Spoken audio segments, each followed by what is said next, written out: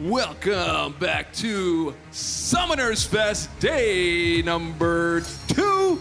I'm here with the illustrious dinosaur, Kabam Osaurus.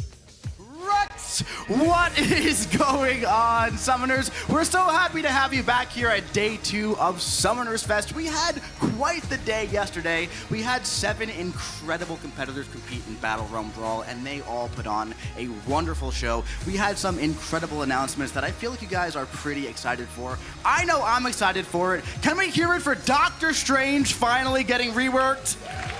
Yeah, buddy. Can we hear it for less days of AQ? Can we hear it for J. Jonah Jameson being a playable champion in the game? Get me pictures of Spider-Man. Can we hear it for multiple health bars? In Coliseum.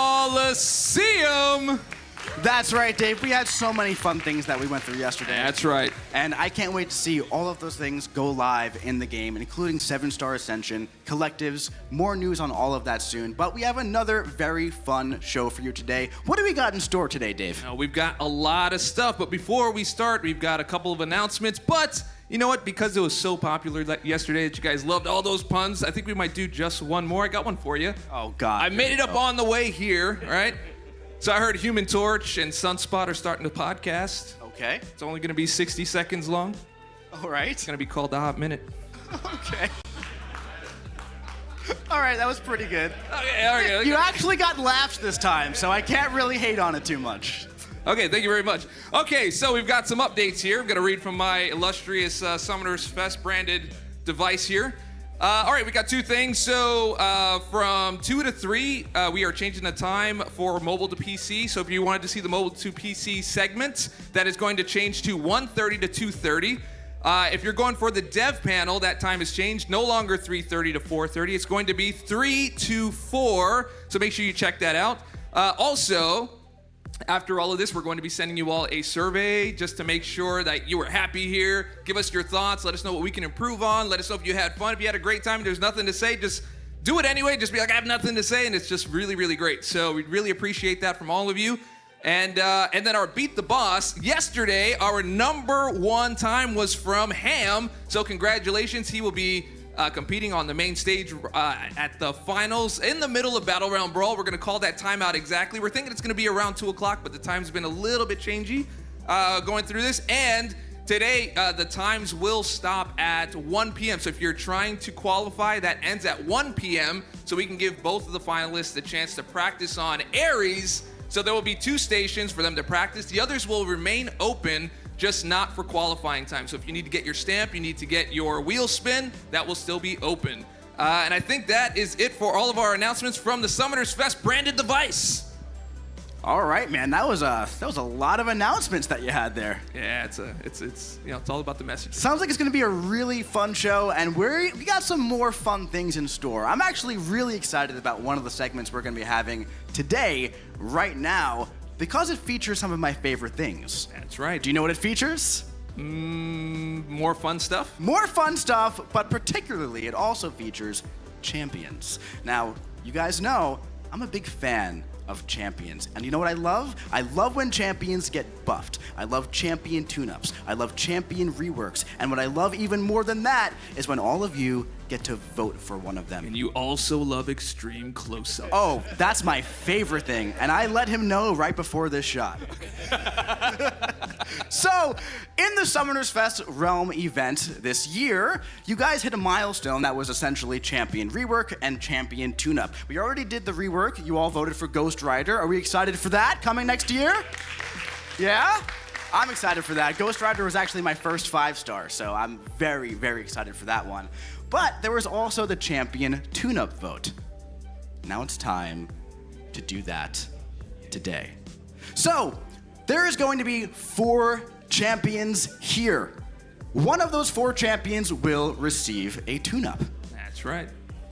Do you guys want to know? Do you guys want to know who it is? I don't know. It doesn't sound like you got. No. We're gonna do that again. We're at Summoners Fest. Hold on. They were louder for the joke, for the pun. They were louder. That is unacceptable. All right. Unacceptable. Are you excited to hear who is up for a champion tune-up? Ah, that's what There I'm we trying to go. hear. There we go. All right. Show it.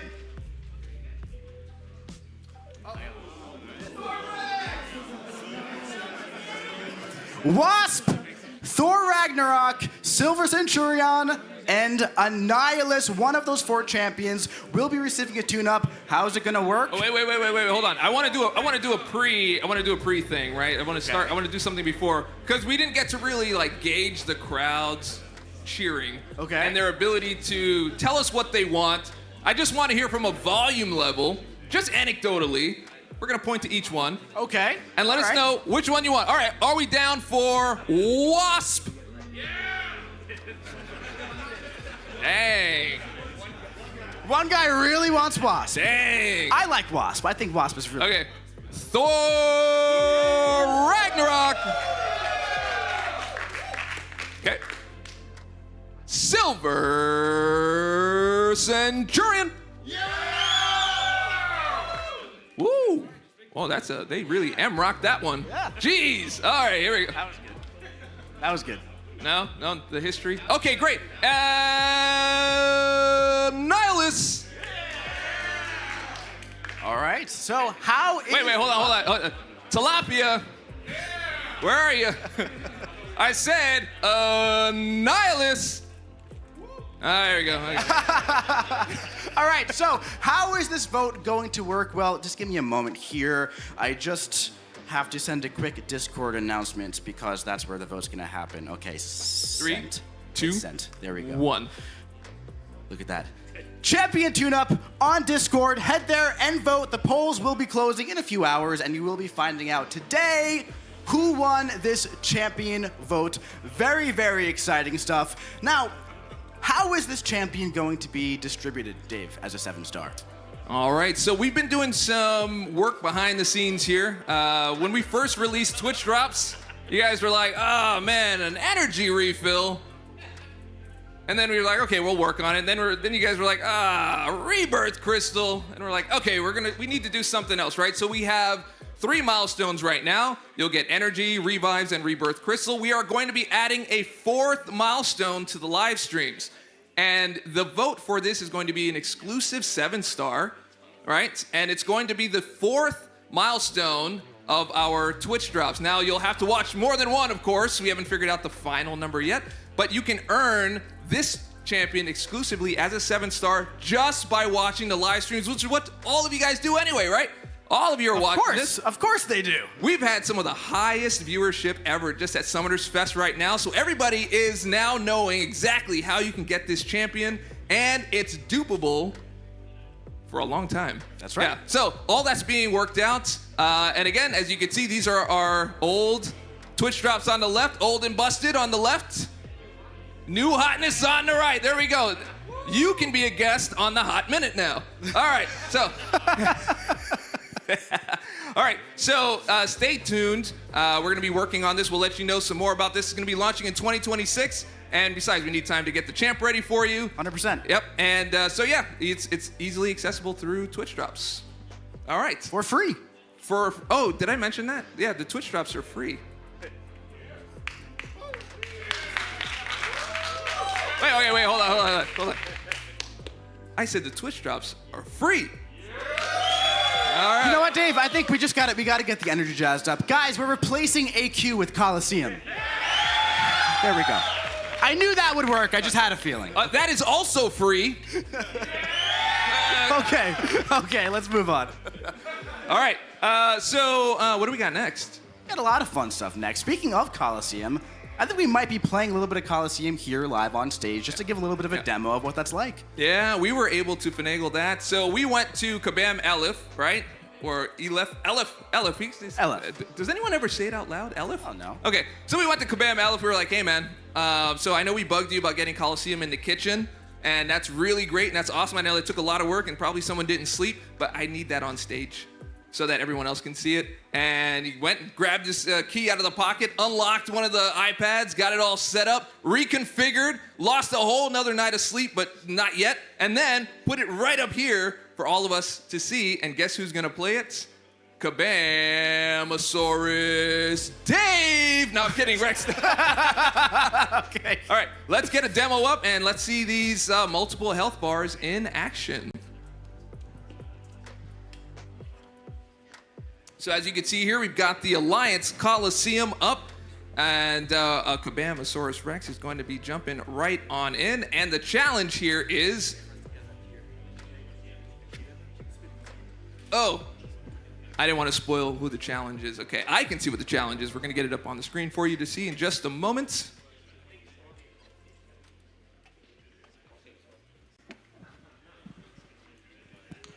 The suspense makes it more exciting. It sure does. So we do have it on stream, so for our friends watching on stream, as you can see right here, oh, here we go. Now we have it up there, fantastic. So the challenge here is Adam Warlock, right? This is, of course, still work in progress, very close to being live, keep in mind, so it is going to be very close to what you see here. But as you can see, there are the 5 podiums here, and you can see how it says total points. For example, under Spider-Man here, 516,000. Under Tiger, 269,000. That score for Spider-Man is absolutely insane, so I'm not sure if I'm going to be able to beat that right now. So I'm going to go for day 4 on this Tiger, right? Now here we see just a bunch of things outlining how this works. I'm gonna click New Run. Look at this. Adam Warlock standing there all menacingly, cracking his knuckles, trying to punch me in the face, all right? So we see the best run in the bottom left, and we see Select Attacker in the top left. We're gonna click this, we're gonna select an attacker. Now here's a really fun thing. You know in Eternity of Pain, when it's like, hey, you have to use this hashtag, and this hashtag, and this hashtag, and then you have to remember all of them and go and do that? Well, guess what? Boop. All you have to do is click that, and that's going to bring up the champion tags. That's a new little thing that we're launching with the Alliance Coliseum next month. Oh, they like that. Okay. That is also free. And did I mention, really quick, I'm not sure if I mentioned that this is also replacing a week of AQ. Right. Okay. So essentially at this point, what you want to do is you want to pick your champion, right? There we go. Best champion. Okay, so all right. Security, the guy who booed, if we can just get him out of the office, please. I think that sounds more like Madiator. Okay, all right. So, at this point here, we see the defender here with Adam Warlock. We see Gladiators about to do an attempt. We see the best run is Tiger. That was somebody who did this here at the event yesterday in the kitchen, okay? At this point, I'm going to put the microphone down, and I'm going to do some playing. And Dave, why don't you give me some commentary, bud? Yeah, you got it.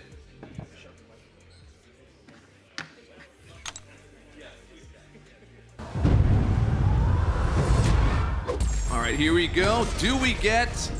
Oh, he went for the parry, not for the intercept, but that's okay. He's going in, he's hitting right into that block. I think he was going for a block break, but AI did not play along. He's going for the full 5-hit combo, gets the heavy attack. And where's he going with this? He's gonna bait out the SP2. What do we got going on here?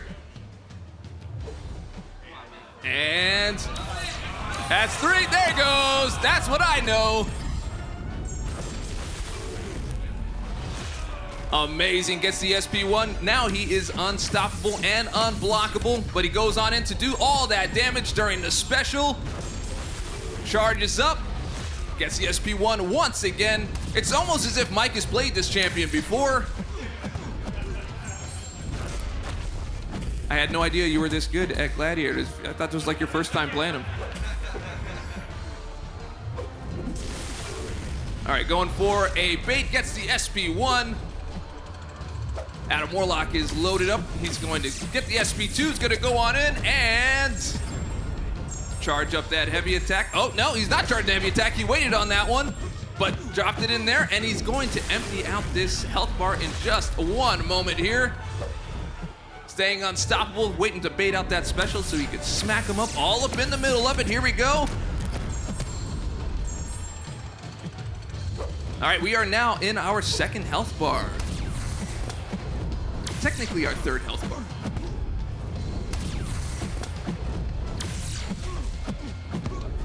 like Mike is in that groove. He's doing a massive amount of damage on the side. Those red numbers are stacking up. That's a nasty amount of stuff. That's 27K, man. You're doing good. You're not, it's not bad. That's just so gross. I gotta practice that, you know? I'm just saying. It's only because you like him so much that I don't want to use him.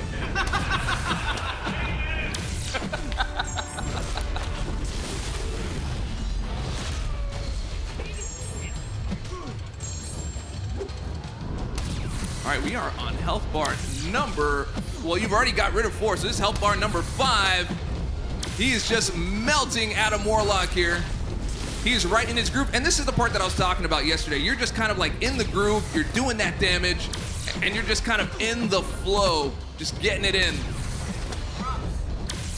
Oh, he's got the prompts now. The prompts have come out, as you saw. He needs to be striking with a light attack. He got that through.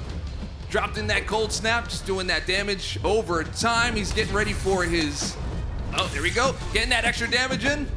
Now he's got to strike him again with the light attack. So he's getting all of those commands, and he's doing them. You're doing just as you're told, Mike.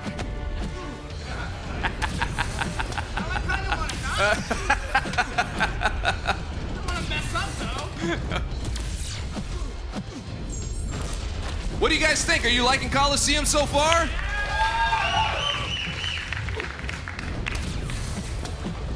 Now the instructions are on screen. Now you guys can tell Mike what to do.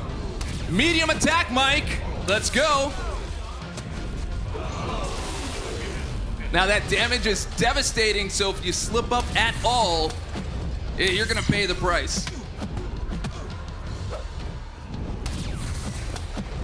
Let's get that special, do that extra damage. Can he get, oh, now he's into health bar number 9. What do you guys think? Can he get to health bar number 10?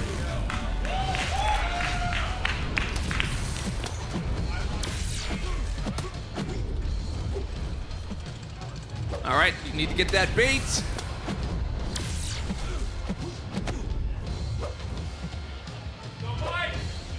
Yeah, he's not doing so much damage anymore. It's starting to get a little bit. Oh no, actually, you're still doing a pretty good amount.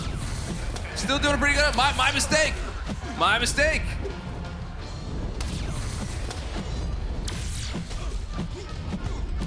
Beautiful, beautiful work here by Karat Mike.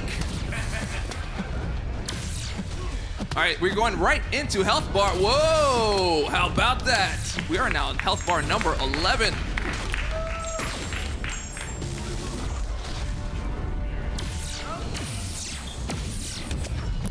Now Mike's got, he's eating all the health bars for himself.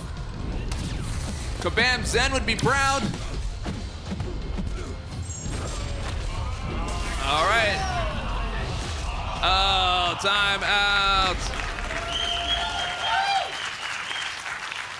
Let's give it up for our favorite dinosaur, Kabamasaurus Rex. All right, so we almost got through that 11th health bar there. We got 249,723. Was that enough to take over the spot on the podium? It just was not. That last bar may have given me the points for it if we were 1 second quicker. But how about that? That was Coliseum, guys. That's what it's going to look like in Alliance Coliseum. It's a little bit more fun than AQ. I don't know. But it's got some interesting mechanics in there, and I really think you guys are going to like it, and I can't wait for you guys to get your hands on this stuff. Yeah, absolutely. There is one thing I did forget to mention at the beginning, so why don't you load up another one? Play someone different that's not Gladiator. Fine. Yeah. In the meantime, we have our Summon Air coming up at 11 o'clock.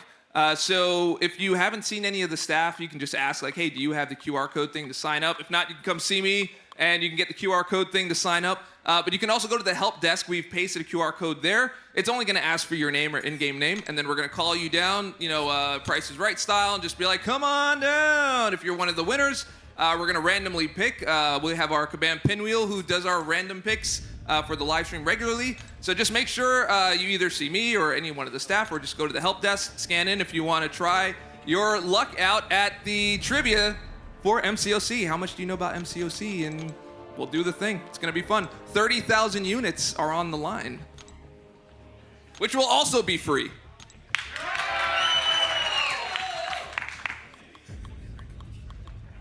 Well, I mean, apparently they like the replacing AQ thing a whole lot too. So yeah.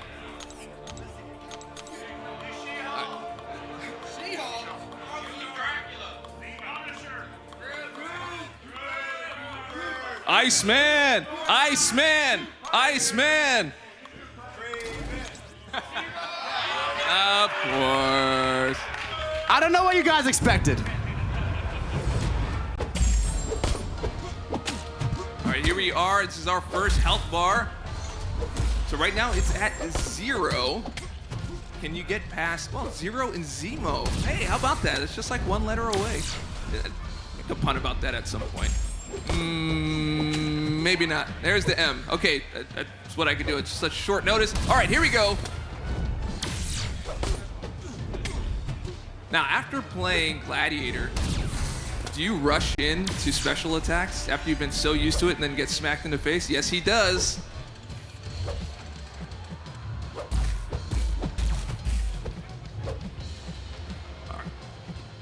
All right, looking for the intercept here. Is that what we're waiting for? Oh, no, he's waiting for the root.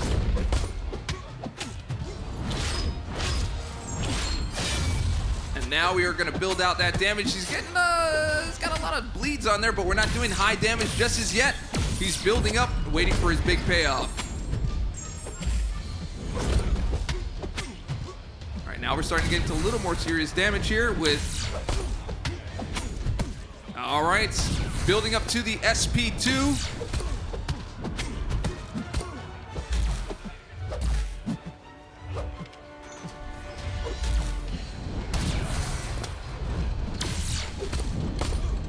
Excellent dexing there by Karat Mike.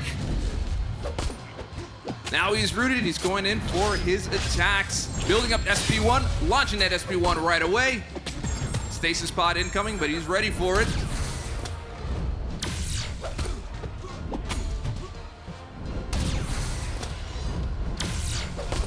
I'd say Gladiator is definitely much better at taking health bars down at the moment. All right, we got our first health bar down.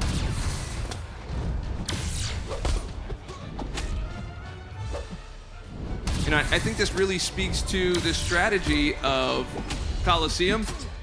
You want to pick those nukes the best that you can. Down to 83%, launching that SP2.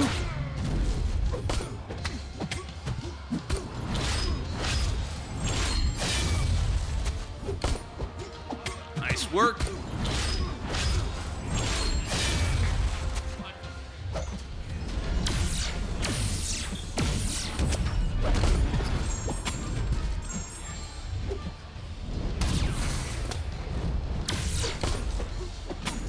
Excellent dexing there by Karate Mike.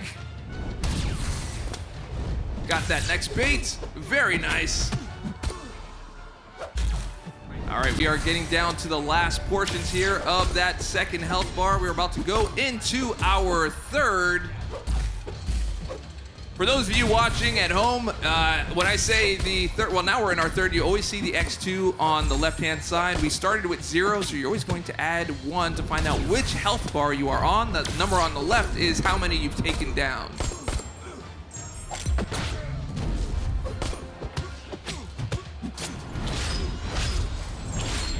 Looks like he's trying to find the root of the problem here, and it is solved.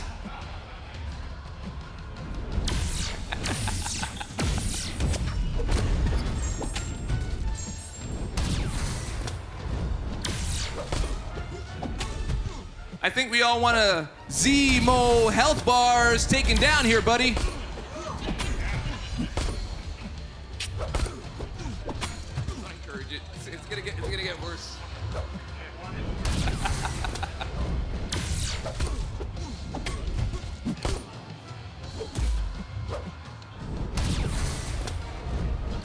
All right, we are now on health bar number 4. Oh, he's going with some SP3 action here.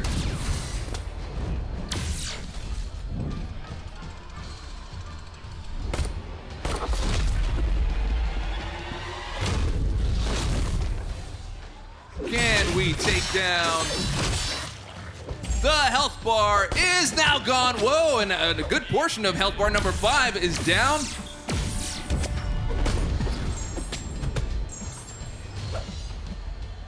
Okay, that was sorta nice.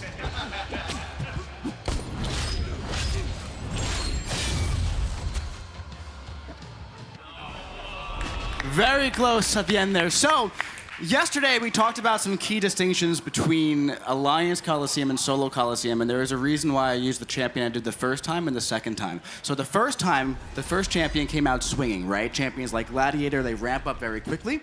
They start doing a lot of damage very, very quickly. Then there are champions like Zemo who could do a lot of damage in short fights in the right scenario, but also in Everest-level fights who could build up to those 99 bleeds and start that consistent damage over time that lasts forever, right? So in the Solo Coliseum, there's no timer. As you saw at the end there, once you built up that champion to the 99 bleeds, those special 3 started taking off about 2 health bars each, and you were ticking through those health bars in about 25 seconds per. Now, champions like North Star and Wong, and Sentry, who need a bit of time to ramp up all the way, are going to be seeing similar results. So champions like Zemo are going to be better suited for Solar Coliseum. Champions like Gladiator and Spider-Man, Peter Parker, and Tigra and all of these over here are going to be much more suited for the Alliance version where there is a time element. So, like we said yesterday, these 2 modes of gameplay, Solo Coliseum and Alliance Coliseum, are very similar yet distinct. And a big part of that distinction is really going to be the champions that excel in those modes.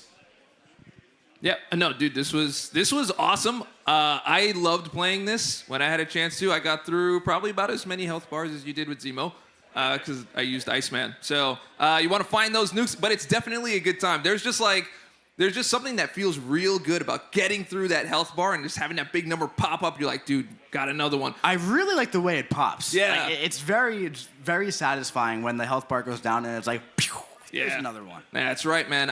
Now all I need is snap and crackle. But as we move forward, thank you. Now I forgot what I was gonna say. I really did. Now I'm totally blank now. Yeah, make sure you jump into the kitchen. Give this another try. Again, this is going to be out in December. And we are pretty much coming to the close of our more fun stuff. We'll give you guys some time to jump in, or ladies and gentlemen, to jump in and try out your luck on scanning the code, signing up for Who Wants to Be a Summoner. We're going to get all that set up. So also, good luck to everyone who's trying out for Beat the Boss. We're going to have our big showdown here right before the finals for BATTLEREALM BRAWL. And again, that's going to be up against Ares, and you're going to have some time to practice it. You're going to go up against Ham, so good luck. And that is it for this segment. We'll see you guys in about 20 or so minutes. Sounds good to me. All right. Let's have a great day, folks. Welcome to Summoners Fest!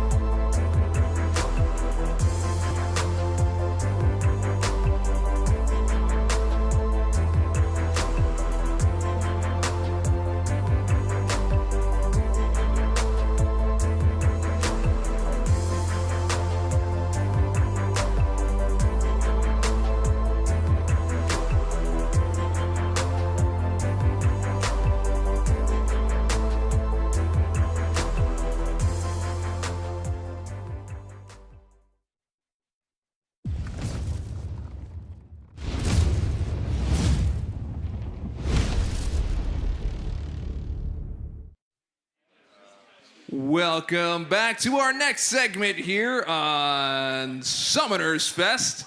It's a little segment we call Who Wants to Be a Summonaire? And we were so excited about this. I'm very excited about this, putting this together. You know, me and Mike were up till like, what, 3 in the morning? Much later. Yeah, 3. You know, we were just like, you know, it's going to be really easy. We both know a lot about MCOC. It's going to be fine. We got like 10 questions in. We're like, huh. You tired? Oh, I'm a little tired. So yeah, we definitely want to get started here, and thank you all for signing up. We're going to be calling our contestants here in just one moment. All right, we have first contestant here, Darkness 275. Darkness 275. Are you here? Oh, there he is. Come on down.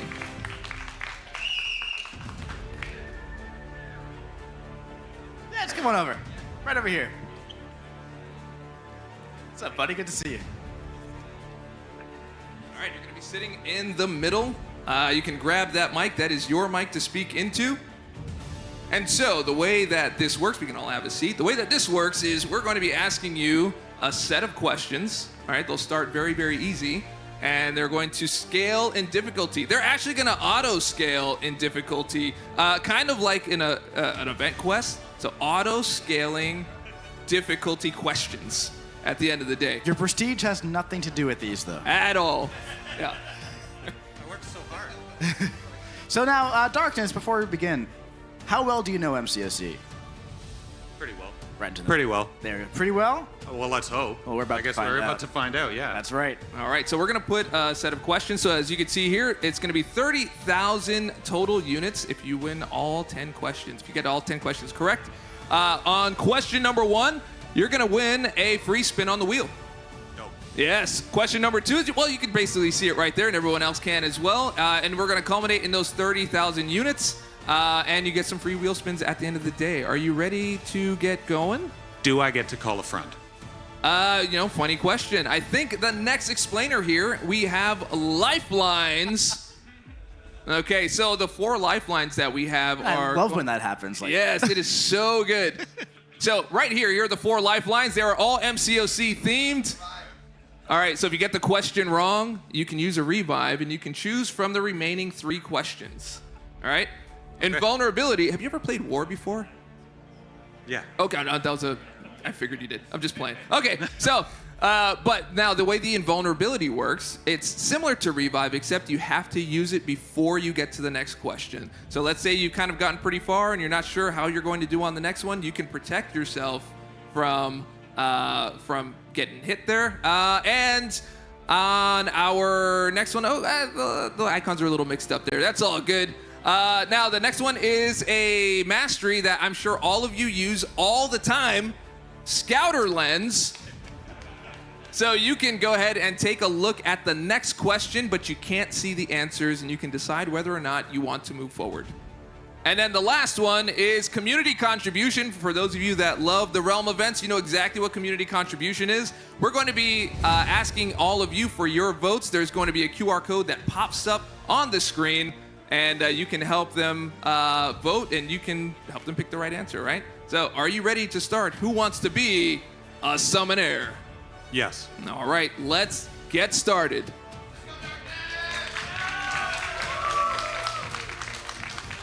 Oh. Whoa! I am so sorry. I need to stand up for this. Yep. That's cool. Now, there are dollars and there are cents. And the cents that I like are Kabam Vincent. Please come to the stage. Listen, I understand I'm very easy to miss. I did miss you, actually, a lot. Hey, buddy. Welcome. I'm here to guy in the chair for you, so Yes, if you need thank your you very much. lifelines, I'll be right behind you, being distracted by Discord. Yes. Let me make sure that you are logged in because your fingerprint does not look like mine.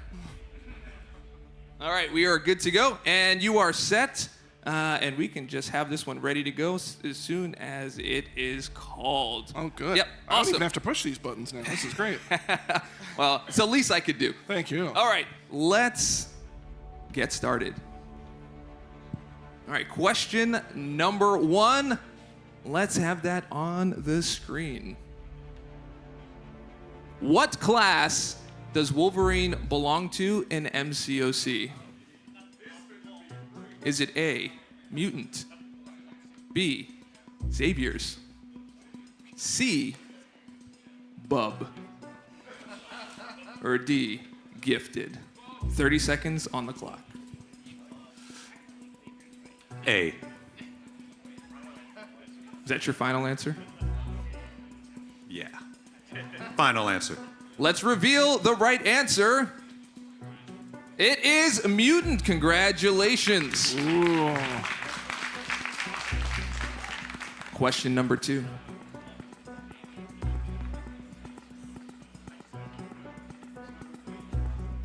Which champion is known as the Merc with a mouth?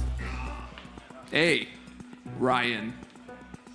B, Wolverine. C, Hugh. Now remember, you have 4 lifelines. Or D, Deadpool. It's Ryan who played Deadpool. So D, final answer. That is correct. D, Deadpool is the final answer. All right, now that the easy ones are out of the way, we're going to get a little more serious here, and I will let Mike do the next question. Question number 3. Which champion's eggs are responsible for the most damage over time in the battle realm? Is it A, Howard the Duck? Is it B, Venom the Duck? Is it C, Shathra? Or D, Lizard?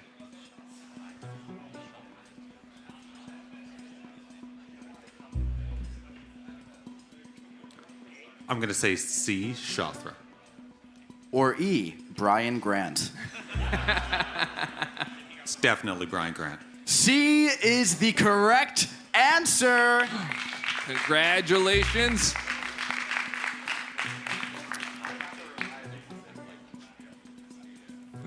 All right, we are on question number 4.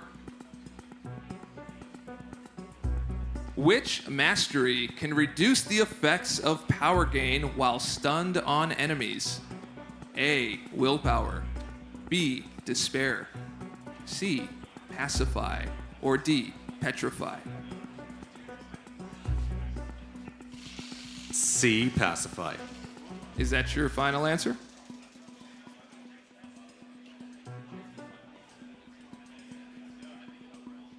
Yes.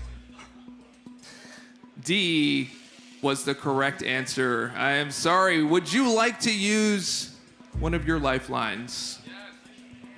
I'd like to use the revive. The revive is going to be put into effect here for a second shot.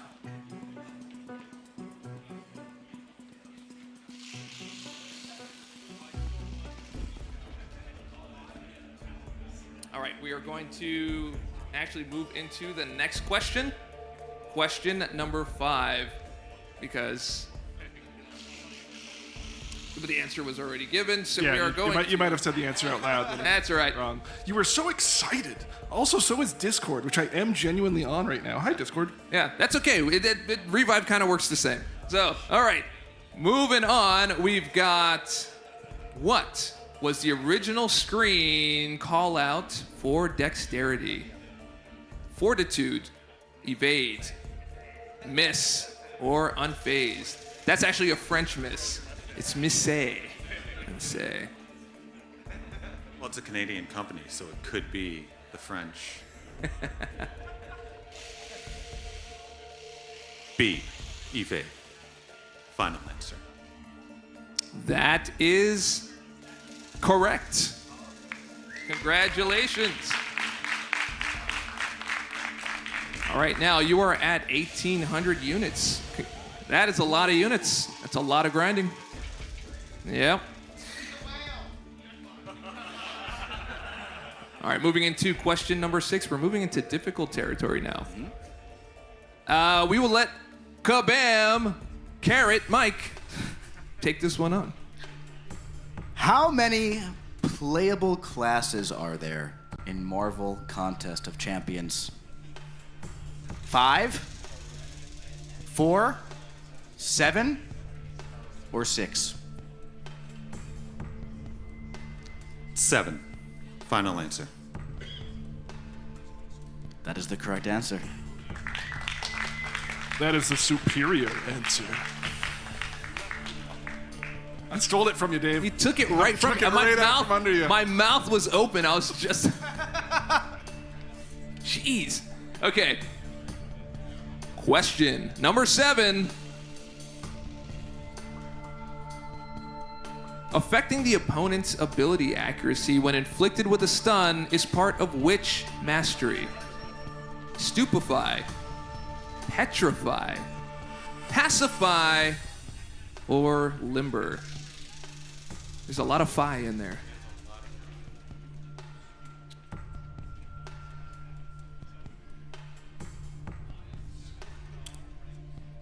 Pacify.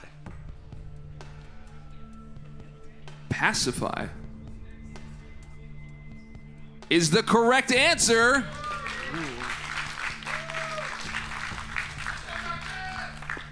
Thank you. All right, we are moving into question number 8. Are you ready? There are 10 total. Wow. I gotta start using my magic. Oh, yeah. Yeah. Alternatively, we just have to start stalling for time. As you can see, you've got 9,000 units now. You just had 1,800 a little while ago. All right, Kabam Carrot. Which champion's counterattack, evade, does not result in a stun? Negasonic Teenage Warhead, Kate Bishop, Elsa Bloodstone, or Spider-Punk?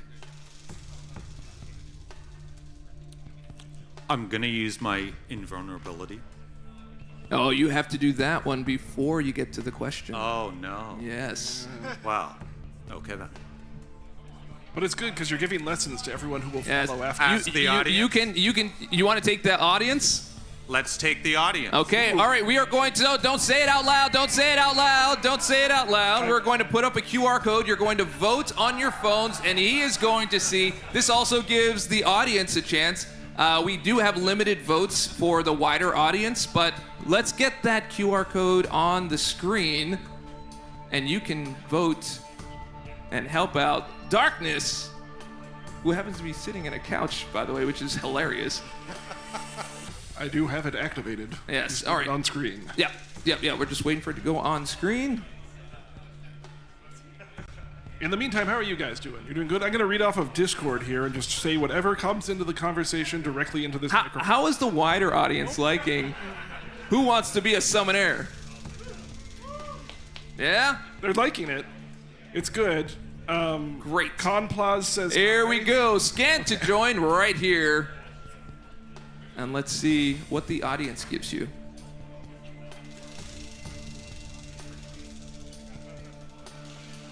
Ooh. Oh, we got C's at 100%. Whoa, that's going up pretty fast. Uh-oh. Oh, a few people are saying A. Some people are playing it as like a rhythm battle game. Well, those are coming in pretty fast. Whoa. This is actually pretty cool. I've only been able to test this with like 3 people at a time. This is awesome. We have received more than 146 answers. 160, 70. Yeah. Ooh, we're nearing 200. So what do you think the answer is, D? I think, I agree with that. It may be B, the dark horse. All right, well, the audience is unanimous almost here with C. What are you going to go with? I did question B because I wondered if you were going to be semantic about the riposte. I'll trust the audience, and I'm going with C as the final answer. You have chosen wisely. Thank you all. Congratulations. All right, we are at question number 9. Give him a chance for that invulnerability if you would like it. You can peek, you can be invulnerable. I'll use the invulnerability. All right, invulnerability is active, protecting you against an incorrect answer. I will let you know if you did get it correct or not. We're not going to highlight it on the screen. And let's move into our next question, number 9. You are at 18,600 units. Now, if you get the question incorrect, your invulnerability will protect you, but you also have the choice to leave the table with your units. Okay. Understood. Okay, question number 9. I'll just ask it before we get it on the screen. Just keep it moving. Which science champion isn't immune to neutralize in their base kit or through synergies? Which science champion isn't immune to neutralize in their base kit or through synergies? Photon, Overseer, Spider-Woman, or Falcon, Joaquin Torres?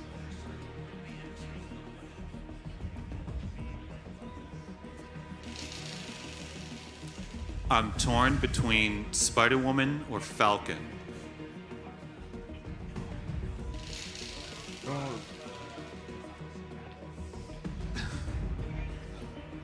I'm going to say Falcon, Joaquin Torres. Final answer.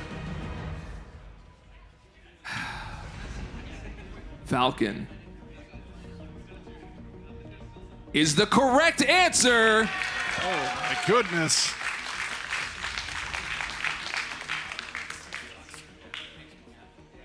I like the one person that clapped when I said Falcon. Thank you. All right, we are at question number 10. And we do have one more lifeline if you would like to use it. Scouter lens. I mean, we already paid for the graphic package, so please use it. I will use the, yeah. I'm being very nice and giving you a chance. I appreciate that. All right, Scouter Lens, can we get a preview of question number 10? What is the base duration of Spider-Man Symbiote's armor break debuff?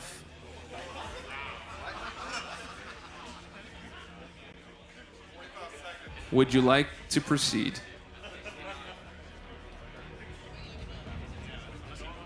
You've got 18,600 units. There is no shame in taking them and running. I'm going to take the units. He's gonna take Okay. 18,600 units. You know, but let's go ahead and pop it up on the screen just in case, and we'll take crowd applause to find the right answer. What is the base duration of Spider-Man Symbiote's armor break debuff? 18 seconds, 60 seconds, 80 seconds, or 75 seconds? You think it's 60? He would have said 60 seconds. Is that correct, everyone? No. Is it 18 seconds? Is it 75 seconds? It is 80 seconds long. How ridiculous is that, by the way? That's insane. That is absurd. And he has a synergy that extends it by 7 seconds. That is so funny. That's pretty crazy. All right. Well, congratulations on 18,600 units. Darkness. Let's hear it for him. Excellent job. Lots of fun. Yeah. We'll come find you later and we'll get you your prizes. Yep. Wow. Thank you. Thank you. Thank you. I enjoy chairs. Sitting's one of my hobbies. I think that was fun. What do you think? Yeah. That was a full pilot of running Who Wants to Be a Summoner. All of us were just like sweating up here. We're just like, I don't know, this isn't gonna work. This is gonna. I'm so happy. I'm so happy. Okay. Next up, we've got J-Ax. J-Ax, come on down if you are here. He's Where's Jay? on the way. Jay's on the way. All right. You know what comes before Jay? Okay. H and I. Hi, Jay. Welcome to Who Wants to Be a Summoner? There he is. What's up, buddy? Oh my goodness. I got a Hulkling statue. Oh, wow. Okay, well, that's a really great excuse. All right, Hulkling statue right here. Have a seat. You have that microphone? How you doing today, Jay? I'm good. You having fun at Summoners Fest? Absolutely. Can you hold that a little bit close? There you go. Yeah. Bud. I know this. I'm used to this. I interviewed you last time. Yes, you did. I'm so excited. I interviewed you last time. I'm ready to be here. Ready to right. go. Fantastic. All man. right. Now let's just load up that 100% narrative-based trivia. Here we go. All Yes. No, is that not? Are we reset? Can we reset the It's audience? reset. Okay, we are good to go. All right, J-Ax, are you ready to play Who Wants to Be a Summoner? Yes, let's go. Okay. Our first question up on the screen when ready. What is Abomination's primary damaging debuff? That's B. Oh, we gotta read through them. I gotta read it? I know, I have to read it. Oh. Sorry, Hey. I've been spinning the wheels. I'm spinning the wheel. That's Don't okay. skip the dialogue. I can't be Yeah. more clear about this. AC/DC, Poison, Bon Jovi, or Def Leppard? Lock it in B. Final answer, Poison. Poison. Who's like really like in the 80s bands, so that's like why we put together all the 80s bands in there, because it's like all grouped together. Yeah? I respect Okay, it. all right. Respect it. I love Is the 80s. correct answer That was easy. I appreciate it. number 2? Let's pull this one up on Carrot Mike. I'm just gonna call you this for the rest of the weekend. Please don't. Yeah. While charging a heavy attack, Kingpin gains which buff? A. Unblockable. B. Slayer. C. Unstoppable. Or D. Smite. I believe it's C. Unstoppable. You believe correctly. Okay. Congratulations. I'm rusty, so I couldn't remember correctly. All right. Question number 3. You've won 600 units, by the way. Oh, sick. Yeah. The production company's so good, by the way. See how they put the units in the same place that units go in the game? It's like it feels like the game. yeah. Like it's so good. It's a little thing. They're so Great. good. Okay. Question number 3. Which playable champion's max available rarity is a 5-star? Quake, Archangel, Hela, or Black Widow? I saw a little Quake action yesterday by you. So I'm locking in Quake. Quake is the correct answer. And also, I forgot I had that question, and so I played her and totally forgot about that. So You could have shook things up, but you decided not to. I totally did. Yeah. Just out here sniping puns. Yeah, you are.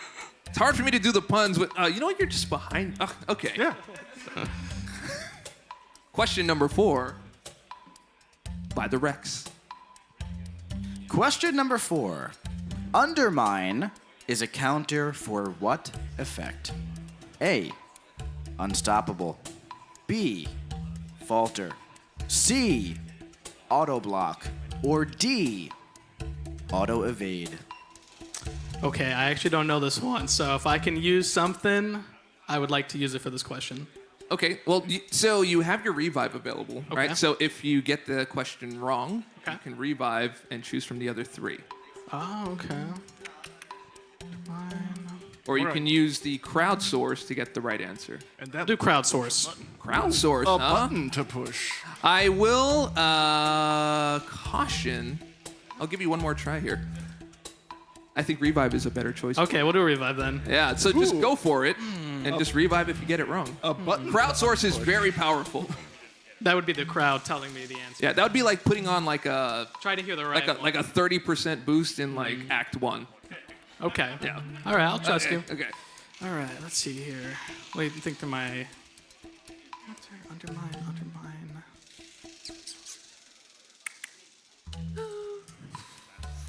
Man. I'm going to choose D. I'm not really sure on this one.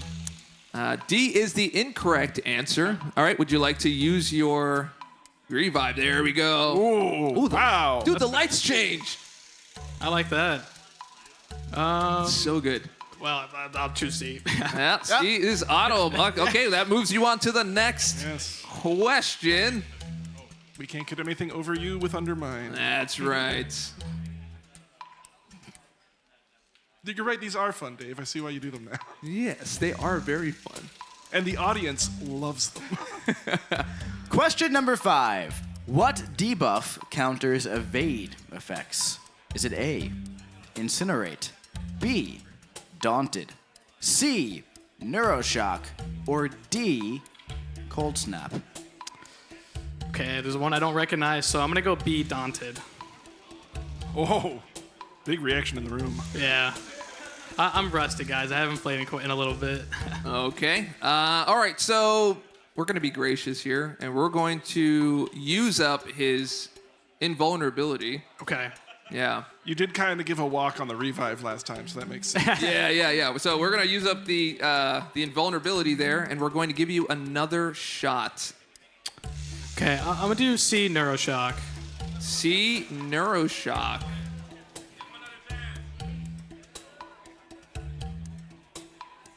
Oh, one more chance, D.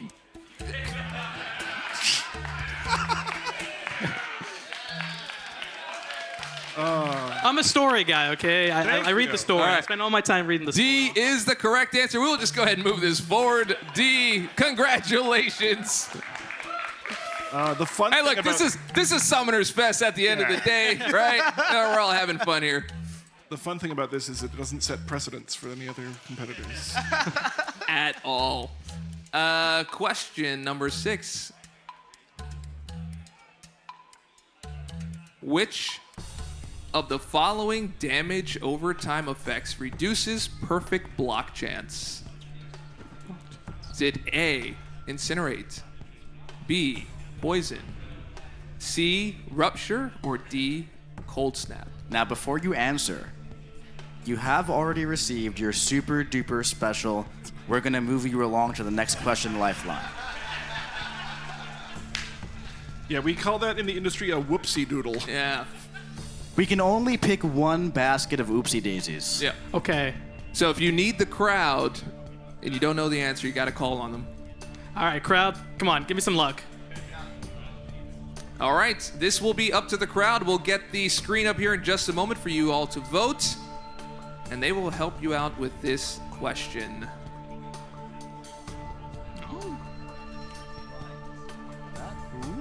Oh, they are not helping. The crowd is turning on you, Jax. There you go. Oh, we're starting to get some in from the crowd. There we go. It's starting to stabilize a bit. Almost at 100 answers already. For a second, it was 6-7, everyone. Those were two numbers next to each other. I did it. I did the thing for the youths. You sure did. Someone on Discord, I just made their whole day. All right, I think that's enough answers here to get a decent idea of where we should go. J-Ax, what are we thinking here? You said they're not helping? Is that what you said? No, that's not what I said. No. That was only at first. So Okay. I'll choose what the crowd said. A. Incinerate? incinerate. That is correct. Let's go. Thank you. Now, your other lifeline is called Scouter Lens.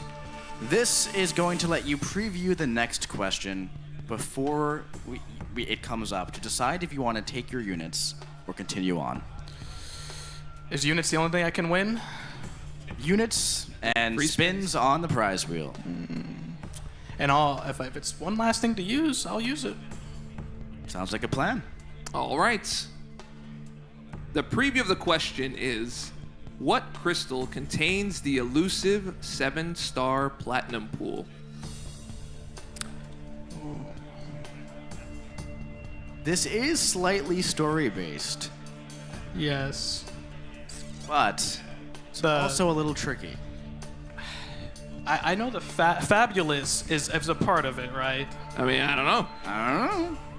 That's not part of the package. Do I see it on screen or do I have to say it now? No. We're just letting you know so that we can load up the next question. Would you like to proceed or would you like to take your units and run? No shame in running. The audience has strong choices. All right. If I get it wrong, I lose my units. That is correct. Yeah. All right. I'm gonna bank my units. That's a good sum. There we go. I think that's a smart idea. Why don't we see the question and see if the crowd knows the answer? All right, so congratulations on your 9,000 units. Woo! What crystal contains the elusive 7-star platinum pool? Is it the Heart of the Shards crystal, the Maximilian Platinum crystal, the Shiny Merc with a Mouth crystal, or the Platinum Palooza crystal? Do you know what it is? Oh, asking me? Just for Yeah, fun. well, yeah, we're asking you. Oh, okay. So I know Heart of the Shards crystal is before 7-star. I believe the Platinum Pool crystal, you get shards from, or like pieces, right? So I'm assuming it's Maximilian because I don't recognize that one, and I don't have a 7-star. Well, but it could be C. Process of elimination. What do you all think? Is it A? Is it B? Okay. I guess I shouldn't ask the other two. All right. B was the correct answer. Yeah. All right. Well, you banked those units. Yep. That's 9,000 units, and you know what? You got stuff coming up in November. You could probably use them there. Yep. I'm saving them. It's not too bad, man. Congratulations, Yes, thank you so Jay. much. Thank you so much for coming down, my friend. It was great to see you. Absolutely. Thank you, Jay. We'll find you and get you those prizes later today, okay? And of course, when gathering up your platinum pool, always remember that it's time to duel. It's important. All right, our third contestant. There's a lot of consonants in here. Wolf 69. All right. Wolf DTD 69. Wolf DTD 69. Do we have a wolf here? I'm howling for you, bro. Where are you? Wolf DTD 69. Come on down for your chance to win 30,000 units. It's possible, but he's a werewolf by night, and it is daytime. Oh, Wolf Oh, here he is. DTD. What's going on, buddy? Good to see you. Welcome. Have a seat. Have a seat and grab the mic. Hello from the chair. That mic, not that mic. Yeah. Okay. This is what I get for signing up. Now I get to show how well I can do. Weirdly enough, if you sign up, you might actually right. get called. Yeah. All right, we've got, all right, we're on our next set. We're on our third set of questions. Are you ready I am ready. to play Who Wants to Be a Summoner? Let's go. All right, here we go. And thank you for padding for time, because this is supposed to go to 11:45. All right, let's get our first question ready. Which one of these Doctor champions is not a mystic? Dr. Octopus, Dr. Doom, Dr. Voodoo, or Dr. Strange? Well, I mean, you know, with all the madmen with science degrees in this game, you know, it's amazing how many of them end up with being mystics, but it is definitely a Dr. Octopus. Final answer? Final answer. Final answer.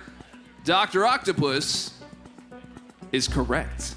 Man, you really flew through with that one on autopilot. Yeah, I'm getting worse at them.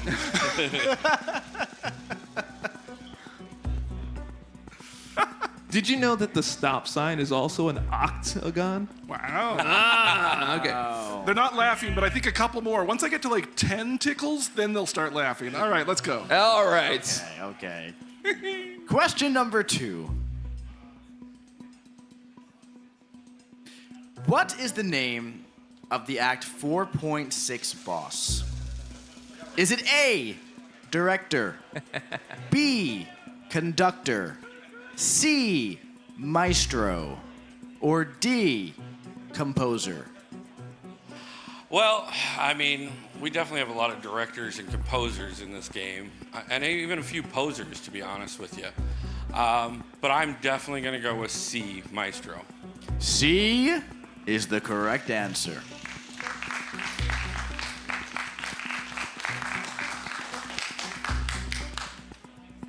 All right, congratulations on getting 600 units. You have a free spin and 600 units. Question number 3. The secondary effect of a poison debuff is A, reduced regeneration rate, B, heal block, C, reduced power gain, or D, reduced ability accuracy.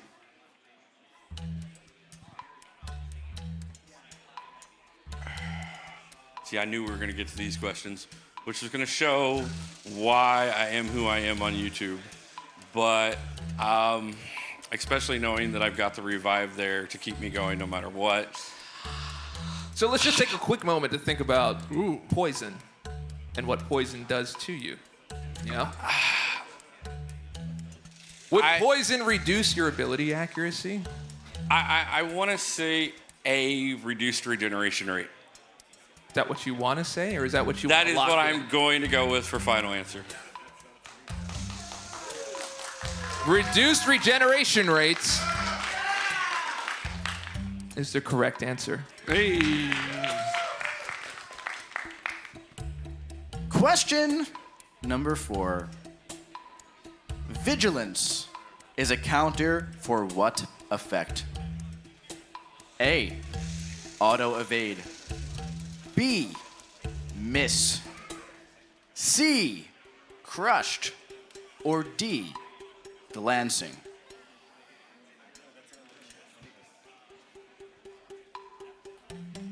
Okay, you guys are going to make me actually start reading champions in this game going forward. And maybe even a few nodes. But I'm going to go A, auto evade. Final answer. A is Mike. Not the correct answer, my friend. Okay, now you do have a choice It here. was between auto evade and miss that I was going with there. Yep. All right, so let's go ahead and pull up one of your lifelines. Would you like to use your revive? I would love to use my revive. All right. So I use plenty of them on every live stream I do, so what's nice. the difference here? Yep. Well, vigilance was the answer for that was Miss. All right. And we did kind of miss that question too, so we might as well just play right into that and go on to the next using your revive. Question number 5. Morningstar's Special 2 deals bonus energy damage based on what? Is it A, active buffs on the opponent? B, nullified buffs? C, active buffs on Morningstar? Or D, per captured soul? You do have a poll the audience button, which lets me push a button. Just letting you know. I'm so ready for button push. Okay, we're gonna have to tap into the lifelines again on this one. I hate to say it. All right. Okay, so I think we'll save the poll the audience. What's the other one I have there? You have polled the audience. Invulnerability needs to be used before you get to the next question. Okay. Yeah. Okay, so I guess we'll go ahead and throw in the poll the audience. All right, we're going to poll the audience on this one. The poll is active. My alliance members better be voting right now, or and especially my officers, because they may be demoted if they're not. All right, we've got some overwhelming votes here for A. Yes, we do. Yeah, how are you feeling about that?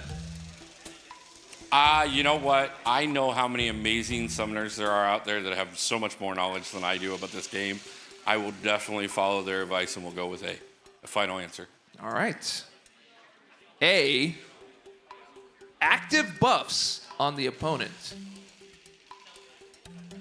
is correct. I heard Okay, a what? before we go on, I might as well go ahead and preempt the next one and make sure that I got... All right, we're going to activate the invulnerability before we get to the next question. So that's going to protect you from a wrong answer. You'll have your choice of the other three. Okay, that's up to you. All right. Question 6.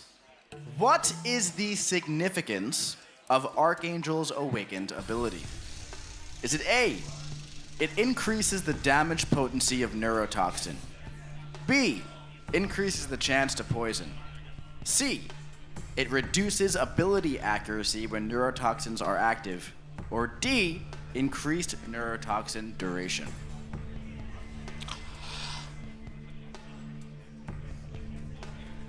Now, neurotoxin shouldn't be mistaken for pharotoxin, which is a toxin that's a bit away from you. If I'm remembering correctly, and I'm probably not, I'm going to go increased damage potency of neurotoxins. Increased damage potency of neurotoxins is the incorrect answer. All right, so you do get another chance. And there is your chance. Well, I think I'll go with C. Yeah, no Are worries. you sure? No worries. It's all fun here. All right, we're gonna use, since we did it for the last one, we're gonna go ahead and just scoot you on to the next question. Now, we do have another lifeline called Scouter Lens that will allow you to see the upcoming question. Before you get there, you've already won 4,200 units. You have the opportunity to take those and run. Or, if you're feeling confident in the next question, you can continue on. Would you like to use it? I would like to use the final lifeline. All right, final lifeline. The next question is, what champion was released in the same month as Tigra? What champion was released in the same month as Tigra? Do you want to take this on? Should he take it on, folks? Take it or run? Take it or run? What do you think? In spite of the fact that Tigra is one of my favorite champions to play in this game, my history knowledge is not hitting me properly right now. So another, 9,000 units and a couple spins for to go towards Banquet. We're gonna go ahead and run. You're gonna run. All right, he's gonna take the 9,000 units and run. Good work. But let's go ahead and take a look at that Dave, question. Dave, yes? this is one I can actually answer before you put the answers up. Can I do that? I'm not looking. Oh, no. Not looking. Hit monkey. Hit monkey. That's right. It is. Yes. A double animal month, and it was so It much was a fun. double animal month that was narrative related. The motion comic is fantastic. Go look it up. Narrative questions. Thank you. Thank you so much for joining us on Who Wants to Be a Summoner? 9,000 units is not bad at all. Not bad at all, guys. Thank you so much, and I appreciate the time. I appreciate you both. I've said it repeatedly since I've gotten here. I want to thank Kabam for creating one of the greatest communities that any game industry has ever seen. and I thank you guys for the time. And I'm just so humbled by being here. So thank you guys. Thank you Man, for we're being happy here. to have you, dude. Let's hear it. Congratulations. Whoa. You gotta look out for Mike. All right, so we've gotten 3 contestants out of the way. I think we're kind of getting into our groove here. All right, next one up is LS, or ULS. LS.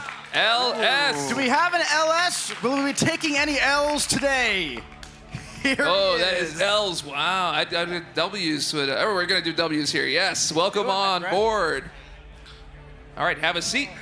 Real quick, the Discord says Discord people need more love, and that was all of the love I had left. So that was it. We've tapped out. That's all you get now. All right, actually, let's go ahead and take some of those. What are some of the comments that we're seeing from Discord? Oh, yeah. This has been a massive W. Put me in, coach. I'll get the W. W speech. That's a mentality. A bunch of skulls all in a row. Don't care for that one. And finally, Vincent gets some love. Yes. I've been waiting. It's been 40 long years, but the sensation is foreign to me. Great. All right, so, right, we got our 4th contestant here on Who Wants to Be a Summoner, Els. Can I call you Els? I mean, yeah. All right. Fine. All right, Els, are you ready Yeah, to play? I hope so. Who Wants to Be a Summoner? I hope so. All right, let's go. Question number 1.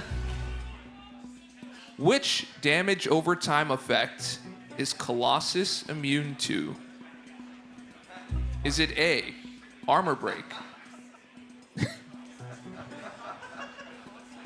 B, tarnish? C, rust? Or D, bleed? You still have your lifelines. I'm gonna say bleed. I know that he gains armor when he's inflicted with bleed. So there's that. Is that your final answer? Yeah, I hope so. D, bleed, is correct.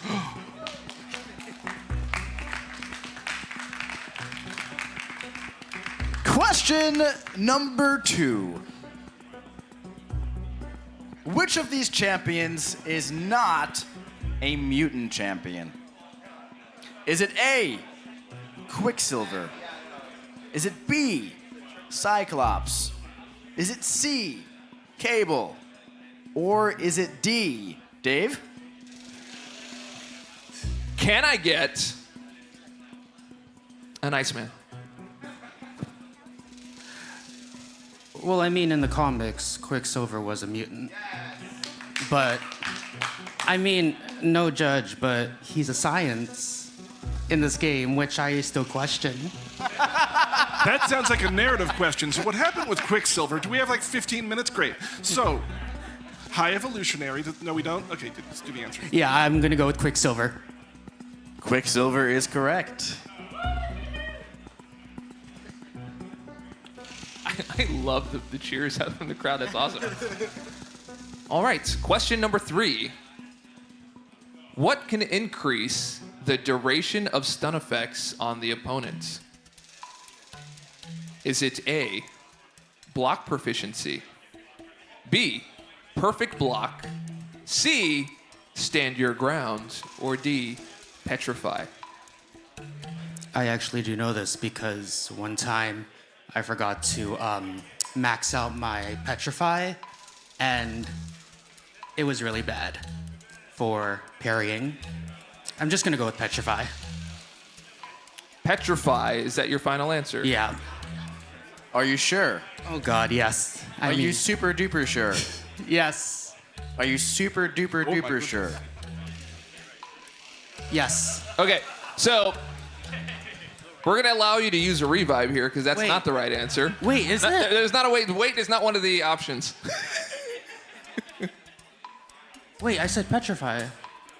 You said petrified. What? Right? Wait. What did you say? What can increase the duration of stun effects on the opponent? Sorry. Okay. So we're I gonna believe use. you're thinking of Stupefy. Yeah. Okay. So we're gonna Yeah. use that revive there. Sorry. Okay. So D is not the right answer. Which one of these It's of the remaining? Stand your ground, isn't it? No. Wait. The audience. Which- was on that. Okay. So we're going to. Okay. I'll I tell you think what. we're going to use our super duper ultra mega. Hey, we're going to be super nice. Yeah, we're here just gonna. lifeline. We're just gonna move this through because this is how it worked for everybody else. And the correct answer is B. Perfect block. Now, I just want to point something out for folks at home who can't see the audience. I am watching people in real time like try to Professor X answers into contestants' heads. Just hold on. I'm gonna try it. I'm gonna try it with the chat. Let's see if you know what I'm thinking. That's right. You don't skip that. Yes, one. we can. All right. Yeah. All right, we are moving you into question number 4. You are now at 1,800 units. Thank goodness for super duper happy package revive thing. Are you ready for your next question? Yeah. Okay. All right. Question number 4. What champion increases personal stun duration based on how many buffs the opponent has? Is it A, Ronin with an A, B, Mordo With an O. C, Longshot with an L, or D, Call Obsidian with a whole bunch of letters? See, I feel like I'm getting really into my head now. But it has to be Ronin, right? Yes. Okay. Ronin is the correct answer. Congratulations. You're moving on to the next question. See, I'm more of a backstage kind of person. I don't do well upstage. I stand in the back and I hit buttons for a living. So I see right I there. know What what do you, that what do you do feels for a like. living, bud? I'm a special effects technician. That's incredible. How do you feel about the special effects we have? It's really cool. It's really That's cool. amazing. I mean, if I could, I mean, I work in a special effects warehouse, so we can add like some sparks, some geysers, some pyro if they let us. Some fireworks, huh? Oh, okay. Fireworks. Yeah. Can design that for you. It's a lot of fun. Yep. Yeah, there's a fire code here. We can't do that. I'm willing to roll the dice on that one. Let's bring some pyro. You know how long it took me to get fog in here? Pyro in MCOC when is what I'm saying. Yeah. All right. So, well, he can also join the Hot Minute podcast. All right. Okay. All right. That's not a leak. Let's continue. All right. Question number 5. Which mutant has the most versions of themselves in-game in any form? Is it Magneto, Wolverine, Deadpool, or Cable? Okay, so Deadpool has Classic, X, and Platinum, and Wolverine has Classic, X23, Weapon X, and Logan. Magneto just has 2, so is it Wolverine? Or unless you're counting Cable as Cyclops. So I'm gonna ask a question, and I'm going to Oh, okay, sorry, I'm getting into my accentuate- head. No worries. Which mutant has the most versions of themselves Not variants. in game in any form? I still feel like I'm getting into my head. I'm gonna say Wolverine. Or Well, you gotta lock it in and say final answer if that's gonna be the answer. We have already used the super duper mega ultra super nice guy package. We do have a poll. The but audience we do have. yeah, we I'll can ask pull the audience. All right, I'll we're ask gonna the poll the audience on this one. button has been pushed.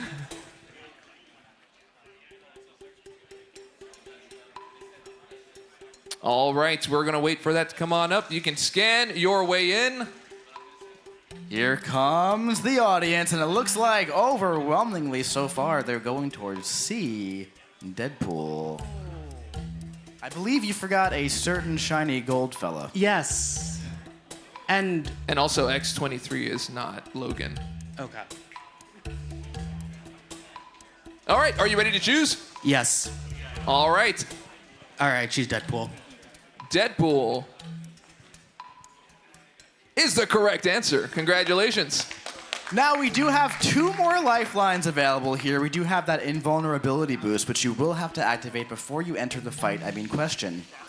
And you also have the Scouter lens, which will allow you to hear the question before you decide if you want to move on or not. Would you like to use one of those now? The invulnerability is like I can. You can get one wrong. You can get one wrong. Okay, yeah, I'll go Only for one invulnerability. Invulnerability. Yeah. All right. Well, once you're there, and you'll have the other 3 to choose from. Where if you scout it, you can decide whether you even want to move forward. Let's just go for the invulnerability. All right. Invulnerability is now active.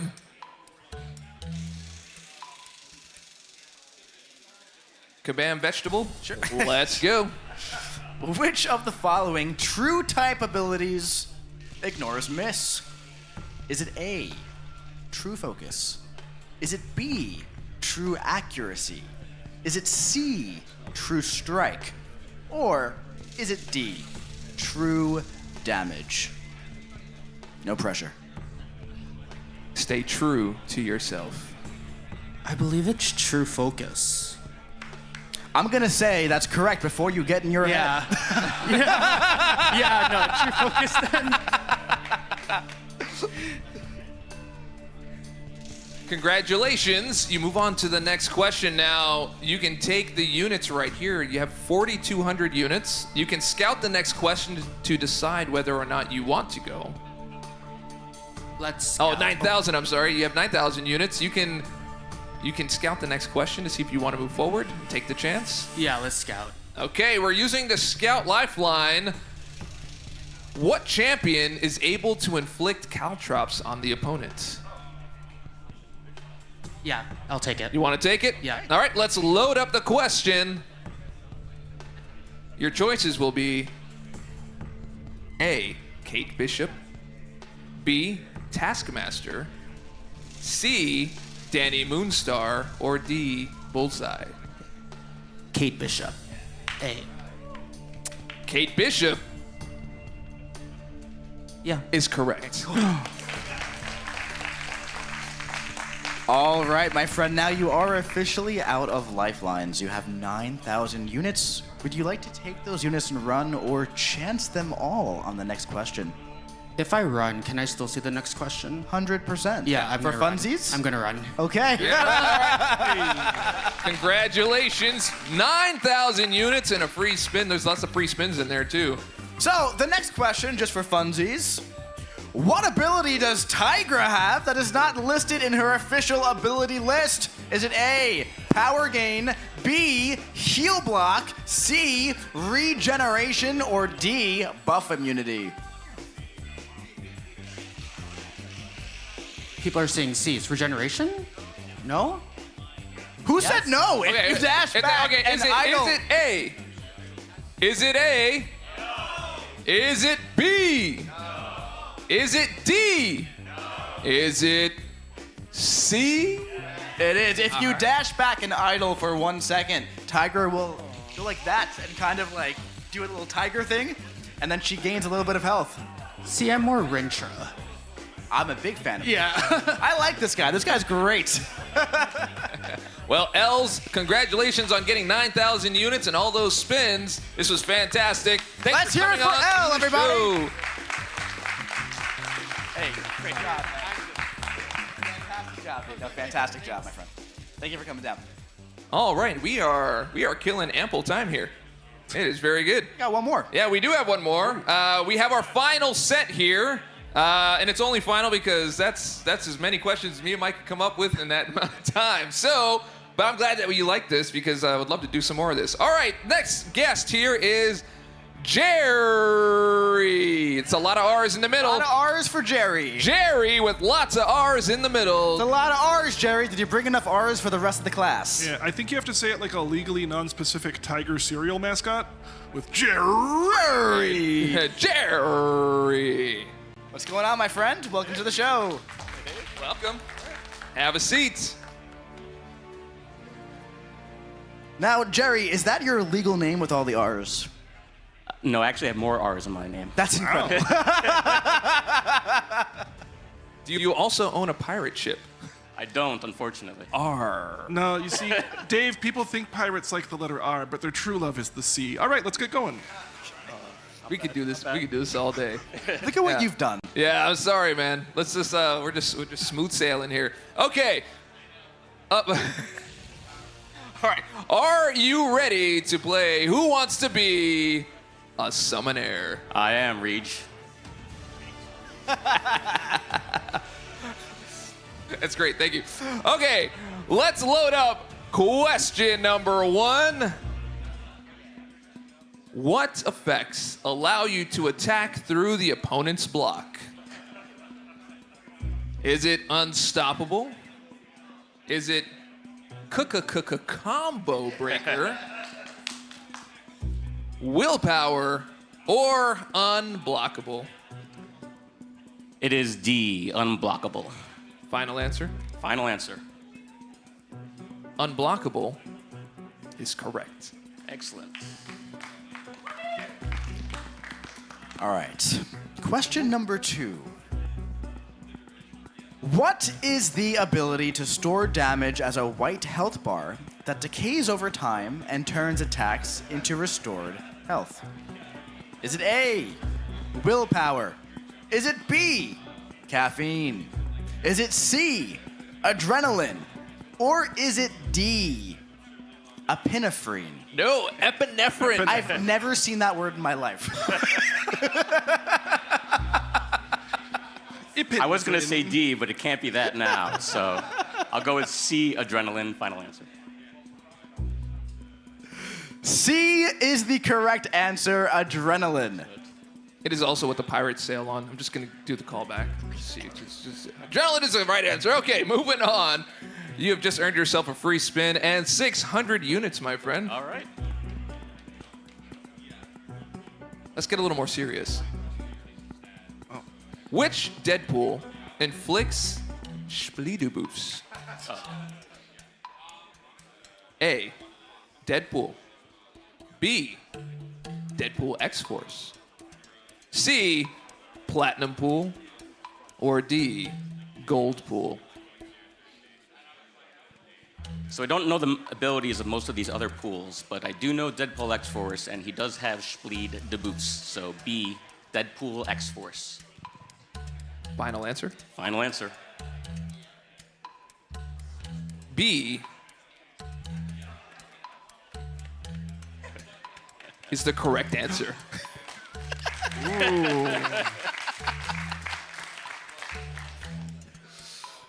Question number 4. How many champions are cycled out of the Titan pool at the same time? Is it A, 4, B, 5, C, 6, or D, 8? I was all set to say 6, but now I'm wondering if it's 8. Because you have 3 blocks, and then is it 24 total champions in the pool?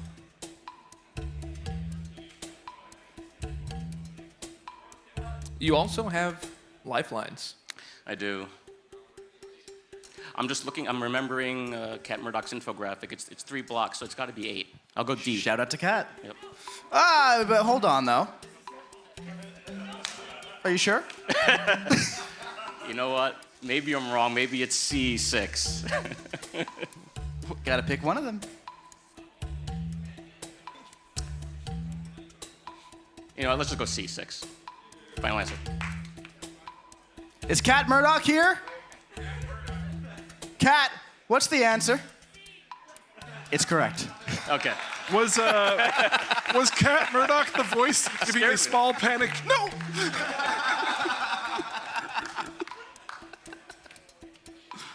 Thank you again to Cat. Congratulations, you are now at 1,800 units. You are on your way to being unit rich. All right. Okay. Question number 5. How many playable vampires in any form do we have in Marvel Contest of Champions? Is it 5, 3, 2, or 4? This sounds like a narrative question. I know the question can be very draining. So, Morbius and Dracula immediately come to mind. Blade is a vampire or half vampire. Now Jubilee, I think, was a vampire at some point, but the one in game is the '90s version. So beyond Blade, Morbius, and Dracula, are there any others? That's a fine, fine question you could learn by reading the story every month in Marvel Contest of Champions. I can't think of any off the top of my head. I still have lifeline, so I'm gonna go B3. Okay, now you do have a revive, and you will be using that right now. Yes. And matter of fact, it's just to keep everything in line with everyone else, we're just going to move you to the next question. But the correct answer is D4. That's right, you were missing Falcon Joaquin Torres. Okay. Actually, Blade is a damn fear, not a vampire. No, I I'll said that allow to it. Dave. I said the same exact thing. Vampiric abilities, that's why we put in any form. In any form. Okay. Ready for the next question? I am. All right. You're at 4,200 units, which is a nice amount of units.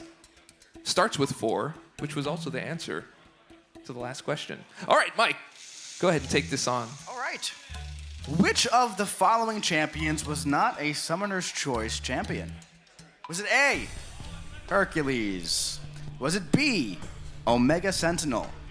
Was it C, Quicksilver? Or was it D, Gladiator?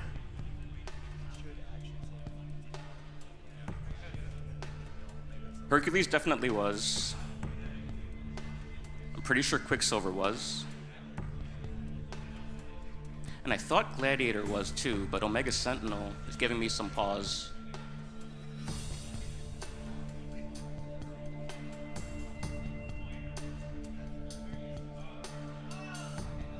So what I'm wondering is if Gladiator wasn't a vote and he lost, but then he was like a second chance champion.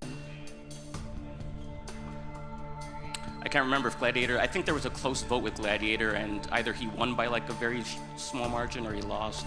So I'm gonna have to ask the audience. I'm going to ask the audience on this one. Yeah. All right. Hit a button. I will tell you this. Every champion on here was involved in a vote that was very, very close. Okay. Yeah. All right, we are polling the audience using that lifeline.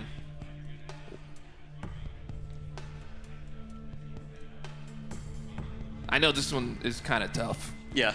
Although the answer would have been clear if you watched the award-winning motion comics available on the playlists on the Marvel Contest of Champion YouTube. Yeah. All right. Now, All I say right. award-winning because you can just give stuff awards, by the way. No one checks on that.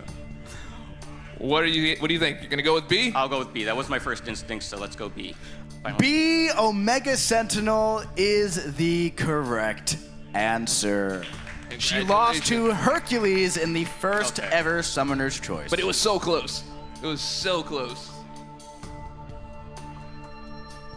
Okay, our next question.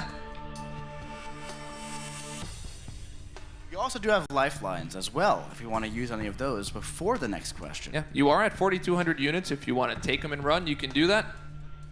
But we have an invulnerability boost that you have to activate before the question. Yep, so you've already used Revive, and you've already used your audience help. So you have the Scouter Lens to see what the question is. You can choose to run at that point. Or you can use Invulnerability, sorry, the sleep kind of works in there. And if you get it wrong, you're protected against the wrong answer. Part of me wants to gamble, but I think the smart choice is to use Scouter Lens here. Actually, you know what? Actually, no, I'm going to use Invulnerability here. That is the smarter choice. Yes, that's right. Invulnerability is now active. We can bring up the next question. Which of the following is untrue about Saga Champions? A. Affects champion prestige. B. Receive health and attack boost. C. Gain additional boost in event quest. Or D. Champions rotate each saga. I should have gambled. Okay, it's fine. It's A, affects champion prestige. Final answer. Whoa, that was fast. I didn't even get to check. All right. A is the correct answer. Congratulations. Nice. And of course, we're in the Founders War saga right now, so I'm going to take the opportunity for the next 15 minutes to tell you all about the founders and the idols. So, no, we don't have to. Question number 8. That's right. Now, before we get to question number 8, you do have the Scouter Lens if you would like to use your final lifeline here. I will use Scouter Lens. Okay, so the upcoming question. Which of these champions cannot combo into a heavy attack from a non-combo ending attack alone? This is not as easy as it sounds. It's honestly not. Now, usually the audience shouldn't shout answers just way ahead of time, but let's have fun. Yep. Can you read the question again, sir? Which of these champions cannot combo into a heavy attack from a non-combo ending attack alone? You have 9,000 units. 9,000 is a lot of units. I mean, based just on the question, I would have been tempted to go for it, but I'm going to take your hint and say it sounds like it's tricky enough that I'm going to take the money and run. Now, it is a little tricky, but it's not impossible. Are you a gambling man? I am a gambling man, but I'll take the 9,000 units. Oh, he's taking the 9,000 units. No shame in taking the guaranteed 9,000 units, Yeah. which is a lot of units. Yeah. A lot of units. They're all like pressuring you. They're like, boo. Like 9,000 units, man. So, we'll All right. play. So let's see. All right. Let's so pull the question up. the answers were Wasp, Gladiator, America Chavez, or Silk. All right. Give him a chance. Wasp, Gladiator, America Chavez, or Silk. Everybody was saying Silk. I don't know Gladiator's abilities that well. I actually would have said probably Gladiator. Yeah? See I that? guess I would've been How wrong. about that? The correct All right. answer is... Was it A? I'll tell you now. Was it A? Just no. All right, we're pulling the crowd here. Was it A? Is it B? Is it C? Is it D? There you go. The correct answer is Silk because you do need the physical vulnerability debuff to be active on the opponent in order to get the heavy attack stun. I would not have thought of that. Yep. Okay. You know what? Let's just load up the next question. We didn't get to 9 or 10 with know, we anyone. didn't. We Can we just didn't. bring up the next question and we'll just poll everyone in the audience for the last two? Congratulations Ooh, we're on doing audience 9,000 units.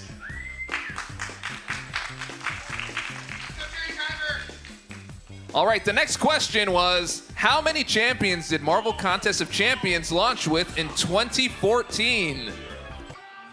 So the funny thing is, we just looked this up right before that. No way. So I know that it's 25. Excellent. Dude, that would have been awesome. Would have been awesome. All right.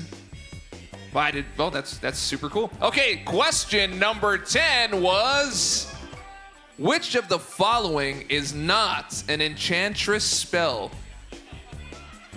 Which of the following is not an enchantress spell? Is it A, halt, B, dispel, C, etherealness, or D, reduce reflexes? Now, Dave, wait, before you reveal this, I did activate the poll.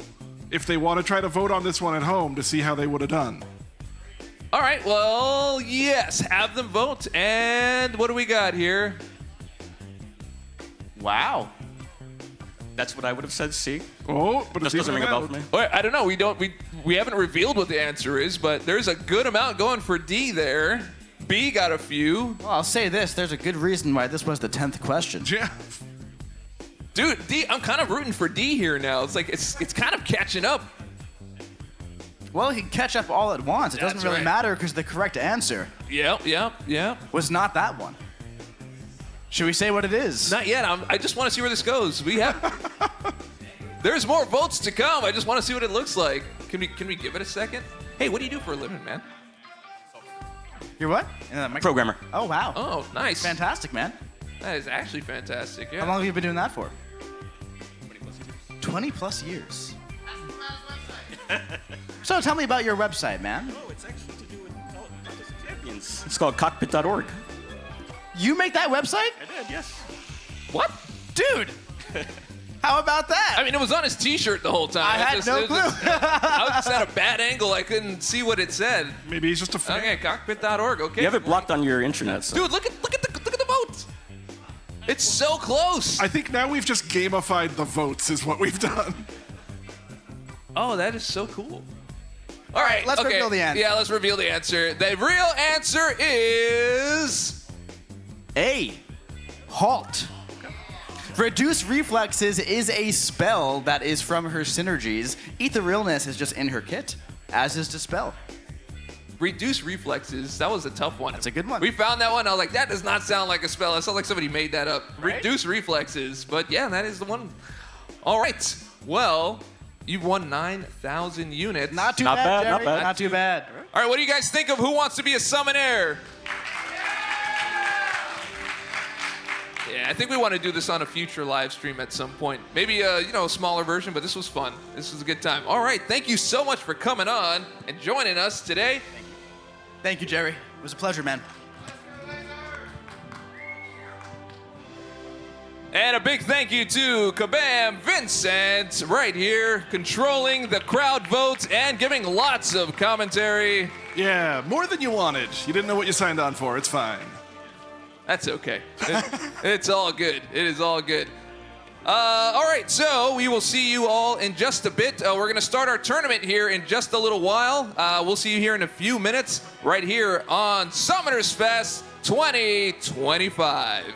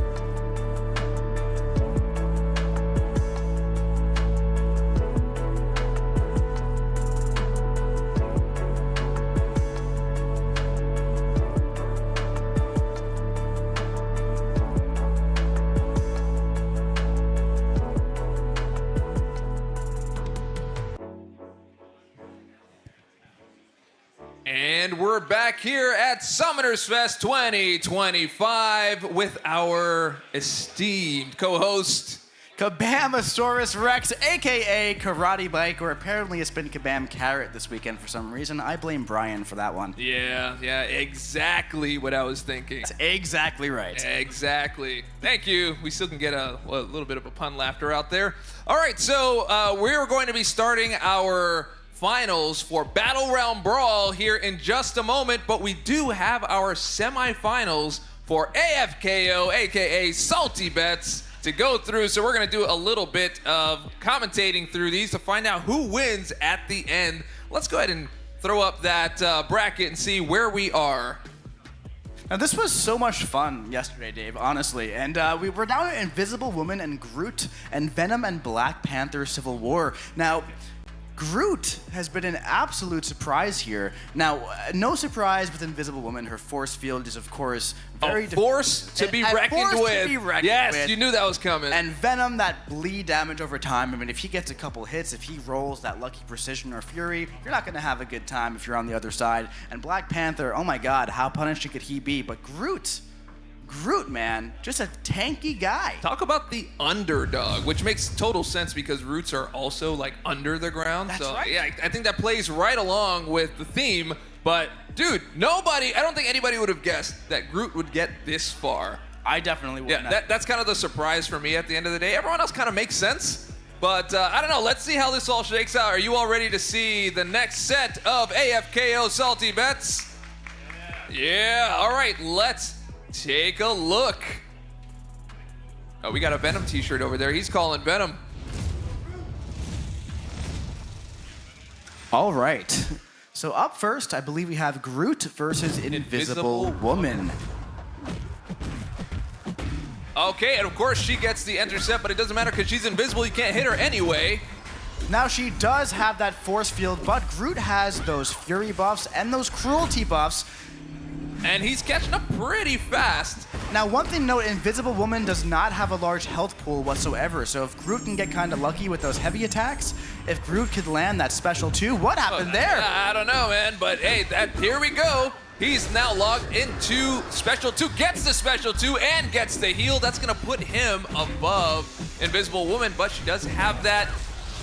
Nope, her visibility's gone, so she's not Oh, that with the extra special damage. intercept into the heavy attack as well. Oh, and the sidestep intercept, going for the full combo, hitting the block. Will we see a special 2 or a special 3 I think we're from gonna get Invisible special Woman? 3 action here, which actually is a bit of a detriment because she doesn't do as much damage here as she would with that special 2. That's right. But here we go.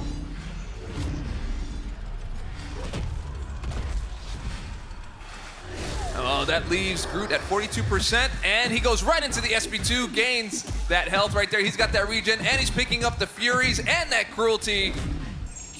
But now he has Invisible 8. Woman is giving it to him right here. Bam! 10 Fury buffs on Groot This is into coming the special down to 1. the Oh! Gets the special 1. Groot takes no. What is this? What is this? What world are we living in where Groot is in the finals of AFKO against all of these champions? Against in anything. The finals in anything. That is a surprise for us. Wow. I believe we have another match to commentate on as well. Does it? That almost was like the end of it right there for me. Like, so long, folks. Mentally unbelievable. Yeah, I'm checked out. All right. So next up in the bracket we have Black Venom? Panther versus Venom. We've got a Venom fan right here wearing a t-shirt, hoping for the best. And let's see what happens with the rest. Let's roll the next fight.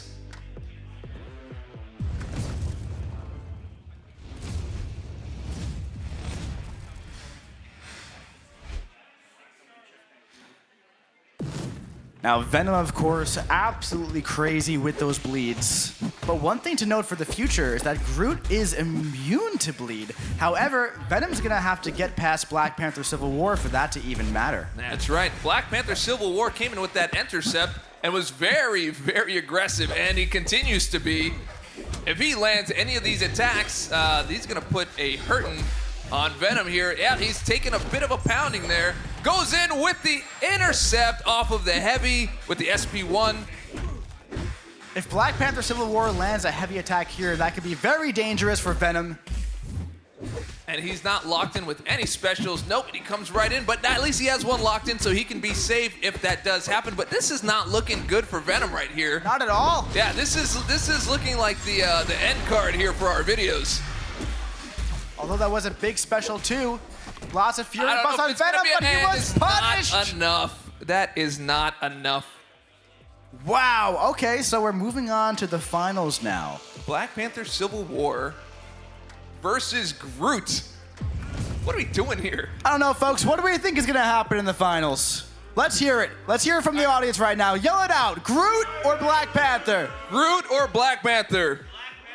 Groot. We got Black Panther over here. Groot. You Groot. Black Panther.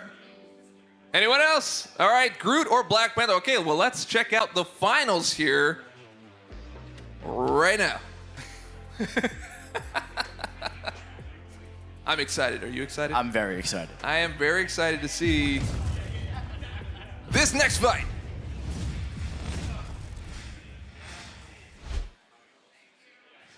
All right, the defensive Black Panther Civil War versus the underdog Groot. What is gonna happen? Oh, he gets Groot. the intercept with Groot, but he does not capitalize on it. Oh, he gets pauses the for a heavy moment. attack, but Black Panther goes unstoppable 2 times in a row. Groot is immune to bleed, as we were just saying. There's the unstoppable again. Groot just cannot knock this guy down, but that time it worked.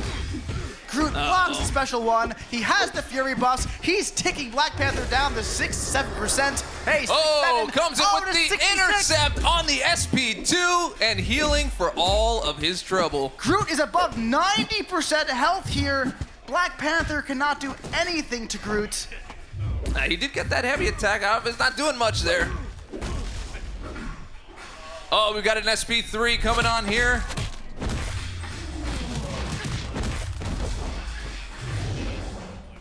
They are evenly matched at this point here. Groot comes in swinging, goes right up in that block, hits the unstoppable, he comes back with a return. Groot has an SP3 of his own, and we are coming down to 23%. Groot is calling in a friend. Looks like he called in one of those lifelines.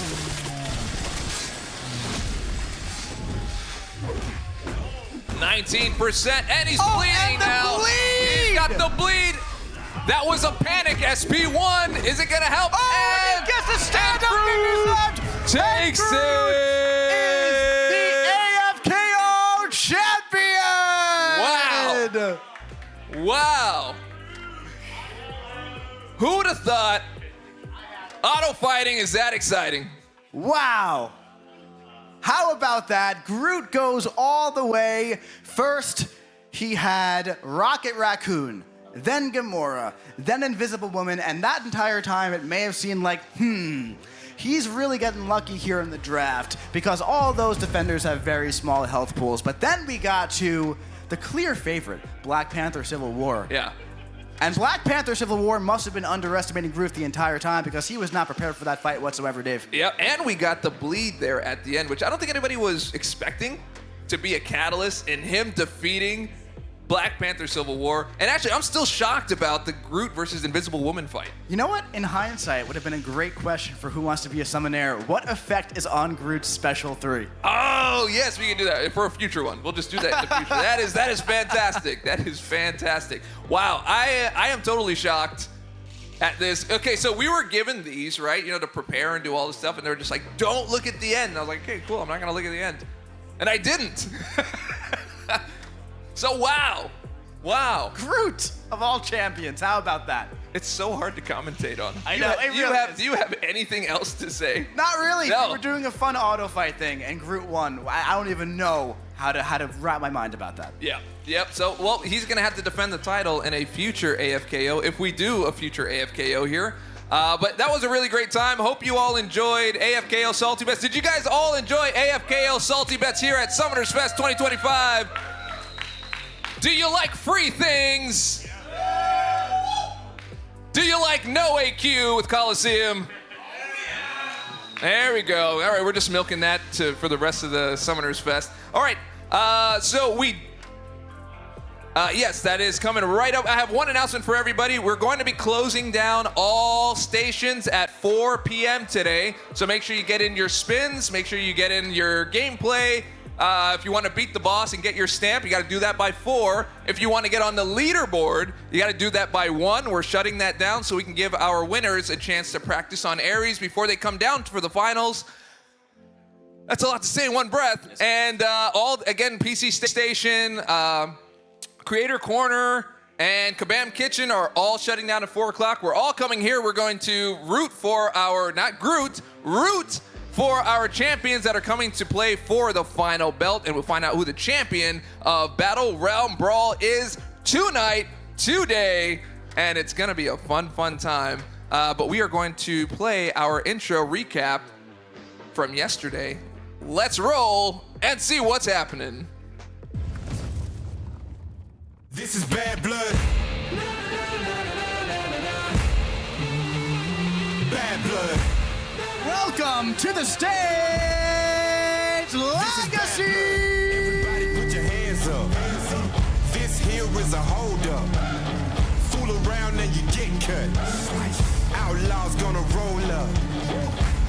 No, we ain't messing around. Ain't come for plunder, yeah, we taking your crown.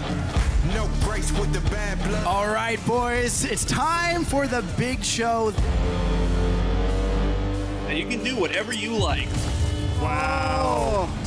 Is that it? I think that might be enough. I think it's a little bit faster and a little bit more time. Wow. Oh, he went for the intercept with the relic head. He finished it So off. good. Oh, what a fantastic finish. Oh, no. Oh, the force field. Oh, the force field. Oh, my God.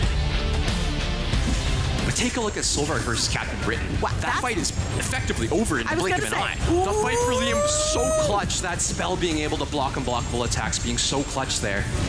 Oh, man. Using the root to his advantage. If he can punish, there we go. He's got the pause. So things are looking really good for Spider-Punk in terms of tempo. Watch the DJ starting to stack up at the bottom here. This is not great. Andrew the Ruff.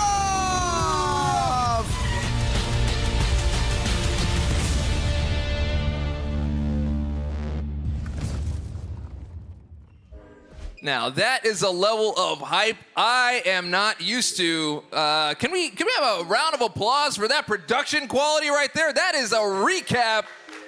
That recap also deserves another That's like a recap. That is amazing. All of those things happened less than 24 hours ago, and this incredible company we're working with put that together. I mean, another round of applause, please, for getting that together overnight. Overnight. That is absolutely amazing. And so we've got a pretty exciting finals going on here. We had Andrew the Ruff running in there. Came in with a broom and just like started sweeping. We had a few broom actions going on yesterday. Then, Tilapia came in here and was just like dexing the heck out of the whole contest, which is amazing. And parrying at the same time. There's just like amazing skill on hand here. And we had like a ton of just ridiculous fights out there. We really did, and such a fantastic showing from Liam as well, and Cantona. We have 4 ridiculous competitors today in Andy, Cantona, Liam, and Tilapia. They were so fantastic yesterday, and I just cannot wait to see what they do today. Looking at the bracket here for the semifinals, we have Andrew the Ruff versus Cantona, which is going to be an absolutely incredible match that I am so excited for. And then we have Liam and Tilapia up next, and those two, of course, will go on to play for the grand finals, whoever wins the previous 2 matches. I was just getting in on the... Just wanted to get in there? On the ultra zoom in. It's just so exciting. And I can't wait to see what happens today because we had some absolutely ridiculous matches today. I mean, we just saw the recap. I'm still reeling over that Call Obsidian versus Jean Grey fight. The Jean Grey, that's taking it is blowing my mind. That and Tilapia with the Captain Britain versus Atuma. Yeah, and the Kate Bishop just like Dex extravagation. Yeah, dude. 100%. Out of control. Seriously, I've been saying this the entire time. We have some of the best players in the entire world here at this event, and they've been putting on a show. They haven't been letting the nerves get to them and just really showing the world what they can do. And it's such a pleasure to have them here playing with us. Now, do you have eyes on how you think this is going to go down? Or do we just want to wait for all this stuff to go down. We can just see for ourselves. I gotta tell you, Dave, this is one of the hardest ones to predict. I mean, we have Andy, who is coming in as the #1 seed. We have Liam, who has been consistent in the Gladiator circuit for years at this point. We have Tilapia, who's coming in kind of like the underdog, but has been putting on a show. Consistent show. Consistent. This is a show. Like, it's with Tilapia coming in, right? This is an unconventional way to play MCOC, and he's bringing in like a level of creativity, but also mastery at the same time. That's right. And then we also had Cantona, who just completely sweeped his way through the first round of the elimination bracket as well. And one thing to note, Liam did not have to play yesterday when it came down to it in the elimination match because he went through the group stage and got that bye from Andrew the Rough. But then Andy came back and secured his spot for day 2. That is absolutely amazing. And, you know, it's kind of like the battle of the brooms here, right? I mean, I'm looking at the sweeps going on, and now we're competing with the sweeps. And, like, how does that even work, right? You got two people with the capability of sweeping, very capable players, very talented players, and they go head-to-head. It's like, it feels like an immovable object hits like an unstoppable force, and we're about to see the fireworks and the results of that. That's right, and I just can't wait to see what happens at this point. I mean, seriously, like we've been saying, such incredible performances yesterday. Yeah, I agree. I cannot wait to see what is going to happen next, because I think we're about ready to jump on that. I think we are. Yep. All right. We are going to bring in our contestants. Looks like we've got some empty seats here. They're all loaded up. We've got the seats ready. We've got the devices ready, and I think we are going to just give them a little bit of time to come here. Yeah, about 15 minutes, something like that. All right, we are going to prep everybody up. So make sure in that 15 minutes we're going to be back here. We're going to be checking with you. Don't go anywhere. We want to make sure that we have full seats to start up these tournaments. It's going to be a good time. We'll see you in just a couple of minutes here.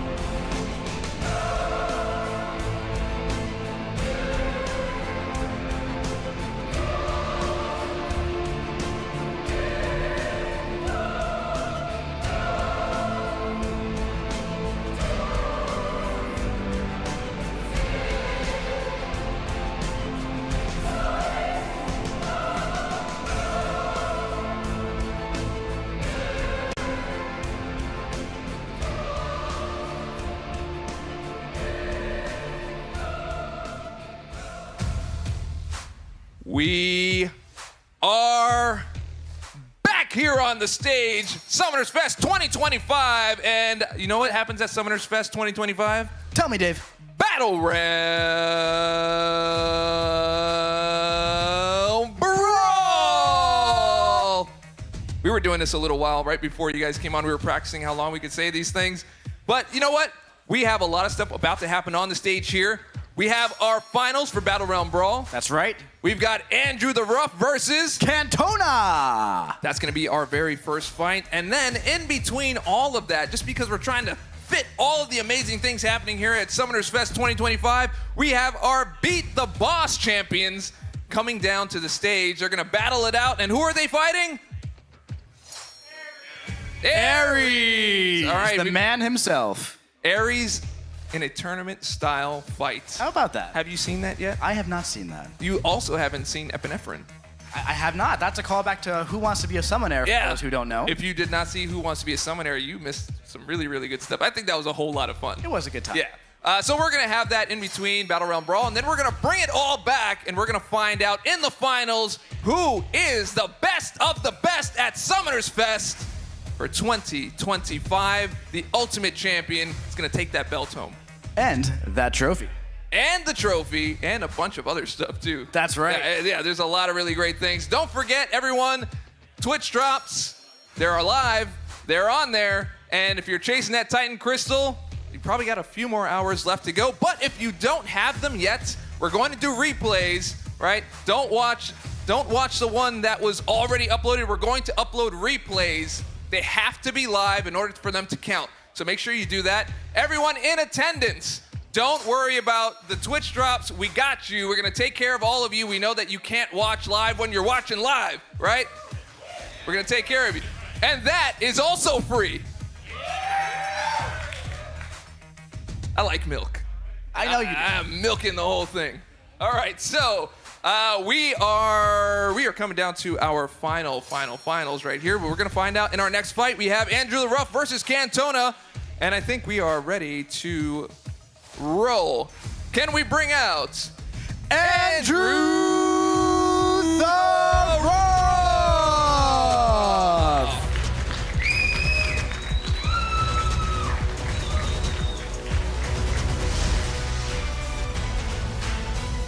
Coming in from stage right, we have the man from the USA, the man with all the biceps, Andrew the Rough! Welcome back to the stage, my man. Did you bring your broom with you? All right, we are ready to go. I think he says he's ready to sweep. We're going to find out if that is indeed what happens. I don't know, Dave, because we have another incredible competitor coming from stage left. We have Andy's opponent, Cantona!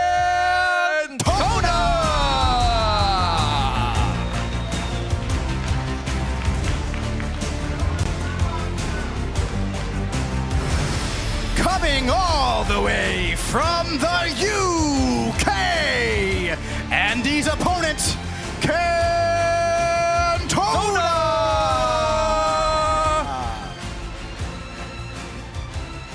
So good. Incredible. It is so good.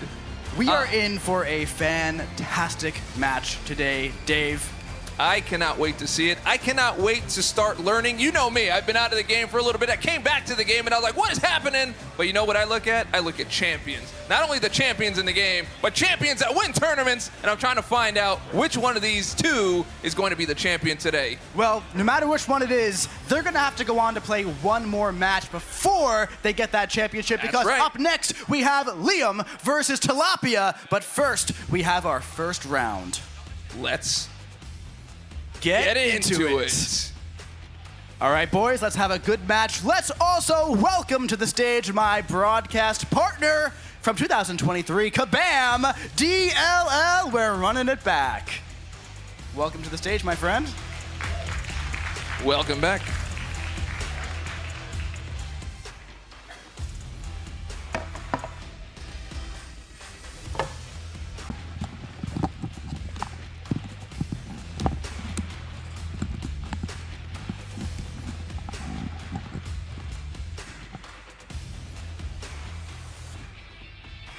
All right. DLL, how you doing, buddy? Good to be back. It's great to have you here, man. Thanks. We have two absolutely incredible competitors here at BATTLEREALM Brawl. We have Andrew the Rough, this is his second BATTLEREALM Brawl, and Cantona, who is a Brawl rookie, but oh man, I know you were watching yesterday. Yeah, his matches were great. He was fantastic. He was absolutely incredible. Now, what are you looking for in this upcoming match? I think the biggest thing for me is going to be, because all the contestants had the chance to make changes to their deck from yesterday, I'm looking at how they use the new champions this day. And specifically like who they don't have, if that comes back to bite them, how they use the new ones. Absolutely. Now, one thing about Battlegrounds is that consistency is so important. As we can see with Andy right here, he has 5, 6, and 7-star Ghost in his deck. Not actually. Ghost isn't great for this meta, and you can only have one Ghost regardless. But consistency is so important, and they did have the opportunity to change their champions overnight, so I'm very curious to see what happens there. Absolutely.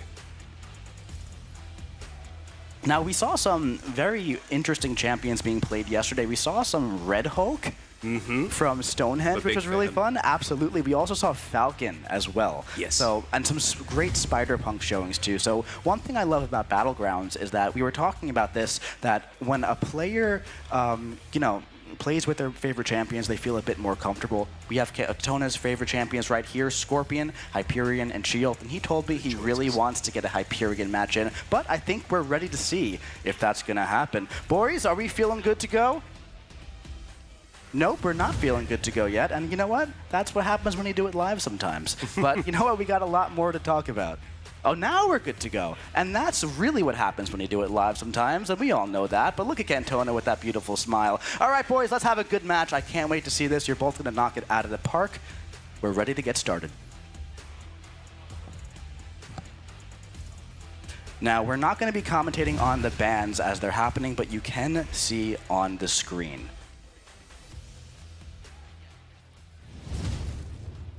Our first match of the evening, Andrew the Rough versus Cantona. So another thing to shout out, because we were talking about how Battlegrounds lets different characters shine, right? Is this particular meta, right? Like the reverse controls and the root make characters threats in ways they're not normally. You've seen these special attacks 1,000 times, but can you do it when it's in your face? 100%. And can you keep track of if you have to do the root or if you're going reverse controls? It's just another thing to keep in mind. Absolutely. All right, so it looks like we do have our bans locked in here. We saw a lot of Carolina yesterday. Carolina put on an absolute show. We also saw Rhino doing some things on defense, man, and that's why he's banned right now.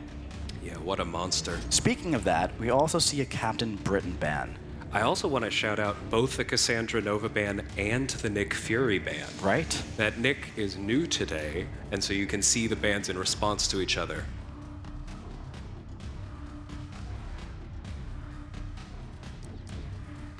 Up, it looks like Kindred might be making an appearance. He is very dangerous, this meta, with the way Mixmaster works. If you want to dash in during the special and then still punish it with the medium, better have an evade counter. Absolutely.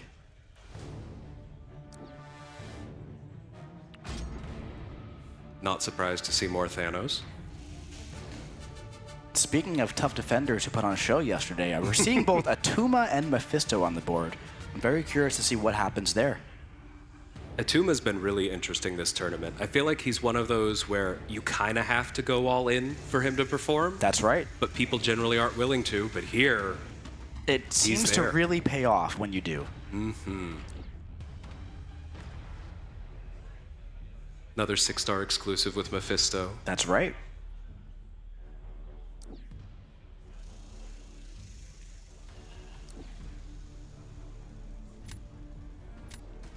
We did not see a lot of Scorpion yesterday. We did not. I was actually very surprised about that because Scorpion is such an incredible champion.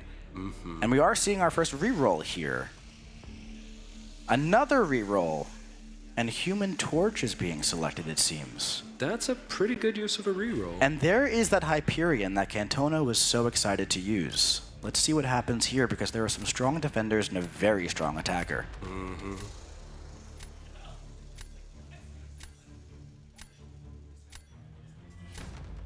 And Terrax gets the pick.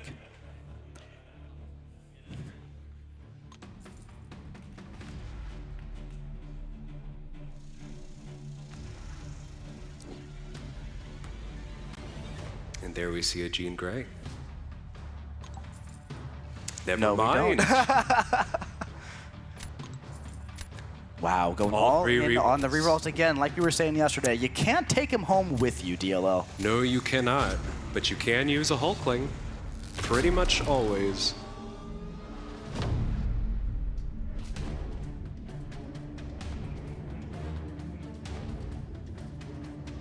That first pick.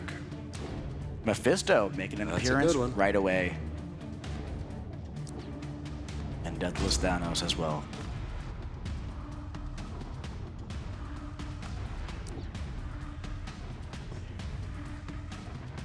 Carolina, a great choice. Now I see two science attackers that could be good for Mephisto here. Seems like Andy's thinking about the matches ahead and what he might want to use later on. Taking all the time on the clock here, it's all available to him. And now that he's made the choice, I want to speculate that this may be a little bit based on Scorpion's ability to heal, whereas the other Absolutely. science character does not have that. That's completely right.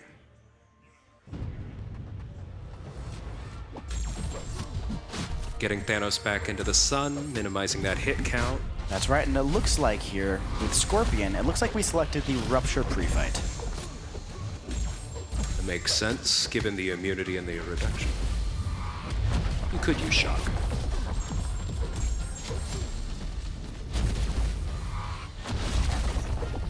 So far, we're seeing a little bit of chip damage on Scorpion, but like you were seeing, he is about to start healing. Yep, there it is, and he is ahead at the moment, but Mephisto will still heal, or at least try to.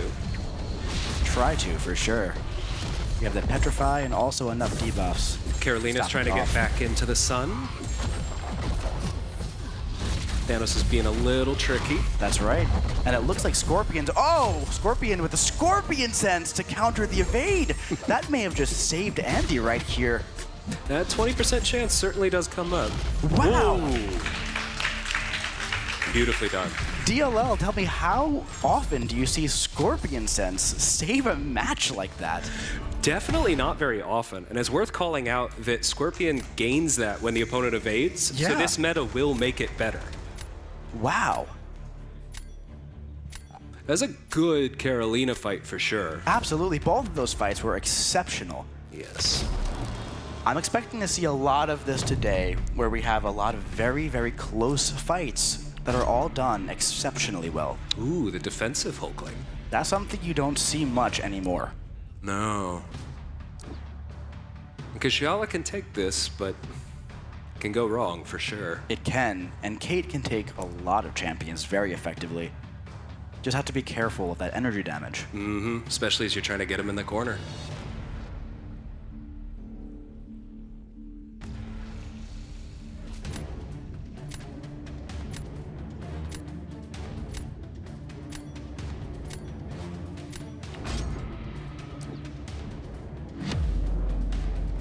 I was reading the wrong one. Yes, Kindred. Okay. Slower, but more straightforward. Wow. Kindred on attack and Hulkling on defense. I feel like it's opposite day. It's a good Kindred matchup as Absolutely. things go. The atrophy is huge. Yeah, and Kindred also has the ability to regen some of that chip damage, which can be very important against Hulkling. Especially when you're trying to race Kate. Absolutely, and very strong start by Andy, by the way, by using the passive stun to wait out the energy rock field. Yes, excellent management there. Ooh. Oof, and we see Kindred at the special 3. But we just got that first cold snap onto Terrax. Don't have the ability to skip right now, which is hurting Kindred a bit. That's right. But he is doing good damage. Those And now- degens matter. Andy taking advantage of the crushed passive here to throw that special one right into the block. Oh, but then Hulkling Ooh. punishing Kindred. That special one will get you. Teract is starting to melt here, and there are some armor breaks on Kate Bishop for some of that willpower healing. And Kate Bishop's finished this fight, but Kindred is just a little bit more healthy. And the regen just came online. Let's see how this goes. Oh, and Kindred on attack took round 2.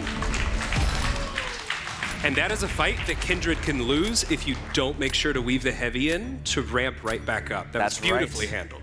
That's right. What do we have in store for round 3?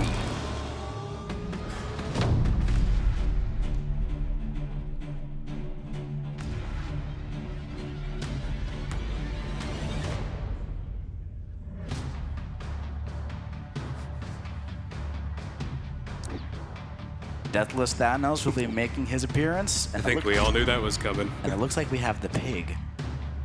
Ooh, battle of the power stingers here. Is gonna be tricky. It is. Torch, of course, is a very powerful champion, but as we all know, Spider-Ham can be very punishing. Kushala as well is an absolute powerhouse. If this fight goes well, Kushala can get through this quite quickly. She does have that regen on block, which is very useful here because you can just block the specials instead of worrying too much about whether your controls are inverted or not. Right. You also don't have to panic if you push Thanos to the special too. That's right. Here comes the Soul Barb, and this is when the magic starts happening. I also want to call out, we are seeing Spider-Ham's nonsense climb a little bit. That's right. Not a problem yet, but when that evade comes online... Ooh. And there's that punishment we were talking about right after a brilliant play by Cantona, by the way, of throwing the special one into the block to increase the smolders. We are getting some willpower. That's one of the benefits against Ham. But That's right. as that's happening, he's slowing you down with taunt and inequity. Absolutely. Kushala's still healthy. Let's see if Andrew can close this out. And it looks like he did. What a perfect fight. Beautifully done. Now, no matter what happens, match 1 will go to Andy. But that Human Torch is getting that pig roasted. Luau.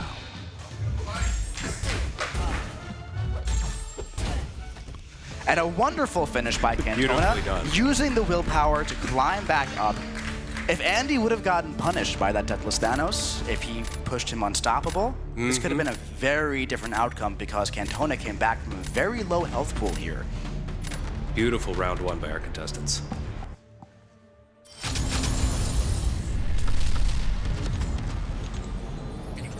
All right, so now that we're going into round 2, one of the things I want to comment on is the changes from day 1. You saw a couple different strategies from the contestants in how they changed things because they had the ability to pull for more of the Omega Pool champions. Yes. And so what Cantona did, I think, was very responsible. Most of his swaps were just straight upgrades, not Omega characters for Omega characters, keeping things safe. Andy made a lot more changes, especially outside of the Omega days, and they seem to be kind of, this character was a problem for somebody else or for against me. But then making more changes means you have to be confident of your ability to really deliver on them. So I think it's a really interesting strategy. Both of them can pay off beautifully. 100%, I fully agree. When it comes to bans, it looks like we're staying the same. Although, wait, there's a Carolina ban. Now that's interesting, because she's been putting on a show for everybody. Mm-hmm.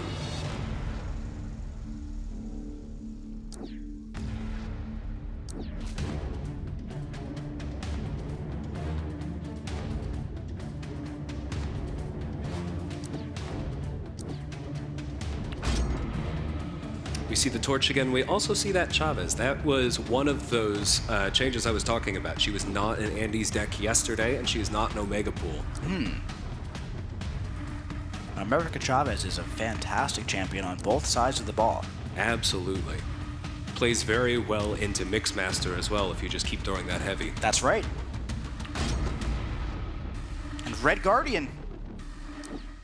Another character that was explosive yesterday and was another swap from Andy. I asked Andy after his match, will you take anything into tomorrow? And he said, dog, I learned that Red Guardian is a great champion.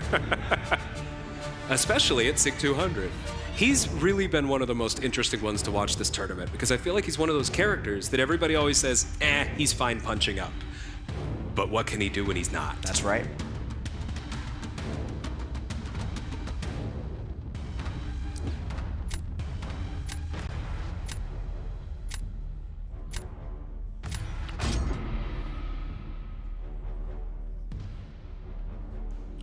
There's that Scorpion for Cantona. Not anymore.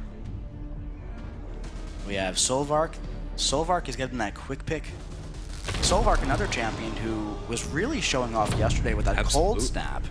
Yeah. I was really impressed by that one Solvark mirror matchup where the contestants went for completely different rotations. Right? It really shows that Solvark really has that kind of control your own destiny style of playstyle. Mm-hmm. And because the one that succeeded was also the more aggressive one that could have fallen apart. That's right. It was really cool to watch. Now we're seeing Jean Grey on defense. That force field is absolutely a force here. Yes, some of us caught that particular match yesterday. There's that Red Guardian. Or that torch. That torch. Interesting to note, there isn't a fantastic counter for Sinister here. No. There are not a lot of robots in any of the contestants' decks these days. That's right. Now, a very interesting thing to note is that a few years ago, Human Torch was an exceptional Sinister counter, but after the rework, not as much. Nope. Still very good, but Still you might take the one. good. Yes. That used to be a very fun matchup. Let's see what happens here. We have a Jack-o'-lantern sighting.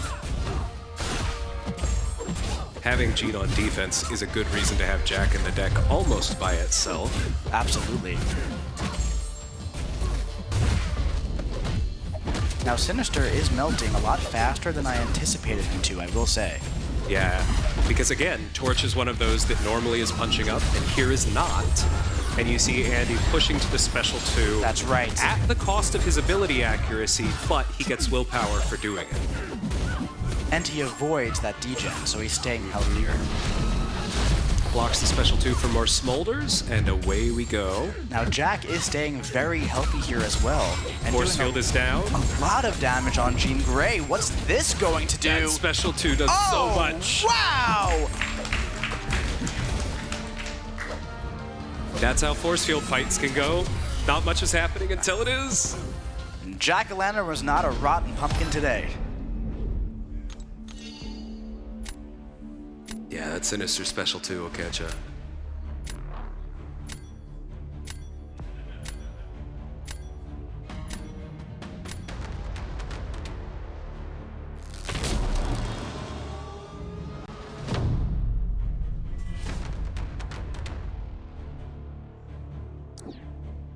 Solvark.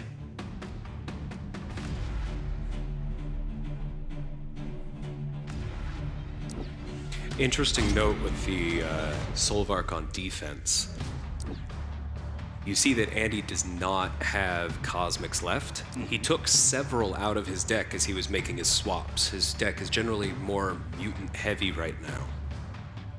And that plays well in a lot of places, but it does mean that he's going to have to handle this matchup a little bit differently than he would have yesterday. Yes. And looking at his options, it really feels like Red Guardian might be the only option.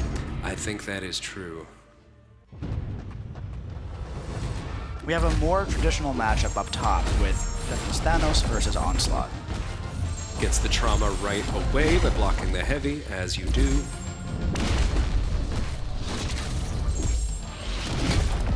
Andy's going to want to close this out before Solvark gains too many energizes. That's right. Going for the slow, so he doesn't have to worry about Mixmaster here. Nice special 2 decks from Cantona there against the Onslaught. Lets you be faster if you're willing to brave that. That's right. Now, one thing to note as well is that, we're getting hit by the special 1 up top, but Deathless Thanos is so tanky. It's not harming him too much. We're about to see a special 2 from Red Guardian. Let's see if it crits. Solvark has so many specials. Oh, and a whip! No! Heavy. Okay, he gets the refresh. Thanos closes it out, but Red Guardian is still healthier. Very healthy. Let's see. Going for the relic this time into the special 2. Will it crit? It did not crit. The heavy did, but that's not enough. One thing to note is that Red Guardian is still very, very healthy. This could potentially come down to the wire if we finish clean here. Yeah, as a reminder, Solvark's armor is going to blunt the first hit, which is then also going to hurt the trauma. That's right. Here comes the special 2. Will it crit? It did. That time it did. Whoa, and that's enough. Oh, it was enough. That's incredible. I thought we were going to match 3.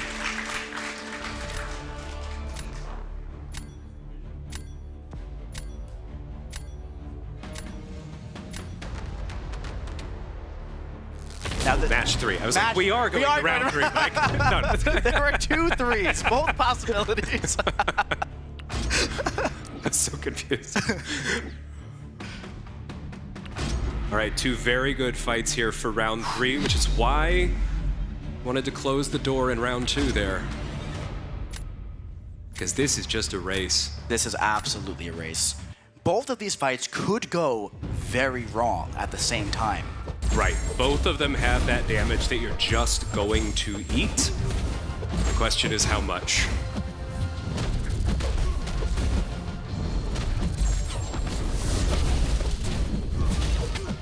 Wow, and Torch is putting on a clinic here. Ooh, Terax being a little bit rude, not playing into clean reparries. Very clean Torch fight. Wow.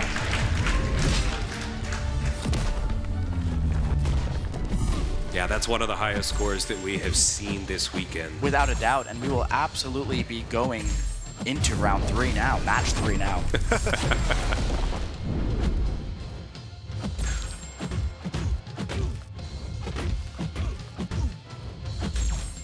One thing to note about Kushala in this meta is that you can't go for 4 light attacks to really stack those buffs up because of Mixmaster. Right.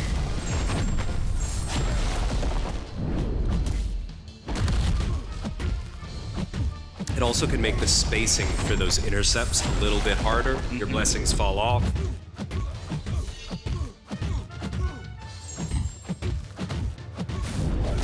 This special 1 should just about do it.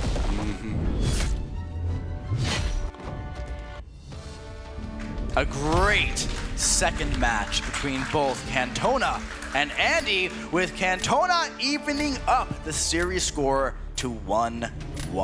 That's how we want to start Sunday. Beautiful fights.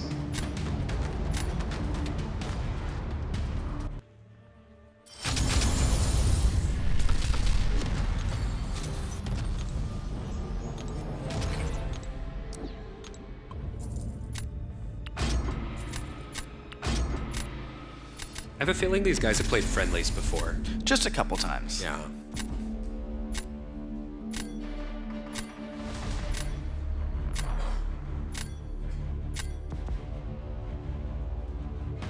All right, let's see if the bands change.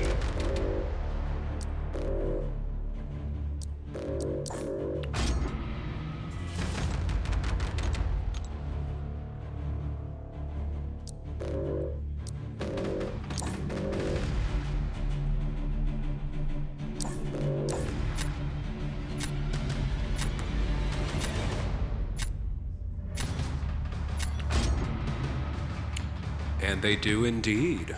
Very interesting shift. Andy's protecting his gene. Without a doubt.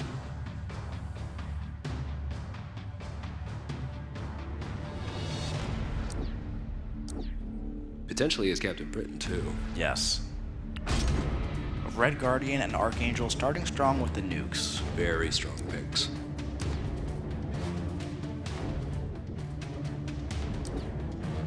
You start with 2 nukes like that, you force your opponent to skip some of the defenders they wanted, and you have time to pick the defenders you want. That's right.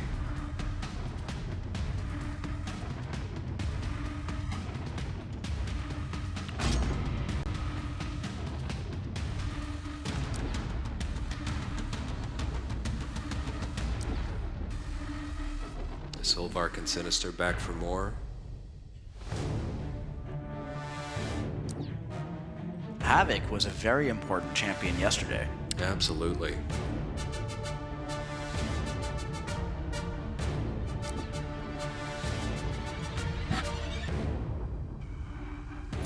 Yeah, Havoc is like the textbook champion who gets boosted by this meta. Oh yeah, I don't care about Havoc's special 2. Oh god, it's right there.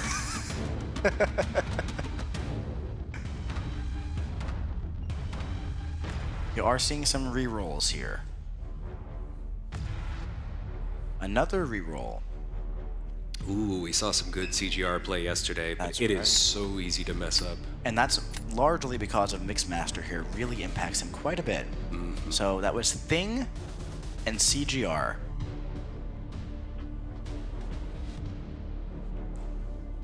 Now we see some very strong picks here. Is that the first Nico that we've seen today? I believe it is.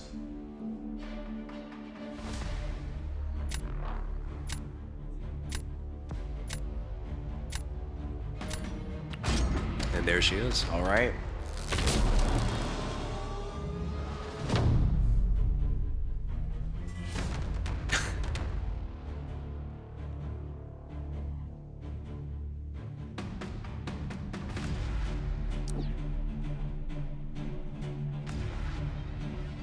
Mr. Sinister going down first on defense. Mm-hmm.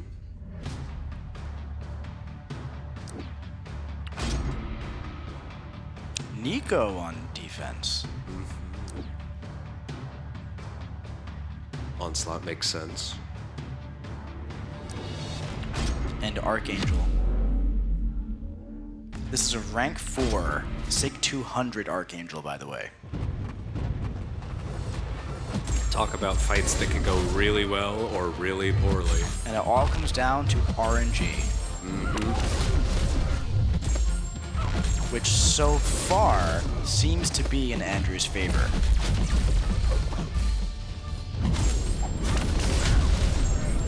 Onslaught getting that first special 1 off up top. Getting on those his, long neuroshocks up.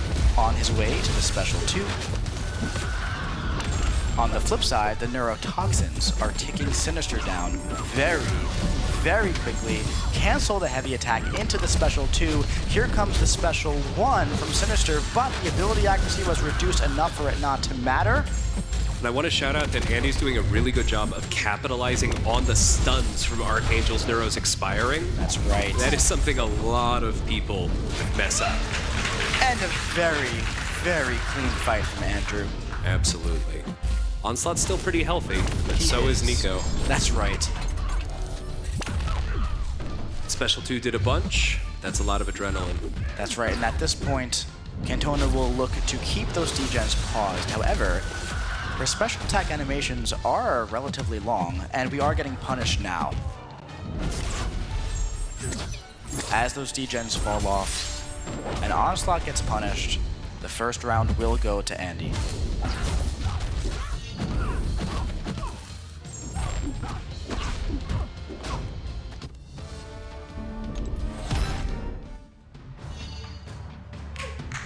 Well done.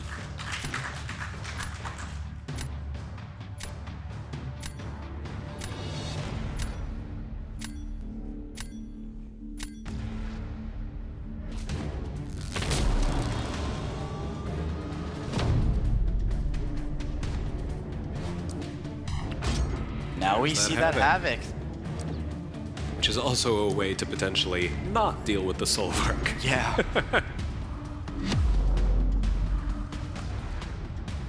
Classic Kushala versus Serpent there.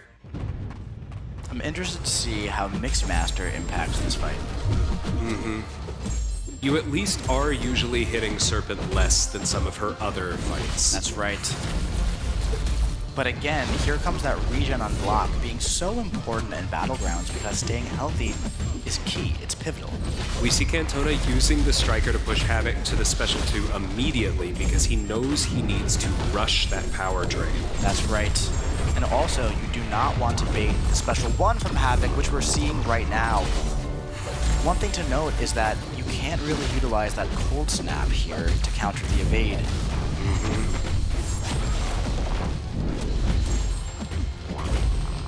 Now Kushala, Good use of Steadfast. Shala is cooking. draining Serpent very quickly, but is Solvar going to go for a big special 3? Is that what we're going to see here? Let's see how we Oh, get this through could be team very community. interesting.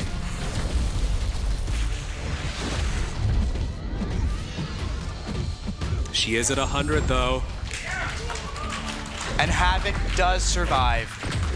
But what a great fight up top by Cantona. Fantastic match. Havoc's energy resistance really saving him there. He's been managing this fight with Solvark expertly. This is as good as you could do this fight. Two exceptional fights by Andy and Cantona. And Andy takes the second match and goes up 2-1 on the series.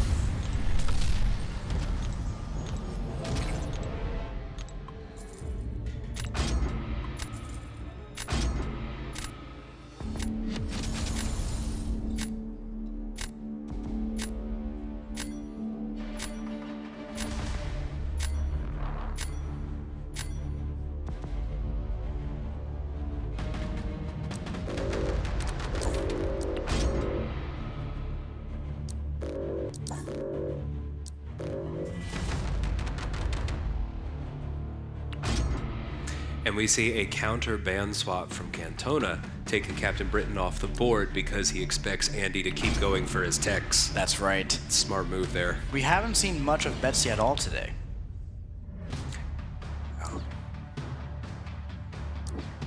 Definite shout out to protect yourself from something that hasn't bit you yet, though. Oh, absolutely.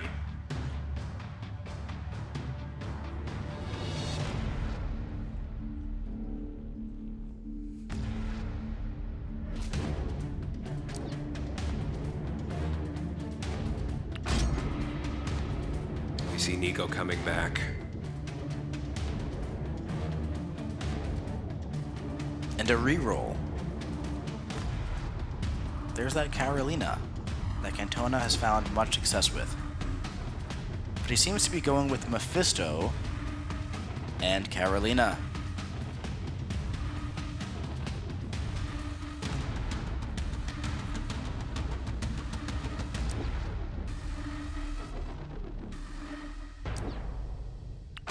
Locking in some good picks here.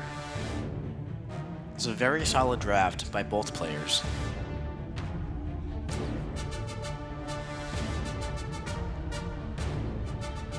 A lot of flexible options both ways.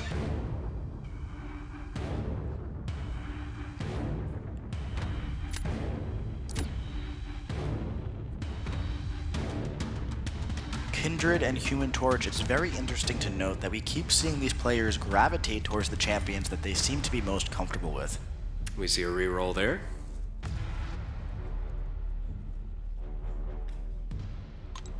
Another one. There's that Jean Grey. And Havoc. Going all in on the defense here. Speaking of, Heavy. we see a reroll.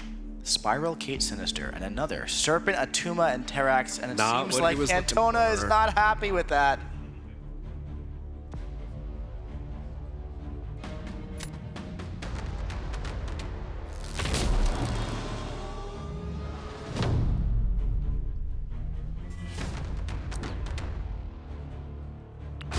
There's that Havoc right away.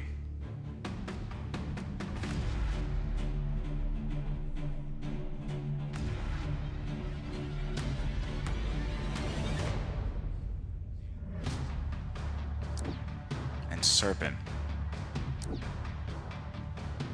This time, we're going to see how Nico handles Serpent in Andy's hands. Maybe. Unless we see Serpent versus Serpent.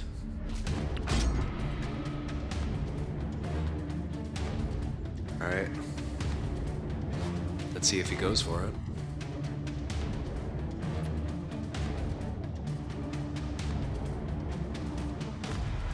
You would think he would have to go with Solvark here. Unless he wants him for defense. He doesn't have Solvark. We're about 10 feet away from them all.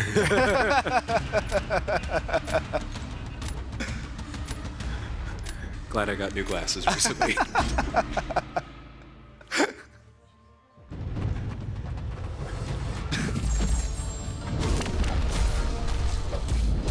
Alright, plenty of energy damage, but Onslaught is big. He's very large. Now, this is normally a matchup that you see on the opposite side of the field, where Havoc nukes down Onslaught very quickly.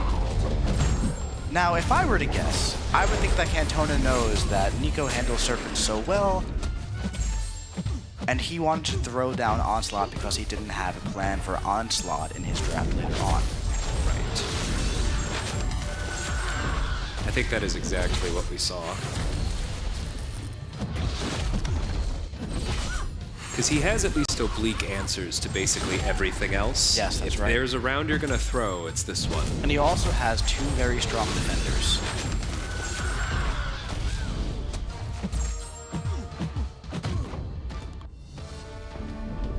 But Andy still turns in a clean one. That's right.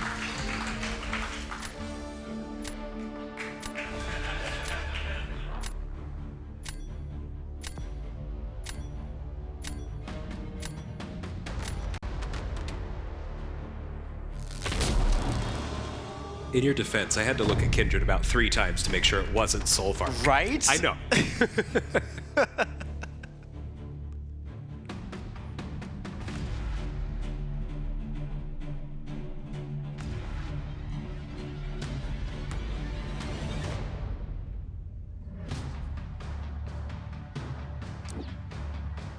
And there's that gene.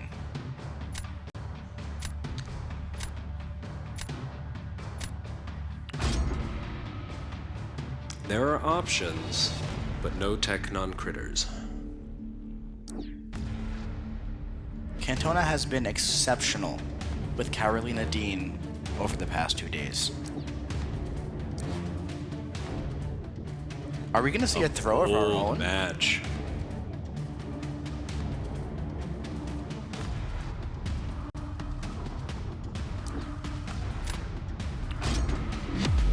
Thanos versus Kindred. You do understand holding back the Red Guardian, though. Absolutely.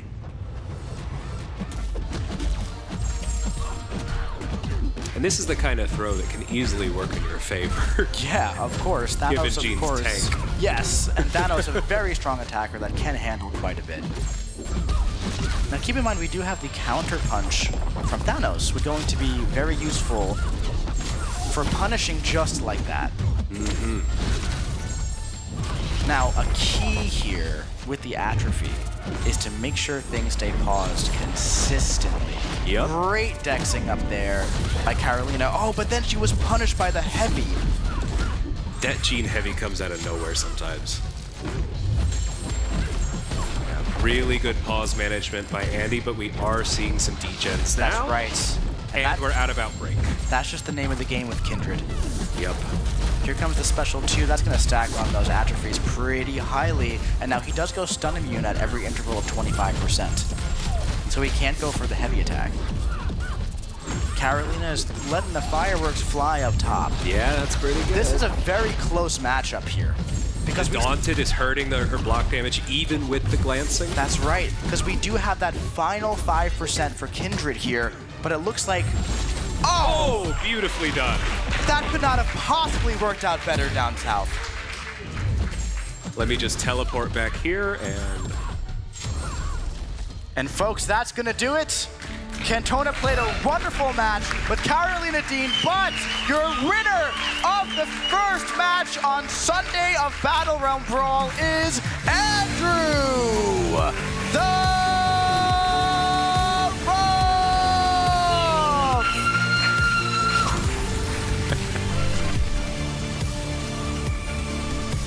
Kabam DLL, what did you think of that, man?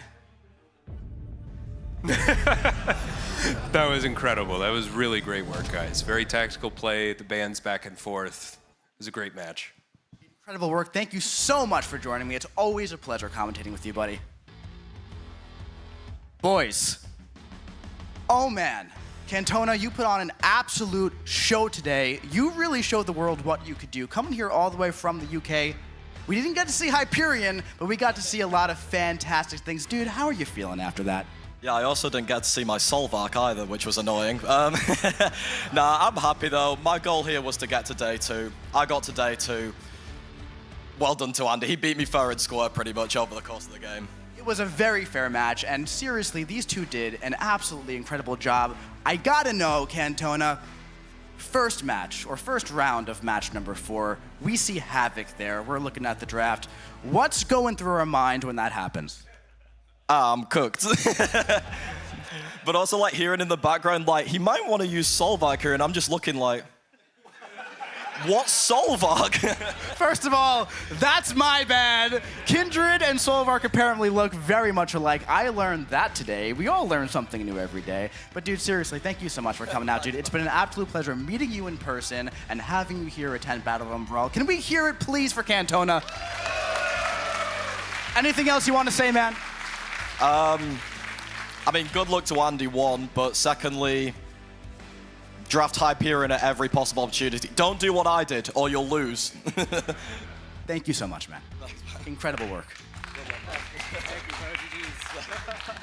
My man, Andy, how are you feeling, dude? I feel great, man. I mean, after yesterday, I felt a little bit bad about my performance. I feel like I came back today. I played a lot stronger. I'm locked in.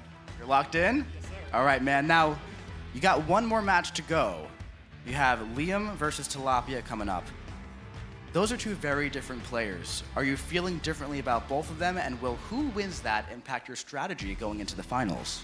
Definitely. I mean, my strategy varies depending on who I face. I mean, you saw against Cantona, he had 3 tech champions in his deck, and I noticed that right away. I mean, I noticed that after the second round, and I was like, if I ban Fam and I ban Jack, and I just try to draft Captain Britain or Havoc, or even Onslaught too, like it's a pretty good strategy.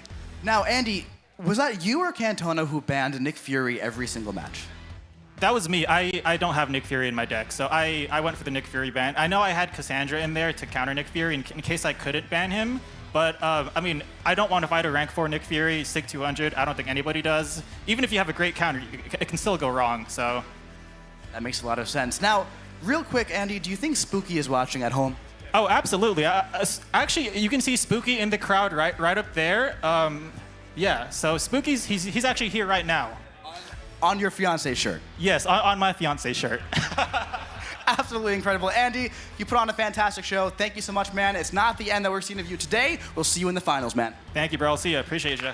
Absolutely.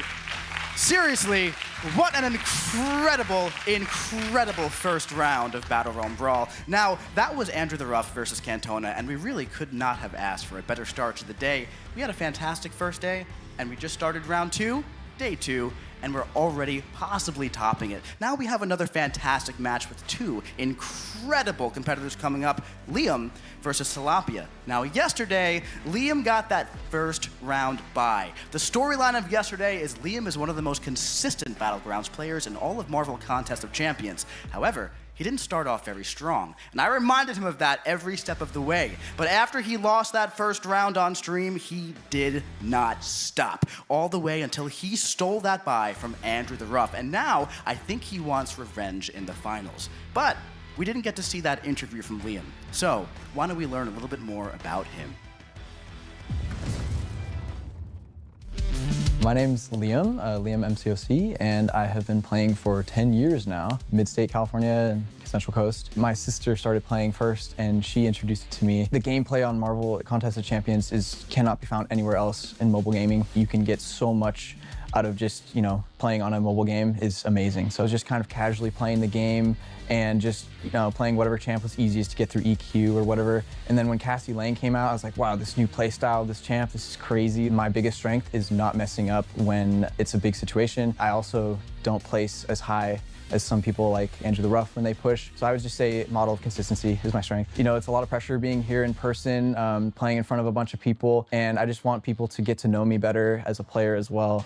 And so, yeah, very excited. excited for this. I played D1 baseball in my undergrad program at Cornell, and then I went into my master's program and currently finished studying data science, and now I'm pursuing a career as a data analyst. If anyone notices me or sees me Summoner Fest, please say hi. I want to meet everybody, and I'm really excited just to make this the best experience possible. My best friend from back home, his name's Alec. He's actually my music buddy. He's been teaching me guitar, and we have done a few performances together. Mostly I'm on the keyboard and he's on guitar.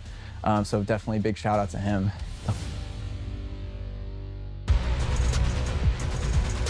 All right, and that was Liam, and we're ready to bring him to the stage, coming from stage right, all the way from the USA. Liam, come on down.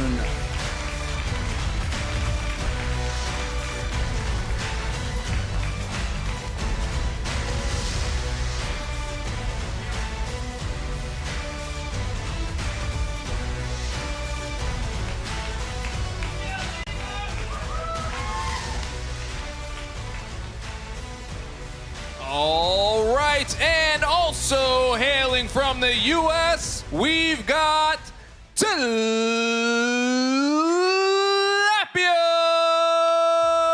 Come on down!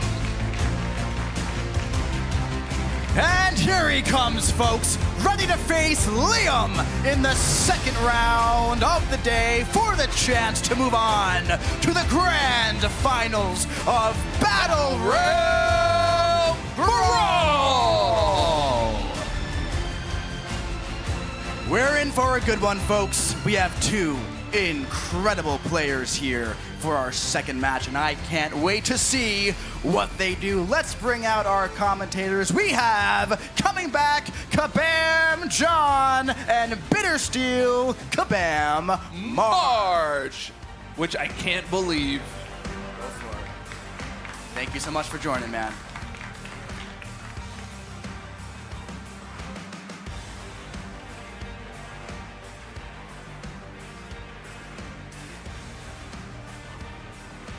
Bittersteel, thank you so much for joining us again. Kabam John was just doing some last tech checks here. Thank you, man. I appreciate that. No, pleasure to be here. Let's get you all set up, boys. Are we ready for this incredible match? Absolutely. I'm pumped. I'm good to go. I'm so pumped. How about that first round? Oh my god, dude. Those matches were so close. I was on the edge of my seat the entire time. It's like, obviously, the Onslaught and the Havoc, a little bit rough. The first time I saw it, I was like, oh, dude, he's about to crush Havoc so good in the Onslaught. Right. And I was like, wait a second, I got it backwards. Oh God, Havoc kind of does that thing. Yeah. The cheesy thing. Yeah. So that's why I love him. Over here, we have Liam's top 3 favorite champions. We didn't really get to see this yesterday, but Cassie Lang, who's coming as a 7-star in a few weeks, Crossbones, and Weapon X. Yeah. I'm interested to see if we see any of those champions today. I'd love to see some Cassie Lang. I think she's a fantastic champion. She's super fun to play, and I'm very excited for her. Without a doubt. So what did you feel, how did you feel about that first round today, Bitter? Yeah, there was some pretty good play on show, wasn't there? I spoke to Kentona just then. The Torch vs Kindred, it's one of those fights that if you're kind of looking as a layman or you don't really know what's going on, it looks super easy. But there's so much stuff that he's doing just to kind of get himself in a good position and make it look easy, even though he's doing incredibly skilled things. And speaking of making it look easy, we've hardly even seen Mixmaster come into play today because these players are playing that so perfectly. Oh, it's insane. I mean, we saw some people, stage nerds, whatever it may have been yesterday, but everyone's so locked in today, man. And even watching Andy, that guy was just on another level today. 100%. It's insane. He's a man with a mission, as are these two up here. And here, speaking of Tilapia's favorite champions, Annihilus, Future Ant-Man, and Tigra. Yeah, when I was looking at the Omega pools, Future Ant-Man was somebody I saw a couple people come in and bring him as one of their drafts. And so I'm curious to see if he shakes it up. We know that a couple people were just pretty much upgrading their decks, straight upgrades, not looking for big swaps. But Fanta feels like one of those things where he's a straight upgrade, but also he starts to bring a totally different threat. He's not just somebody that can deal with some of these annoying mutants. He's still a great stall defender. Absolutely. I mean, when it comes to Battlegrounds, there are nukes, there are top defenders, but those dual threat champions that you could really surprise your opponent with, yeah, that's key. The flexibility that a dual pick gives you is insane. You could place them on defense, you can use them on offense. Your opponent doesn't know which one you're going to do, and it can surprise you. All right, and it looks like we're about to get started. Boys, I'm going to leave this to you. Folks, let's have a good match. Good luck to Tilapia and Liam. Let's take it away. So the first thing I want to draw everyone's attention to is we've got new Omega pools. We have Liam drafting an Onslaught, Deadpool, X-Force, and Spider-Woman. This is largely due to Nick Fury. Liam did not enjoy fighting him last time and wants that Deadpool. Yeah, absolutely. And Deadpool is absolutely purpose-built because Nick Fury is such an annoying character. Mix up your loop from what you would normally do. Just spam that special one, get those bleeds, watch him turn into bleeds, and then watch him just fall right over. And I'm a little bit biased. I do love Deadpool X-Force quite a bit. He's a little bit of a brain-off champion.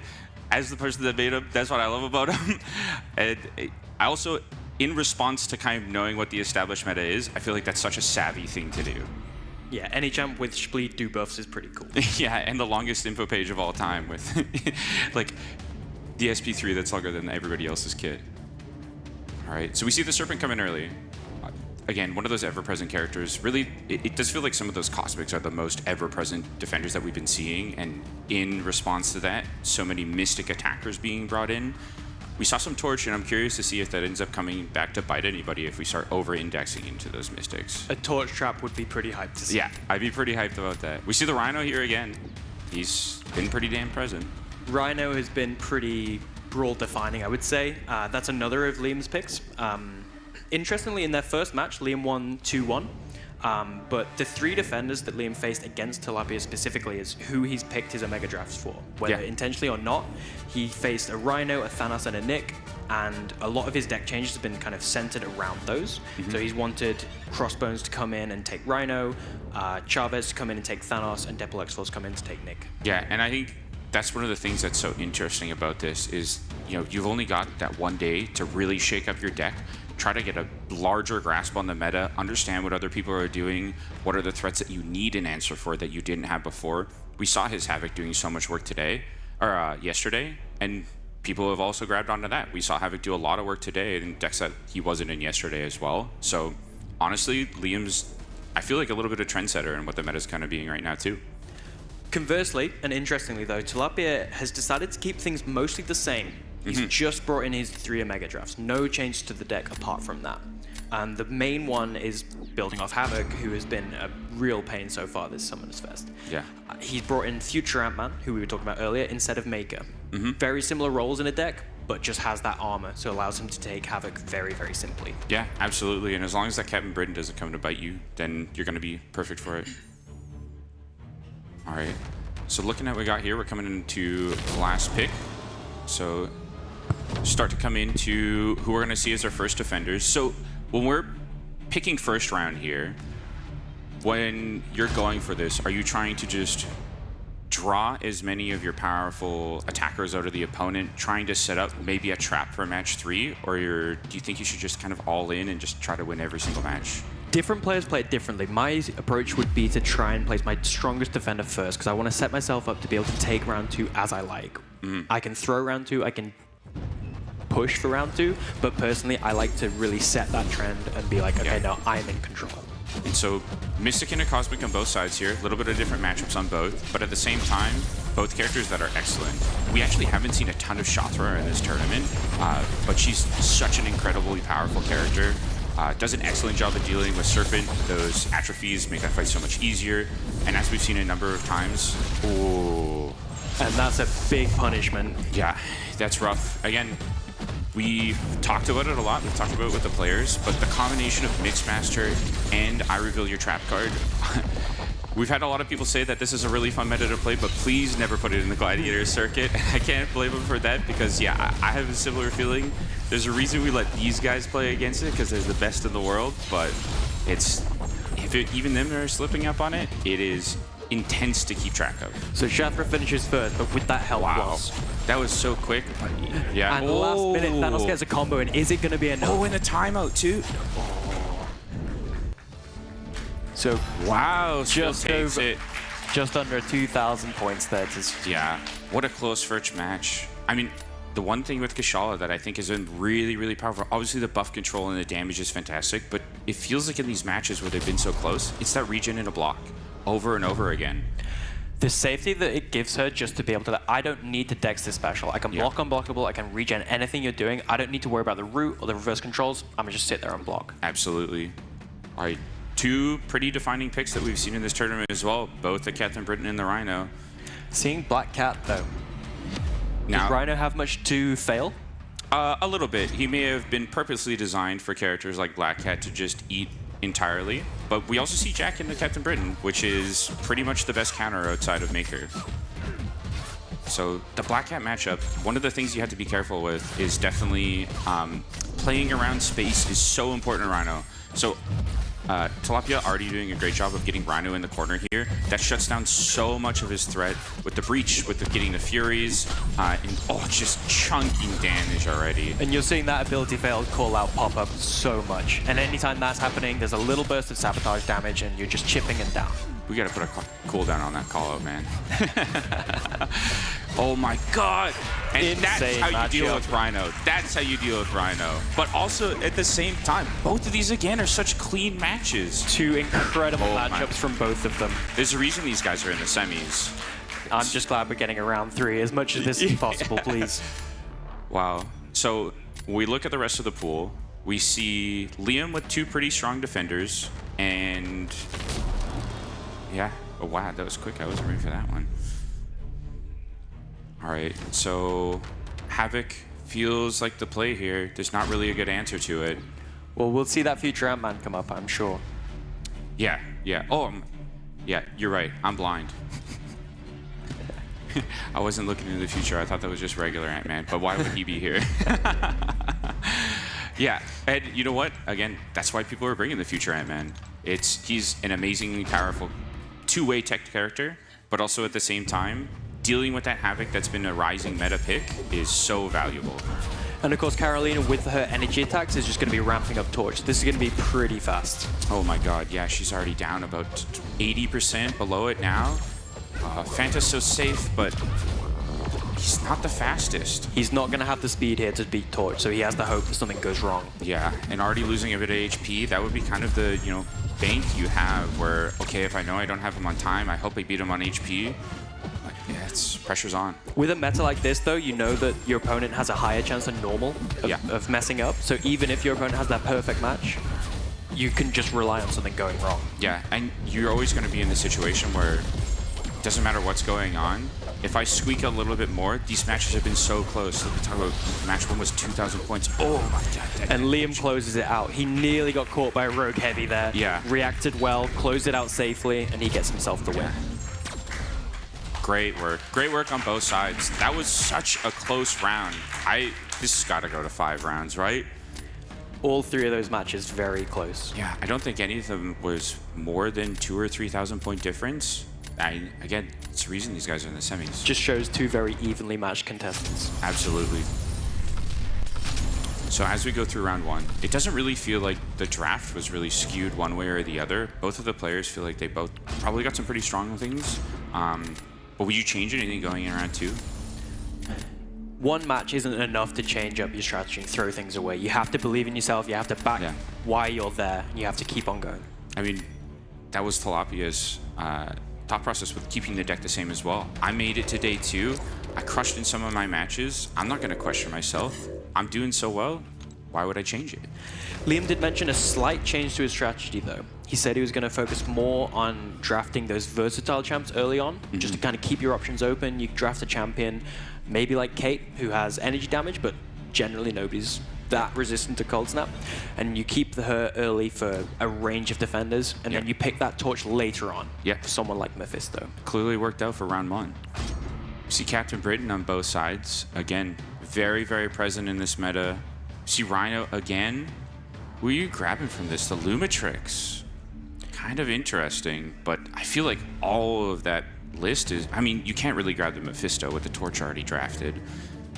Does go for the Lumitrix. Really interesting. I hope we see that Lumitrix on attack. One of my favorite champions to play. Yeah, absolutely. And, okay, Black Panther Civil War. Shows the DLL for that buff. I know I leaked it like 5 years before it came out, but I'm glad that somebody finally did it, and he's so much better because of it. It was nice to finally pull through on that one. yeah. Surely next thing will be bases. That one we promised much longer ago. So we see the serpent. Legally different to Fortress Assault. yeah. Legally defined. So again, Serpent, it just feels like one of those characters where if you see him, even if it's not ideal, he can still squeak out some sneaky fights on attack as well. Nameless Thanos, the same thing. The Iceman. Iceman, interesting. Obviously a mixed master counter, but if you find your opponent without someone who's energy resistant, cold snap immune, it's just 3 points. Absolutely. That's a super good shout because HP has been so important in all of these matches, and Iceman's damage may not be the greatest, but yeah, countering evade, having so many immunities, also the safety net you get with the ice armor. If you could just red bar them and just eat that, and you know you're only going to lose 5% HP. That's a ton of utility. Stealthy coming out here too. We know that these players are more than savvy enough to get his web foam in, even though Mixmaster's around. You know, parry light, medium, or go for the 3 parries. Yeah. And then instant Iceman on defense here. I love it. I love a good trap card. Do you throw the round at this point? You know that it's going to be so hard to squeak out. It's certainly possible, but... Well, we could see an offensive Serpent. Yeah? With the cold snap immunity? That's a good shout. And again, such a powerful two-way. Okay. Again, it had been outlined earlier in the tournament, but the playstyle of Black Panther Civil War just works so well with Mixmaster, and not necessarily the ideal Captain Britain counter, but still does good enough. I'm curious if that safeguard is going to be capping the burst damage from the L2, though. Yeah, that's absolutely right. It's going to certainly be a slow one. Ooh, the Mephisto on offense. Wow. This is maybe one of the most unique rounds we've seen. We may be seeing some pretty low scores here, so both contestants are just going to try and eke out as much as they possibly can. Absolutely. Yeah. That Mephisto coming in so clutch and being able to deal with the cold snap. But Iceman is Incinerate immune. Yeah, absolutely. So it's just a matter of, can you get through the fight before your opponent? You should be able to stay healthy on that Mephisto. Iceman doesn't have a lot of threat. Oh, those neuro shocks are coming in from Captain Britain already, though. But Black Panther does get around the safeguard and takes Britain down a lot. Good work on that. And those bleeds are ticking down. Black that Panther, was so incredible. Fast. Thank you, DLL, for that one. Holy. Do you think we have to buff Captain Britain? I don't think many people would be happy with that. Okay. You've convinced me. So again, Mephisto just going to be so slow here, but really not a lot of options you could bring into that Iceman without essentially just the guaranteed chip damage from the cold snap. So savvy pick, but Black Panther being able to get all that damage in before the safeguard and getting around it is so huge. Black Panther's damage being based on his HP rather than his base attack makes him strangely good against mutants. I've found myself using him against Mr. Sinister all the time. Yeah. You just build up that charge, get the L2 off, and increasing his bleed potency as well, I'm able to take Sinisters and stuff like that. He's a pretty good champ. I'm looking for any excuse to use him just because that heavy and special 2 feels so good. Again, here, like we had outlined before, expecting a slower match. Honestly, so surprised with how fast that Black Panther was that you get the reps in, get familiar with this. This is honestly a great pocket pick from Tilapia here in the Iceman. There's so many people that can deal with him, and he is such a borderline OG champion, but when you can do something like that, that's a ton of value. But we are seeing Serpent on one side and no obvious Serpent counter on the other. Yeah, that's true. It's, He does have the round advantage here now, though. And so that does set yourself up for, again, maybe you go for that round 3. Yeah, there's a Serpent. Lumitrix on defense. Sorry to break it to you. I'm sure we'll see him do some fun stuff on defense as well. It depends on what you define as fun. So I'm sorry he was in raids. I thought he was going to be easier, okay? Stealth Spidey, actually pretty solid. Oh, my turn. My turn with the Black Panther. Okay, I like it. I like it. I mean, not necessarily a mirror matchup, but one of the things I've loved about a lot of these... Ooh, really? Okay. So Torch on both, and neither ideal. Torch is alright for Serpent. You can build up those smolders. Yeah. Serpent's going to be ramping though. And Yeah. Serpent's going to be getting his energy resistance, so... No way to deal with the death immunity. Okay. So, I'm really interested to see how this Lumitrix works out. I guess, you know what? He has the counter to the miss. He does need to build his temperature for that though. Yeah. And without any energy attacks, it's really tough. Yeah. Especially with, you know, everybody's going to be running max limber. I guess you can try and chase it with the special 1. The special 2 stun's definitely not going to be long enough for you to get any meaningful amount.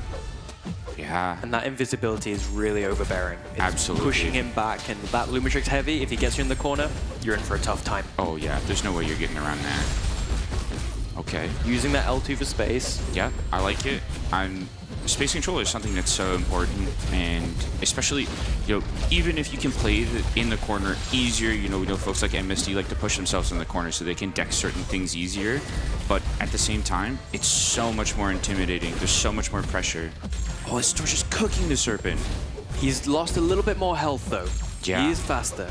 And he's got this death immunity phase coming up. So you're seeing him holding onto the Striker, and Torch has energy, regen reversal, so he can control this final phase, but you don't want Serpent getting to L3 without that Striker. He goes for it, he's holding off, and he's slow combos, and he's making sure L3 to block takes him down regardless. Excellent play. Wow. You see Tilapia crack a grin on that one too. It masterfully executed. Not something easy to do. I'm sure these guys have got more than enough practice on it, but I certainly would be doing a little bit worse in the same situation. Every Celestial player knows save that Relic for Serpent in the final phase. Absolutely. Okay. And it looks like, yeah, Tilapia should have this one pretty locked. I think he's got more Just HP. Yeah. All right. Really, really well fought by Liam regardless. Yeah. Lumitrix without a counter is no easy feat. No, not at all. And Torch is actually going to be so much slower with the class disadvantage as well. So that's not an easy fight. And especially, yeah, like you're saying, normally dealing with the miss with Torch is not a big deal, but so much harder to do it in an aggressive matchup like that. And evening out, 1-1. Man, I love it. It's been such a close set. And the other thing I love about this too is it's a rematch from yesterday. This is one of the only matches we've seen so far that these players had the chance to play each other against already. You talked about how Liam actually changed a lot of his deck based off of that match with Tilapia. I mean, it seems that way. There were a few defenders, even though he won 2-1, he was getting scores between 44 and 47k, which is good, but you want to be pushing them higher to guarantee yourself that round win. Absolutely. So he's maybe intentionally, maybe not intentionally, but kind of gone off that previous match and just gone, how do I get better? Yeah. Wow, immediately picking up the Black Panther here. I mean, he works so well. Nick Fury, there it is. Do we see him fish for the Deadpool? The Onslaught and Death of Thanos, you probably don't want to reroll that. Those are two pretty safe bets. Yeah, pretty good characters, pretty good characters. Ooh, the Tigra. Okay. So Tiger and Mixmaster is tough. Yeah. Any player who's picking that is a good Tiger player. They back themselves. Yeah, absolutely. Okay. Captain Britain. So we haven't really seen a lot of Amcha in this, but DLL was outlining it before. She's so fantastic for Mixmaster. But we get the reroll. And we see that Cassandra. Very powerful character. Can get away with a little bit on both sides. Annoying defender. Got just about enough of utility that can kind of force your way through some of these matches. And the Torch again. Such a versatile attacker. Another Black Panther and the Fanta. Black Panther turning into a bit of a defining character between these two. Yeah. And you know what? I love it. We saw a little bit of him earlier in the tournament, but you love when you see the kind of like in-round meta evolution where he did so well in that and absolutely just crushed that Captain Britain. What else can you do with this character? Carolina, Another super solid one. So what do you think about the Shocker in the deck here? I feel like he's obviously very solid, especially in Battlegrounds, but we haven't really seen much of him. I mean, for me, a real defining relationship between the classes of both of their decks is Tech and Mutant. Yeah. Liam only has 3 Tech, Tilapia has 5, but both have a very strong Mutant defense. Shocker is obviously incredible for almost all of these characters that we're going to see on defense. He does struggle a little with Mixmaster, but once you get to the L2 with the heavy, lights out. Yeah, and as we've seen from these guys as well, they have such a mastery of being able to deal with Mixmaster. They're so locked in on being able to keep on top of those reverse controls as well that, you know, as long as you can keep that up, you can get away with a lot of things that other players maybe can't. Oh, the Black Panther and a Rhino. So this will be tough. Yeah. You have to watch for that breach, but Black Panther's parrying anyway. Yeah. So as long as you manage your spacing and keep up with Mixmaster and keep up with the Unstoppable, there's a lot to watch, but we could see fireworks from this L2. Yeah, absolutely. And not being nearly as reliant on things like bleed as before, because that's the thing that I'd always be concerned about this. I guess the one thing you got to be really careful about, though, is he still is doing physical damage, right? And if Rhino gets too many of those physical resists, oh, that's rough. So this is tough. Kindred has locked in his degens. He's got that degen on him, and those passives are going to stay and stick around. That's Tiger's brutal. losing health quick. Oh, jeez. Oh, opening up. Yeah. And this is what I was talking about. Tiger versus Mixmaster is really tough. It's really difficult to line everything up. And down there, Black Panther goes for a massive L2 against. Not enough to close it out. Rhino with so much HP, so many resistances, and that's going to be the problem with Black Panther is it's going to take so long to get back to that meaningful damage now. Well, he's got his Matrix back now. He's building up a little. He goes for that heavy into L1 and closes out the fight. Wow. Expertly done. Really well done. Oh, and Tilapia just missing out on being able to clutch that out. Honestly, Tilapia came back big time in that Kindred match with so many of those degens hitting early, pretty much taking the whole fight at around 20%. Just made it so much closer. Well, Kindred in this meta, with both of these nodes together, is just made so difficult. It's tougher to punish on both counts, whether you've done a medium previously or whether you're rooted. Yep, absolutely. And we know sometimes just that one extra thing you got to keep in mind. You'll forget whatever the last one was, and with Mixmaster and I reveal my trap card, that's going to mean you're probably going to whiff and get punished. Ooh, the torch trap? Either the torch trap or potentially a throw round. Yeah, valid. I'm not seeing anyone particularly good for Havoc here. This might be the opposite. This might be a Havoc trap. Yep. And knowing that Torch isn't one of his options for any of the defenders on the other side, it's a safe one to throw. No, I like it. And so who are you saving for next round now? And 2 really powerful defenders in Deathless Thanos and Onslaught. Well, clearly Nick went down on the other side, so you feel like you don't need that Cassandra anymore, so it feels like a safe one to drop. Absolutely, that makes total sense. So, yeah, that Nick's absolutely just going to cook the torch too. Nick is going to cook that torch, and Cassandra is going to start stacking those Neuros, and similar to have Onslaught versus Havoc, I think we're going to see this health pool. Cassandra's going to cook herself. Yeah. Then Nick Fury on offense. There's a lot of players that still love it. It's not something you see as often anymore, but he still does so much damage. He can get through these fights so quickly. Even a first life Nick is pretty good. Absolutely. I mean, that Life 4 bleed just does so much. Yeah. All right. Great drafting by Tilapia on that one to get himself in a good spot. But Liam just fast-forwarding to that draft phase so he can figure out what he wants to do. Yeah, honestly, a good play. Give yourself the extra time to think about how you're going to set up the next round. All right, we see it even again. And obviously a big one. Yeah. This sets up the contestants to maybe go for the win. Yep. This is big. All right, so what are you thinking here? That Deathless Thanos is looking pretty menacing. Yeah. Yeah. We see that go down. Not an obvious counter here. Yep. Cassie, Black Panther. Okay. Now, I don't know. Onslaught is pretty good for Black Panther. Yeah. A few things to watch out for, but he does it well. Yeah, absolutely. And I kind of feel like there wasn't a lot of great defenders for Tilapia in that as well. Like, you know, Fanta can really slow things down, but Carolina is still just going to tear him apart. How is this Cassie going to do?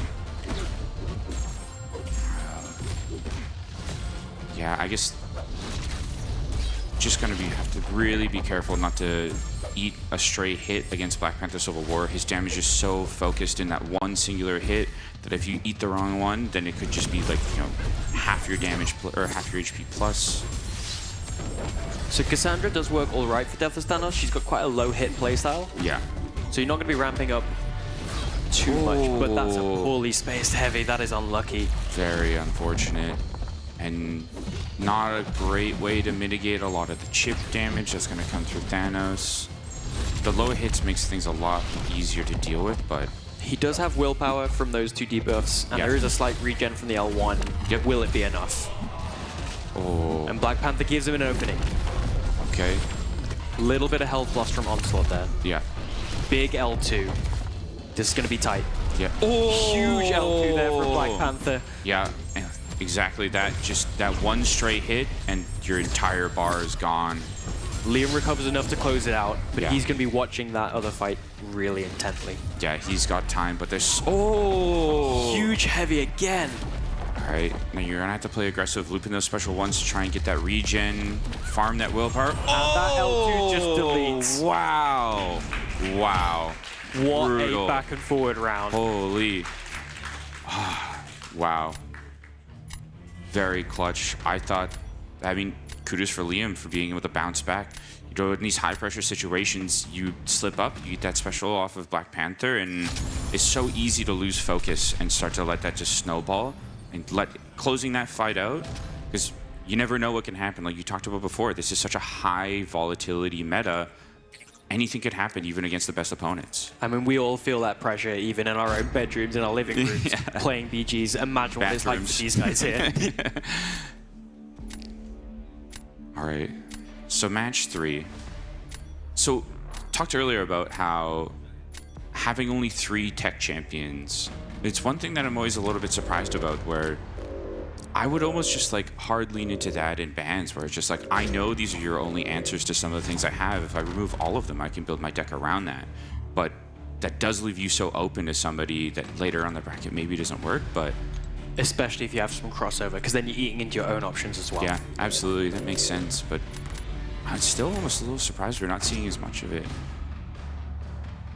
All right. I think because maybe we're seeing a lot of mutant defenders, but there's the Deathless Thanos, the Mephistos, those types of champions that are creeping in as well, and you can't just, maybe you don't just lean into that one class. That makes sense. She's the Red Guardian. Andy talked about it before. Such a powerful character. We see the Deadpool band, Crossbones band. Those are, and Kate, all very powerful characters. Not as many options to deal with Rhino now.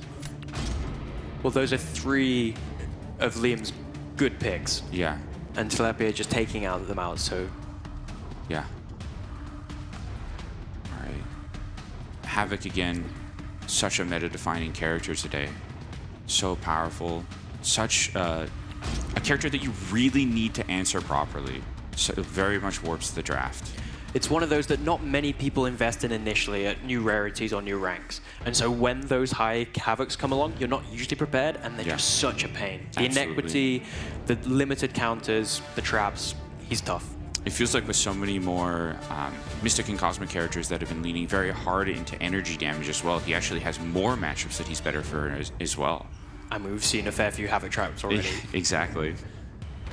So, what have we got? Liam's got really, I guess the Black Panther and the Havoc for defenders. Goes for the reroll. At Yelena, I haven't really seen much of her this tournament yet either. Oh, another reroll. Wow. The top of the Cosmic comes out. Okay. Sentinel, another one we haven't really seen this tournament. Well, so many players are drafting that Carolina, and she just rips through him. Absolutely. All right. Last pick here for Liam. Last reroll. So Cull is a great nuke, but he goes for it. All right. That evade counter, that big damage. Yeah. It's not a bad shout. I don't know whose idea it was to make him better in Battlegrounds, but maybe we shouldn't have done that one. I'm quite enjoying watching him. I'm glad we did. He's one of my favorites. I'm glad about it too. Havoc on both sides. Okay. And the Cull. I like it. Cull on both sides as well. Full mirror matchup. Okay. I love these mirror matchups. It is full ego check. It's full you versus me. Absolutely. Oh. Okay. Identical start. The parry heavy in time. And then a Oh. combo. So we're not going to see either of these guys escape healthy. No. That route buff is energy damage. Yeah. And Havoc does not like that. No. Well, he actually likes it quite a bit. I mean, I guess in theory, if you try to just play around the heavy baiting and the aggressive specials, maybe you get his prowess low, or his charges low enough. Interestingly, it doesn't look like that either players are going for that route. They're banking on their base physical damage. Oh, Liam's full yellow bar. Oh, there is a detonate. chunk. Yeah. And both players are going to be healing. Goes for the special 3. Liam's closed it out. Whoa. Very So good Liam, work pretty on healthy. Liam. Very well fought. Yeah. And that's going to be a boon for the confidence, too. The mirror matchup is such a tempo thing. And Liam up 1-0 in this defining match. Yeah, absolutely. Victory is nearly in sight. Very, very good work. It's intimidating to do it, and I love that they go and they kind of call each other's bluff on it. Like, okay, let's see you can do this. And yeah, kudos to Liam on that one. And good shout as well on not using the route to try and avoid taking the extra detonates that you don't want to. Let him essentially finish on yellow bar there. Both players accepting they're going to be a little slower, but they want to be healthier. Those health points matter so much. And especially in the mirror matchup, right? You know exactly the tools that your opponent has. Black Panther coming out as a defender. And Serpent. Yeah, immediate Kushala. Iceman. Interesting. So Kushala, obviously incredible for Serpent. Little tougher on Mixmaster. We're going to see hopefully some pretty good combo manipulation to keep yourself in the fight. Yeah. And she needs to be so aggressive with the tempo regulate. Great light intercept there. Wow. Yeah, keeping up all 3 spells here, the parry, the heavy, the intercept, is really tough on Mixmaster. Exactly. But he's doing a great job so far. Oh, is he just pushing him to the red bar? Okay, wow. It might be one where he just didn't mind. Yeah. Surprisingly, Iceman faster, but there comes that soul barb.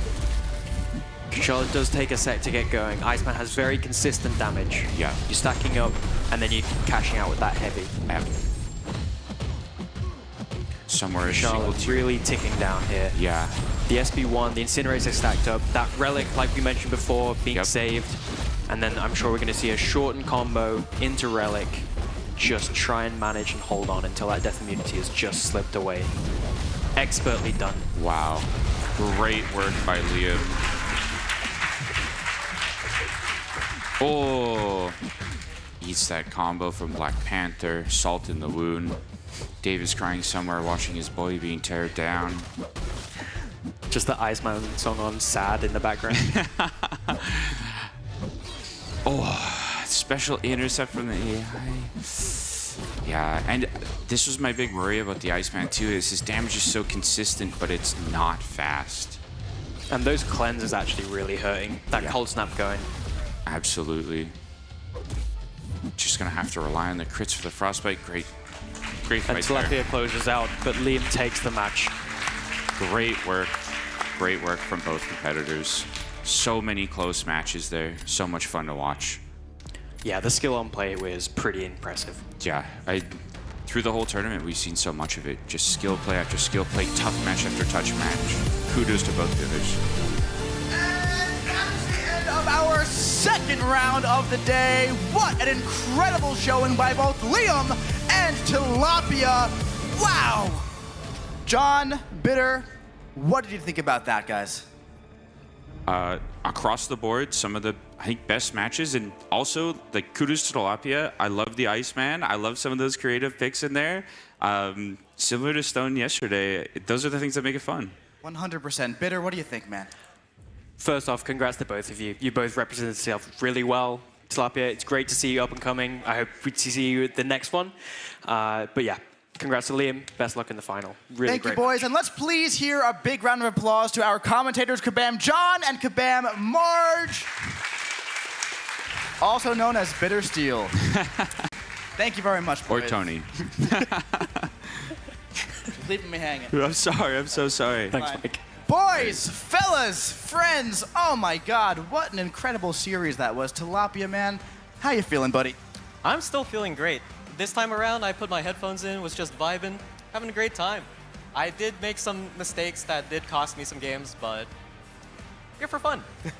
You are here for fun, and dude, we had a lot of fun watching both of you play today. You put on a fantastic showing yesterday and today. We keep talking about that matchup against Tuma with Captain Britain, where you really show that there are just some things that you can do, and when you have those special skill sets, you're at a significant advantage, and I think you really showed that. How do you feel being able to like kind of show that off to the world? I'm very excited. I got a lot of opportunities to use some of my favorite champs, such as Cassandra, and I'm just glad to put them out there. Dude, thank you again for being here, man. You are absolutely incredible. Like Bitter was saying, we hope we see you in the future, and I'm sure we will. Thank you so much for coming down. Liam, my man, seems like we didn't have a repeat of yesterday where you didn't start locked in. It looked like you locked in before you got to the arena, and you came out swinging today. How are you feeling? You know, I tried a different approach today, just not playing any BG's matches at all, so that I wasn't even thinking about it, and I think that was definitely a better strategy. But nothing but respect for this guy, Tilapia. I mean, he started like a year ago. He was like Paragon, so he's one of those up-and-coming players you got to watch out for. I fully expect next Brawl, he's going to come back and win the thing, so big ups. That is incredible. You've been playing competitively for about 1 year. That is so impressive, my man. Once again, thank you so much. So impressive. Liam, you're going on to a rematch with Andy. It almost feels like fate. It almost feels like the MCOC gods were watching, saying, planting this storyline where you came from out of nowhere to smash that buy from Andy, and now Andy has a chance to smack you back with revenge.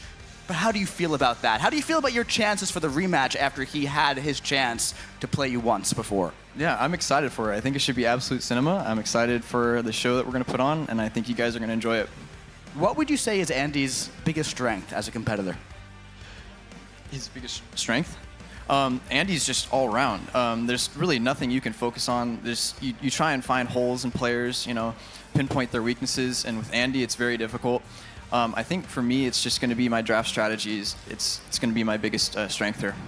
Fantastic, man. No, I'm not going to ask you for what those strategies are. We will be seeing them very soon. We will be taking a break before that. We're not going to make this guy go right into his finals match. Don't worry about that. But Liam, dude, incredible showing, man. We can't wait to see you again in the finals. Any last words? Shout out the system, Misery, and shout out to my boys I've known the longest on MCOC, Omega and Joe Bussy. Yeah. All right.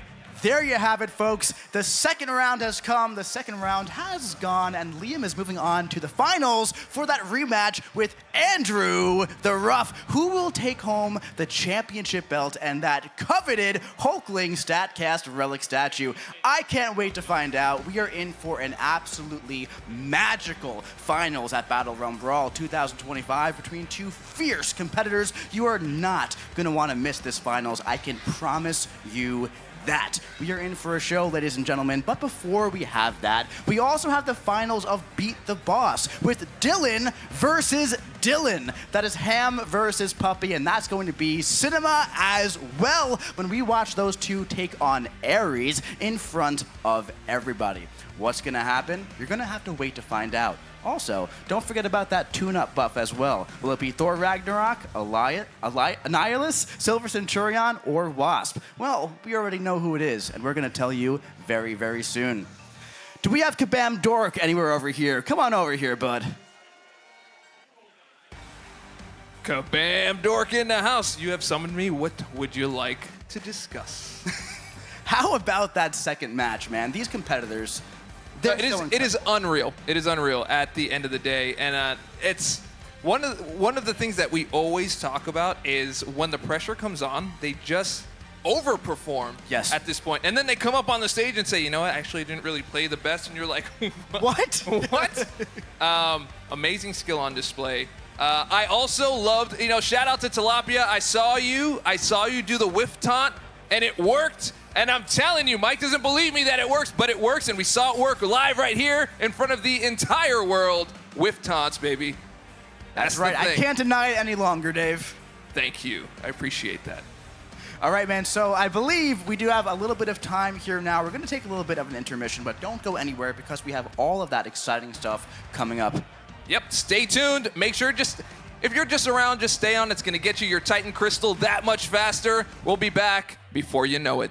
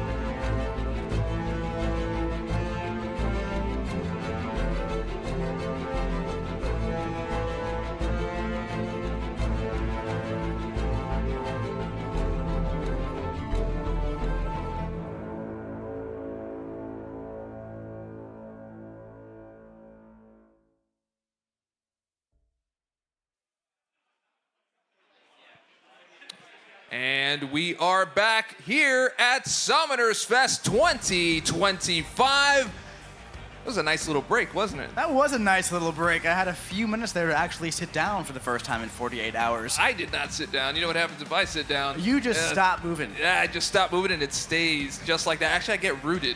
Ah, nice. Nice. That was good. Yeah. So, Dave, I don't know if you know this, man, but we've had a little bit of a champion tune-up vote happening over the past few hours, and that's between Thor Ragnarok, Silver Centurion, Annihilus, and Wasp. Well, the players have been voting on that, and now it is time to reveal the winner of the champion tune-up. Coming very, very soon. I see you smiling. Are we not ready to show it? No, we do, but I just want to ask people who they think it is, all right? So why don't we just go through the list one more time? Wasp, do you think Wasp is the winner of the champion vote? No, okay. How about Annihilus? Oh, there's one. He does think that is. What about Silver Centurion? Wow. It's a lot of. It's like a groan, yeah. Yeah. And what about Thor Ragnarok? Oh yeah, people are alive. All right. What about everybody that can hear us in the entire building? Do you think it is Thor Ragnarok? All right. Let's see it. Your winner of the champion tune-up from Summoners Fest 2025 is Thor Ragnarok. And now, as a reminder, when is this going to happen? It's going to happen next year in 2026, early 2026, maybe like a few months in. It depends. We'll have to see. It's only November right now, but how is this going to happen? How are we going to get the 7-star? Well, how are you going to get the 7-star? Well, I'm going to get this. Actually, I don't know because I'm going to be busy. I'm going to be busy. When all of you guys are, because during the Twitch drops, we're going to add another little tier to that where after the revive, after the potion, after the energy refill, you're going to get a champion token, name still to be determined. But if you get a few of those, quantity still to be determined, you can trade that in for a free 7-star tuned up Thor Ragnarok, and the 6-star will of course be tuned up at the same time, and the 5-star, and the 4-star, and the 3-star, and the 2-star. So wait. So I don't have to do a quest? Absolutely not. I don't have to come to a fest? Absolutely not. I could just sit back, watch something, and rest? Absolutely you can. And is it going to be absolutely free? Yes, it is! Now, I wasn't sure how our audience feels about it, but do you guys like free things? Speaking of free things, one thing we haven't talked about today are those Stellar Forge champions that I've seen a lot of excitement about. A little recap of that for those who don't know, who weren't here yesterday, weren't checking out the stream yesterday at home. Very similar to the Deathless Chase that we did 2 years ago. We're doing it the same, but we're doing it better. And those 2 promises that we made are they will never cost money for the pieces, and it will never be in ranked rewards, so they will always be in unlimited quantity, so not just a set amount of people getting them, right? And this is, of course, for first appearance. Will they be available for units later on, like Deathless? Very possible. But if you play the game, if you engage in the game all over, you will acquire all the Stellar Forge champions. Up first is Stellar Forged Star-Lord. Starting on Tuesday, you're going to be getting a piece in your in-game mail, and you'll be able to get that champion actually in January or February. Very, very soon this is happening, and if you play throughout the year, you'll get the 2nd Stellar Forge champion, and the 3rd Stellar Forge champion, and the 4th Stellar Forge champion, and you're going to use those 4 Stellar Forge champions to acquire the 5th Stellar Forge champion, which is a cosmic version of 7-star Stellar Forged Dr. Doom, which is so unbelievably exciting. Can you imagine questing with Deathless Thanos and Stellar Forge Dr. Doom? That's right. Hey, just a reminder. I need to remind everybody about that first rule because I got trolled on stage, right? I'm the one that does the trolling. That was so funny. But someone trolled me, and I'm like, hey, you know what? We agreed. No, we agreed. We agreed on this, dude. We agreed that when I said the word money, you were supposed to say something like, don't need it. It's not in this thing. We don't need this thing. And you know what he said? Kabam Crash, you know what he said to me? I said, okay, tell me the first thing that comes to your mind. Money. Dr. Doom. What? Dude, the whole point of this entire thing was the opposite. Yeah. Look, the econ man got jokes, man. You know? And so, yeah, he got me real good, and I said, okay, we're going to try again. How about cash? Don't need it for Doom. Yeah, don't need it. Stellar Yeah, Forge. yeah. All right, are you excited for the Stellar Forge champions? Can I get a woo or a boo? All right, Stellar Forge Star-Lord. It's very exciting, and he's a skill champion. Skill, Star-Lord, and a little bit of a more of a refresher of like what exactly that is. It's kind of like an alternate version of them, right? So in Deathless, we had like very, very close kits. These are going to be completely new kits, and it's going to be like, hey, what could this champion's kit have been in a different timeline, right? So Star-Lord is a tech champion. You got his gun, he does the shock, he does the power drain. This is a skill version. At the end of the day, Star-Lord's a dude, right? He's just a guy. So he's a dude. He's just a guy. He's just a guy. He's just a guy with a mask, in yes. this one, he's going to be a guy. He's a skill champion. He's probably going to be using his fist a bit more, maybe. We'll have to see. We'll have to see what those abilities will look like. But anyway, he looks incredible in game. I can't wait for this to happen.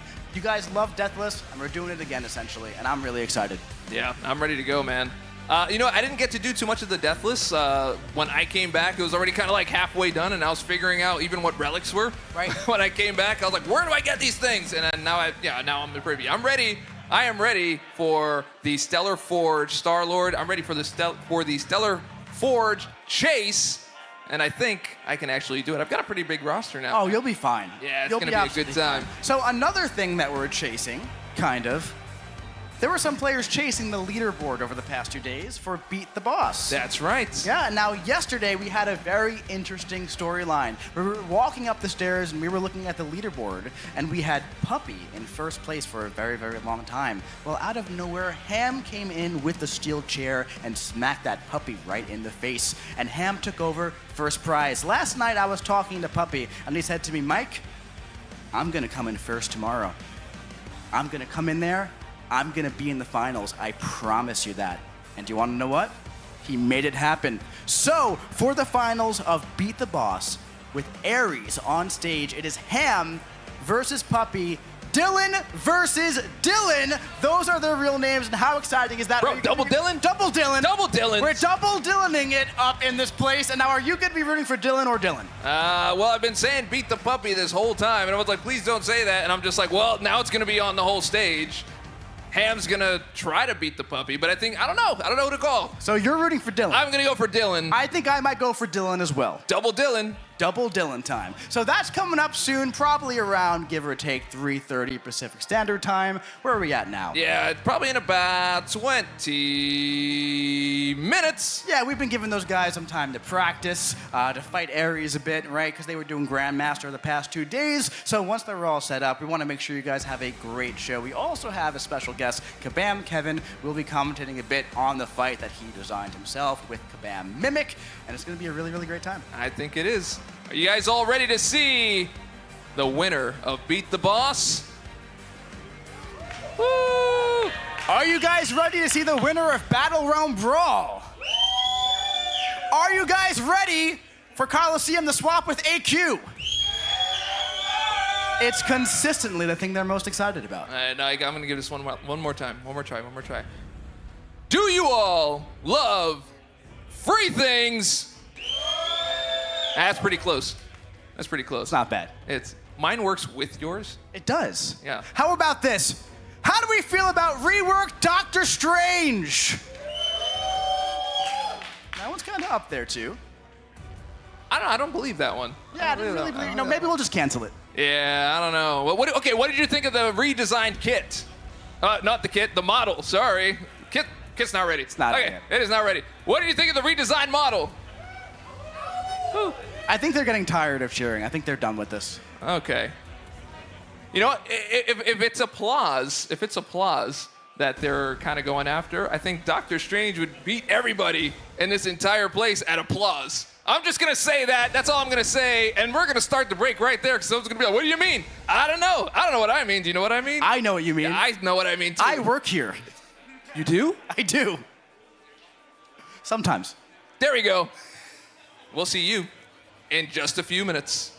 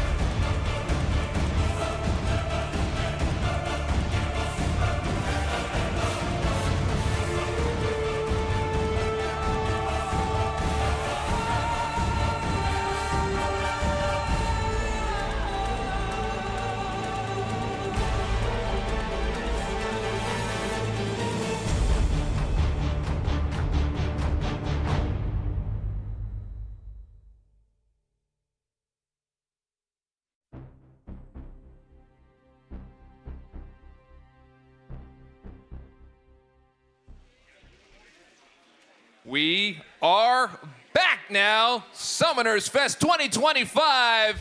And guess what we're about to do? We're about to witness two, not one, but two Dylans battling it out for the Beat the Boss finale champion title. That's right, Dave. It's double Dylan time. We got Ham and Puppy coming up, and what a story it has been between these two players. Puppy was atop the leaderboard all day yesterday until Ham came and sniped it. Puppy told me he was going to get first today, and oh boy, he did. So now we get to see who comes out on top, Dylan or Dylan, and they're going to be battling against Ares in Marvel Contest of Champion to be your Beat the Boss champion.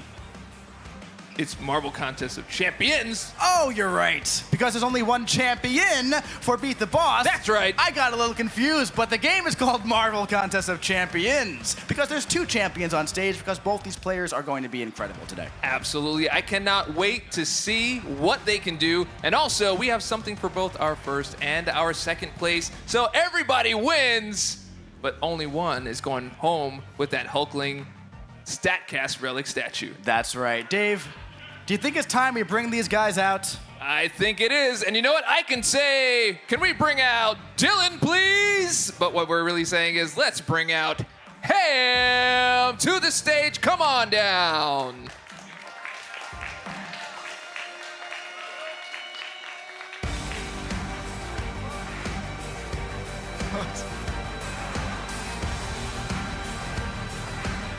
Ham, you had a great run yesterday, man. How are you feeling?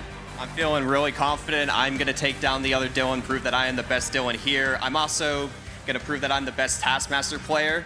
That is one thing that I really want to do while I'm up here. Yeah, by the way, spoilers, I'm going to be using Taskmaster. And the last thing I'm going to say, me and him sound nothing alike. I just had to say that. Everyone says it, but it's just not true. We sound nothing alike. All right, Dylan, Ham, incredible dude. My next question was going to be, who are you using today? But it looks like you already gave a little bit of a spoiler. That's all right, dude. We'll be seeing from you in just a little bit. So thank you, Dylan, for that. Let's bring out Dylan.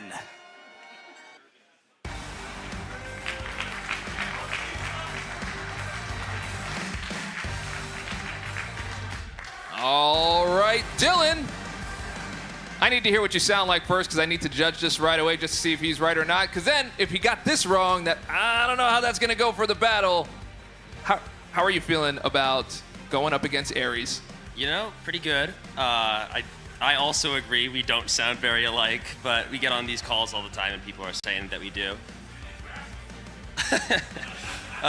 And, you know, I'm feeling pretty good.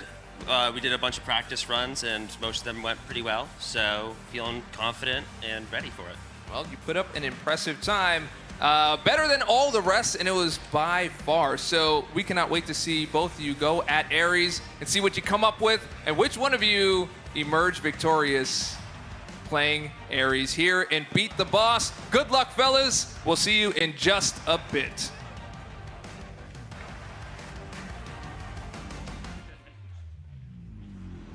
All right, Dave. I don't know about you, man, but I'm really excited to see which Dylan comes out victorious today.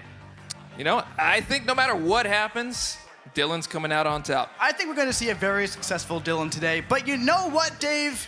We've had some fantastic commentators in the house, both yesterday and today for BATTLEREALM Brawl. Beat the Boss is just as exciting, and we have some other very special guests here. Let's bring them out. We have Kabam Kevin, one of the designers of Ares. Thank you for joining me, my friend. And we also have your reigning Beat the Boss champion all the way from 2019. God, it's been a while. Kabam MSD. How's it going, my friend? Well, man, how are you? Fantastic. Let's get you set up.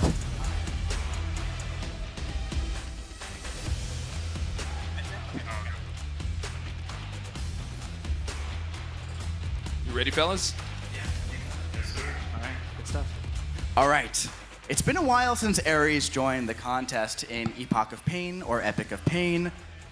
What are we going to see today with Ares, guys? So Ares is one of the most difficult story bosses, or Everest bosses we've ever seen. But the thing about Ares is he's very consistent. If you learn the special dexes and you remember the timing of everything and the specific sequence of the moves, it's just about being consistent with getting them down. And once you get to that final phase, when things really start to speed up, it's just being calm and present in the moment. Absolutely. Yep. What do you think about that, man? Yeah, mostly it's going to be how much they can recognize right away, which special is coming out. Obviously, there's the whole eye secret, check the eyes, one right. flash or two flash, and then just, you know, being consistent on it, really. Yeah, without a doubt. So I can't wait to see what these two guys do. The way this is going to work is pretty simple. One of them is going to go, they're going to beat Ares, they're going to solo Ares, no pressure whatsoever, Dylan, or the other Dylan, whoever goes first. And then the other Dylan is going to have a chance to beat that score. I expect both of these gentlemen to solo this fight. They have been practicing. They are fantastic players. It's ultimately going to come down to whoever does it the fastest. That's right. It's going to be very exciting. Boys, take it away. Gentlemen, let's have a good show. All right. Thank you, Mike. All right. Looking forward to this. Yeah, I mean, we know one player is using Taskmaster. That's I'm right. kind of curious who we're going to see come out otherwise. In a safer attempt, you might pick somebody like Sentinel, who has a lot of safeguards for you, basically. But in this case, we're looking at a bit of speed, but also a bit of strategic approach, I guess. Yeah, there's a bit of an approach with like specific light attack animations because you can get the counter from Ares' medium attack with certain light attack reaches. So using a character like Taskmaster who has that reach is going to give you a very easy opportunity to get an opening, at least until you get to that 30% threshold. Yep. And then I think a lot of it's also going to come down to, in terms of like shaving seconds off, how lucky you get when in the later phases he gives the prompts for different things. If it lines up well for you, you're going to save a couple seconds on that. Yeah, absolutely. If you get really lucky and he goes for a lot of special twos, then you're going to be able to speed down the fight a lot more to that final phase. Yep. All right, we are now ready to start. Since Ham won the first day, he gets to go second. So, Puppy, Dylan, you're up first, my man. Let's see what you got. All right, so we're choosing Gwenpool here. Gwenpool's a good option. The light attack reach, like I mentioned earlier, for the medium sidestep is really going to help with the openings early on. So let's see how he goes. Yeah. Starting off with a great intercept. Just trying to get Ares to cooperate. There you go. You saw right at the beginning there the little light attack counter from the medium attack. Gwenpool's got the perfect reach for that. So just about speeding through phase one and getting to the 2 bars of power only special activation. And dealing with the slow speed well. I know once you really learn the fight, sometimes the slow speed is almost detrimental sometimes. Yeah, absolutely. Once you're really in the thick of it, like starting in the initial phases, you can kind of get thrown off because of how slow it is. You're so used to the phase 3, phase 4 speed. A little bit of a light whiff there, but he recovered with the medium. Very nice. Yep, no punish from Ares just yet on that. Still in the special one here. Nice and easy. Excellent job. Great sidestep. We're getting close to that phase 2. And there we go. All right, there we are. Seeing our first special 2 of the matchup. Go for the medium up. Perfect. Getting the opening. Very nice. Special 3, very good strategy. Skipping the mini game, really good for time. Just excellent. speed through as much as you can.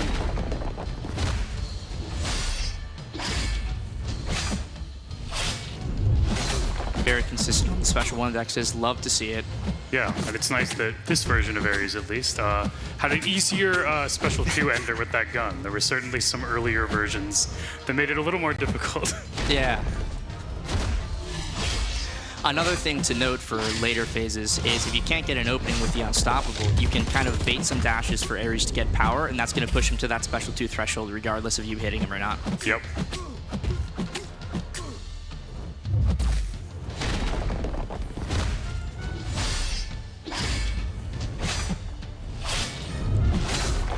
It's been a very nice and easy phase so far. Yeah, great stuff so far. A little bit of a slip up, but recover with the block. Nice recovery there. Luckily, I mean, Ares doesn't hit that hard, so you can take a couple of mistakes. He's not as punishing if you don't have any sort of healing or regeneration, so it's okay to slip up a couple of times as long as you get your head back in the game. Okay, another combo. We're still doing fine, though. The health is going to equal out eventually. Yeah.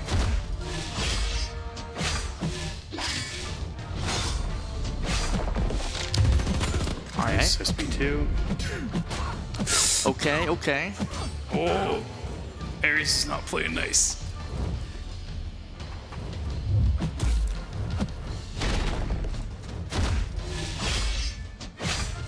Oh. Oh, and that's going to do it. Rough. Sometimes Great the time, showing. yeah. Sometimes the timing can just be a little bit off on those situations. Yeah, absolutely. Let's have a look at the time here. We are at 2 minutes, 42 seconds. 63. Is at 63% health. 63% health. All right, so let's go ahead and take a mental note of that. 2 minutes, 42 seconds. Ares is at 63%. You got it? Yeah, I got it. Yeah, You got it? All right, good. All right, we are going to go to the next challenge with Dylan. Let's see if he can ham it up and get it done. All right, so we're going with Taskmaster this time, once again for the light interceptor. Exactly. Getting that light attack counter from the medium dash, super critical for the easy openings in the initial parts of this fight.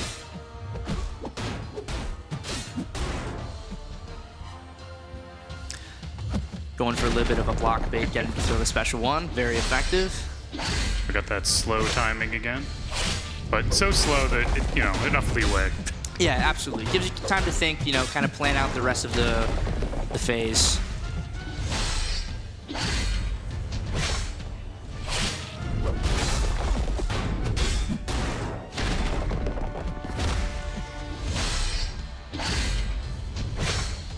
Very consistent special 1s actually so far. Great stuff.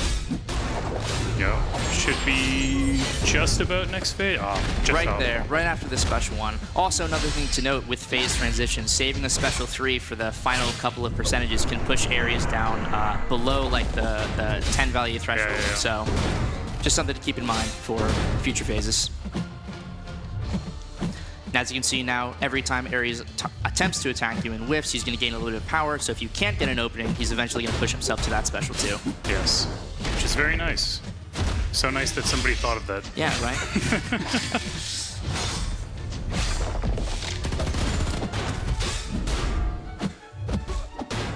Nice intercept there, pushing Ares back to the special 2. And we've got another one.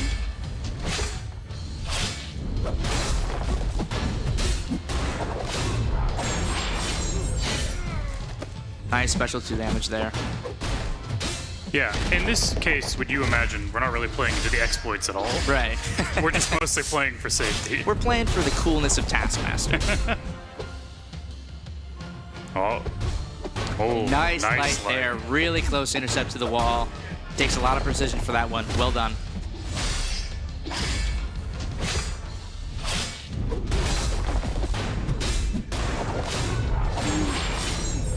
Big payout. Even without the crits, you're looking at 40 to 50K on every white number of that special 2. Yeah. Realistically, it's just one more.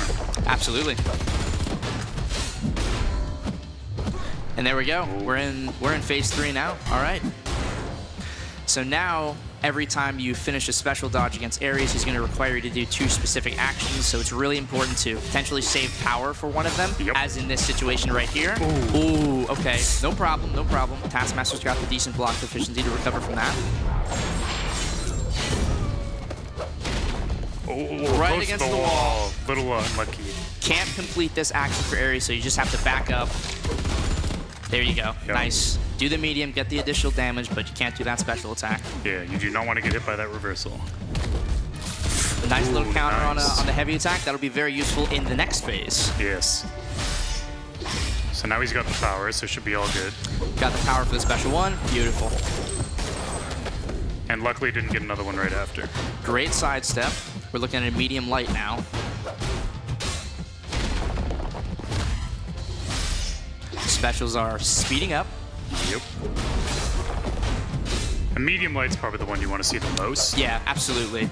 Medium heavy is also another good one, but it can kind of mess up the spacing in certain situations.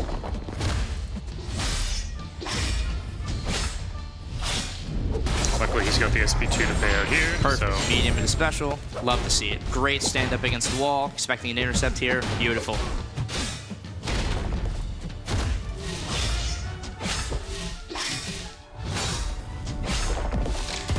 Medium light. Well done.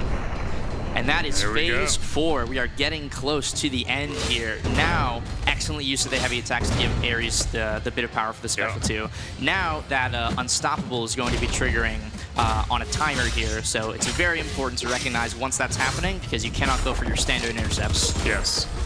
As much as you might not have seen in most people's attempts, you can deal with the haste passive. Yes, you can. If you counter Ares as heavy, as we just saw earlier from Puppy, you can reset the timer. Yeah, and now we're going real fast on the specials. As you saw right there, excellent use of the heavy counter. Yes, a call out many players may have never seen. Yeah, absolutely.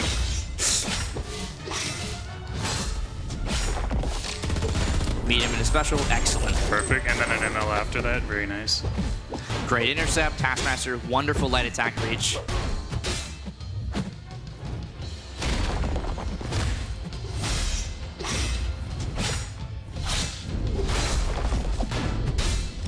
Love to see it. Great intercept, pushing him back to the special too. That haste timer is just about to expire, so he's gonna have to deal with that going forward unless he's going for the side steps. Might just be able to... No, probably won't be able to push with the next special. We're getting close, but we're not quite there. Probably the special too, but it might be a little risky with the power push, so I'd bait this special if I were him. Yeah. Nice. All right, here we are, final phase. Things are really speeding up. One hit and it is over, so let's see what he's got. All you gotta do is just perfectly time every single special and do a bunch of intercepts. Nice. All right, great stuff. Oh, man. Wow, caught him with the light, but what a fantastic attempt. Really great good run. What a run. What an incredible show that we just had by Dylan, and fantastic job commentating by Kabam MSD and Kabam Kevin. Thank you, gentlemen, so much for that. Wonderful job by Ham, by Dylan, and fantastic job as well by Puppy, by the other Dylan. Boys, how are we feeling after that? You know, my great friend Misery, well, he once told me chicken. So last night, I had a piece of chicken, just one piece of chicken, and because of that, I was able to beat the boss and beat the other Dylan, be the best Dylan here. That's all I have to say. Just a piece of chicken. Sometimes that's all you need, man. Yep. All right, and Dylan, alternate Dylan, puppy version. Puppy Dylan. How are you feeling, man? I mean, a little frustrated with myself. I was having a couple issues with decks just not coming out when I thought it would, but so it goes. So such is what happens, and played better and ended up winning, so no fault in the competition. Puppy, I thought you did fantastic. We were talking earlier, you said that you were going to bring Cyclops out. What changed? When we were around 12:40, Ham and I started talking because it was kind of getting to the point where we were basically, nobody was beating the time that I had on Grandmaster. And so we were talking, hey, why don't we just use champs we like? You know, I looked up some videos last night. There was like Cyclops and Hitmonkey solos, and those were really fast with the full health Ares. This is slightly watered down in terms of health pool. I wanted to have fun. Dude, I love to hear that. Now listen, man, you did such a great job. We're not going to let you leave empty-handed. You did not win the 7-star Hulkling StatCast Relic trophy, but you did win a 7-star Hulkling StatCast Relic in-game, along with a Titan Crystal as well. We would not send you home empty-handed. Congratulations, man. Thank you so much for coming down, man. Wait. There is still one more thing. You do get one extra spin on the wheel, and there's still some really wheelie nice things on there, so you want to go ahead and spin that. Sorry, had to do it. That's All right. Off you go. Other Good luck on the wheel. We'll go righty. Did amazing. Of course. Great job, man. Thanks. Ham, Dylan, fantastic job, man. That was a wonderful showing. You kind of showed the world there what Taskmaster could do. Tell me about that.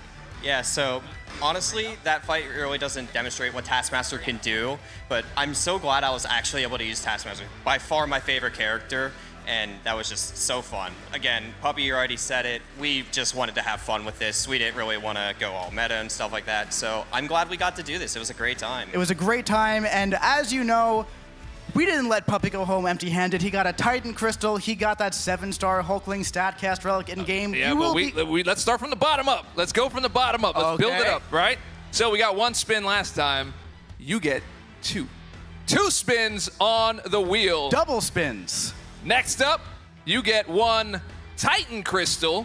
That's nice. On top of that, you get 1 Nexus Titan Crystal. You get also that 7-star StatCast Hulkling, and you know what? That's going to be an SRA, so yeah, that'll be a selector for you that you can then pick which attribute you want from that 7-star StatCast Relic Hulkling. And for the final piece, we thought it would only be appropriate that the previous winner presents you with the StatCast Relic. That is heavy. That is statue. Yeah, it's very heavy. That's not a one-handed thing. Congratulations to Dylan, a.k.a. Ham! Great job, buddy. Thank you. All right, both of these Dylans, make sure you come see me later on. Make sure that you get all of your prizes. I will make sure we make good on those promises and see you soon. How about that, dude? That was an absolutely incredible showing, Dave. Ares is probably, without a doubt, the hardest boss fight in the entire game, and they both did a fantastic job there. That Taskmaster gameplay was great. That's right, man. I was, you know what? I would probably be more on like the 50-second run, right? But he wouldn't be dead, right? You would be. I would be dead. That's right. At the end of the day. But that might change pretty soon. I don't know. You might see me playing a little more these days because I'm kind of getting the itch. Yeah? I'm getting the itch. Hey, for those of you that maybe don't play the same as you used to, do you have the itch right now? Do you have the itch to go in, play some new bosses, play some new content, get yourself ready for Coliseum to beat out all those multiple health bars? Can I get a yay, a nay, a woo, or a boo? What do we got? I'll take it. That's a healthy mix of yay and woo. That's right. It was a confusing question. That's Dave. right. That's all good, man. So we've got the finals on the way. Yes, we do, Dave. Listen, we've been building up to this for a very, very long time now.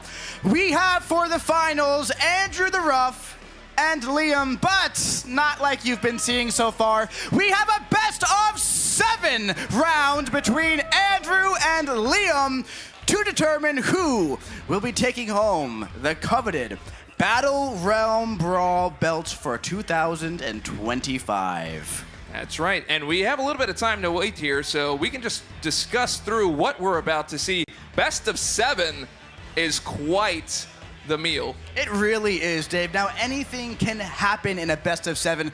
We have 2 unbelievable players here. You know, we've been talking about the storyline for 2 days now. Andy came in as a #1 seed. Liam came in and said, I am one of the most consistent players here. And he proved it. That's right. Got to that bye round and stole the bye that Andy had guaranteed as long as he won that match. Now, they're meeting again in the finals. What's gonna happen the second time? They had best of 3, it went to round 3. Now we're having a best of 7. A best of 7, dude. That not only requires consistency, that requires endurance. You gotta be able to play, you gotta be able to stay focused, and you gotta be able to do it for a long time. You're absolutely right, man. Now, it's time that we bring our contestants in. Why don't we take a little look at Liam? My name's Liam, Liam MCOC, and I have been playing for 10 years now, Mid-State California and Central Coast. My sister started playing first, and she introduced it to me. The gameplay on Marvel Contest of Champions cannot be found anywhere else in mobile gaming. You can get so much out of just, you know, playing on a mobile game is amazing. So just kind of casually playing the game and just, you know, playing whatever champ was easiest to get through EQ or whatever. And then when Cassie Lane came out, I was like, wow, this new play style, this champ, this is crazy. My biggest strength is not messing up when it's a big situation. I also don't place as high as some people like Andrew the Rough when they push. So I would just say model of consistency is my strength. You know, it's a lot of pressure being here in person, playing in front of a bunch of people, and I just want people to get to know me better as a player as well. And so, yeah, very excited for this. I played D1 baseball in my undergrad program at Cornell, and then I went into my master's program and currently finished studying data science, and now I'm pursuing a career as a data analyst. If anyone you know, notices me or sees me Summerfest, please say hi. I want to meet everybody, and I'm really excited just to make this the best experience possible. My best friend from back home, his name's Alec. He's actually my music buddy. He's been teaching me guitar, and we have done a few performances together. Mostly I'm on the keyboard and he's on guitar. So definitely big shout out to him.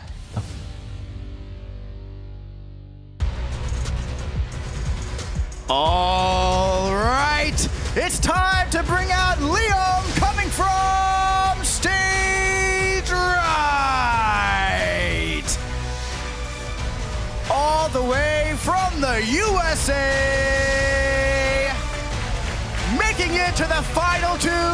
Let's hear some noise for Liam.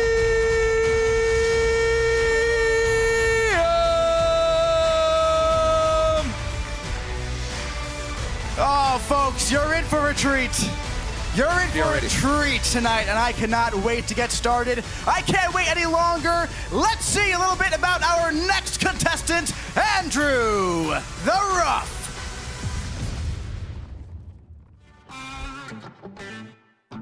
My name is Andrew, also known as Andrew the Rough. I am from California, and I've been playing the game since 2020, so that's about a little over 5 years now. Back when COVID first started, I had nothing to do. I was working from home all day, and it was very, very slow. So I was looking for a Marvel game because I love Marvel, and I found MCOC, and I played it, I grinded it, and like in the first year, I was like at the end game. So yeah, it's been great. I'm very into Nuki champions, and I just love seeing the big yellow numbers.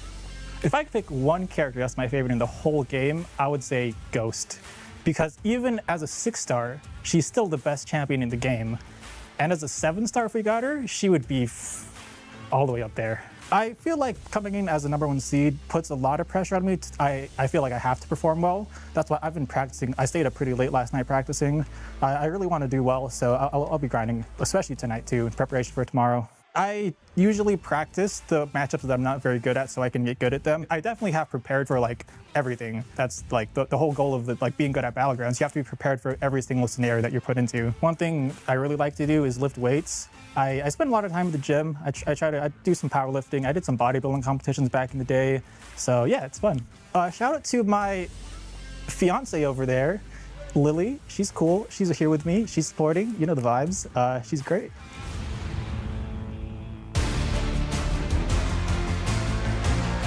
All right, that was our other finalist, Andrew And now it's time to bring him out from stage left.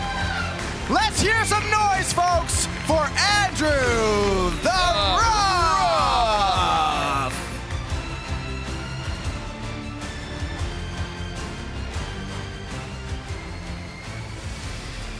Gentlemen, it has been a long 2 seasons of Battlegrounds. Right. It has been a longer 2 days of Summoners Fest. We've made it all the way to the end. This is it, folks. How are we feeling, Andy and Liam? Feeling great. Yeah, I'm feeling great, man. It was definitely a long 2 days, but we're here. We made it. You know, man, we've been talking to a lot of people here at Summoners Fest for the past 2 days, and a lot of the stuff we hear is who you're rooting for. Who you're rooting for in the Final Four, right? And of course, we're hearing mixes of all the names, but when Andy and Liam come up, we hear, you know, they're 2 of the nicest guys in the entire community, and oh my God, have we seen that the past 2 days. The camaraderie that we've seen between these 7 semi-finalists here at BattleRealm Brawl 2025 has been magical. Absolutely, man. Like I said before, there are no winners and losers in that regard. Whether you win or lose, they're just like, dude, I was just happy to have a chance to play with someone at this skill level. Or I'm just so excited to play against someone who just makes me feel good being in the same room as them. Or, you know, just at the end of the day, you have that bond again with MCOC. It's not even a joke. It just builds. It builds positivity at the end of the day. And these 2 are fantastic competitors, and they're about to show the world what it means to be the best and maybe even best friends. I don't know. Maybe that all works out just from playing MCOC for a while, but hey, I'm ready to see it. All right, folks. Do we have anything else we want to say before we start? Just very happy to be here. 3 months ago, I didn't think this would have been possible, and just love meeting everyone here. And a couple more shout-outs that I forgot last time. Mace, Zafar, and Ooze. Hey. Shout out to Ooze, but I mean, big shout out to Liam, bro. He qualified with the smallest roster I've seen in C4, like in the qualifying seasons. So, bro, like, I mean, it means he's an amazing player. Like, it's insane. Like, he retired from the game for a few months, if you guys didn't know that. So yeah, I mean, he's back now. I'm glad he's back. He's one of my best friends in the game, and I'm just glad to be in the finals with him. He's buttering me up so he can cook me. Oh man, this is great. All right, folks, I mean, come on. How can you not root for both of these guys? Let's hear it. Give me another round of applause for these 2. I will mention, do you want to know what else is free?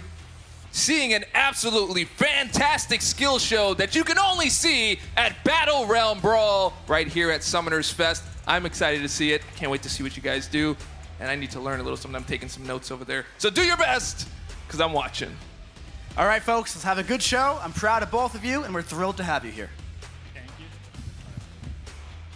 All right, so for the finals, we got to bring out some very special commentators as well. Welcome back to the stage, Kabam J-Nick, Kabam John, and Kabam Kip.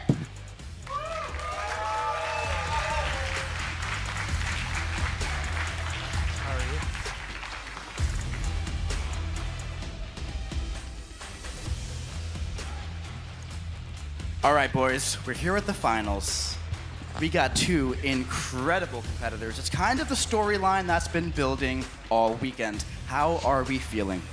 Oh, just like you said, the storylines are incredible. They almost write themselves, right? Like Andrew the Rough has a chance not only for redemption in the scope of this tournament, but also 2 years ago. He had a chance at the belt and can close out. So not only can he redeem his shot from 2 years ago, but he can redeem and get revenge from that bracket, that group stage loss. Without a doubt. And, you know, and I've been talking to these guys a lot, as you know, and this is a very long broadcast, so I keep saying this, but I talked to Liam, and I said, dude, how would you describe yourself? And he's like, consistent. I'm one of the most consistent players here. And when I talked to Andy, and I said, hey, this is your second BattleRealm Brawl. What are you taking into this one? He said, nah, dog, I'm going to lock in. I'm just going to win. It's going to be great. Just a pure competitor, huh? Pure competitors on both sides. The confidence on both sides is astounding, and this is going to be just an absolutely incredible match, and I can't wait to see it. Yeah, I mean, 2 alliance mates that used to play together all the time in GT40. good friends. Let's see how it goes. Second time of the event as well. Last time they met was in a high pressure one for the bye. Now we get in the highest pressure situation. This is for the belt. This is for the World belt. Championship title. It's This a is nice for it belt. all. This is for it all, guys, and I cannot wait to see it. It's going to be an absolutely incredible show, and I know that you three are going to do a fantastic job commentating on this.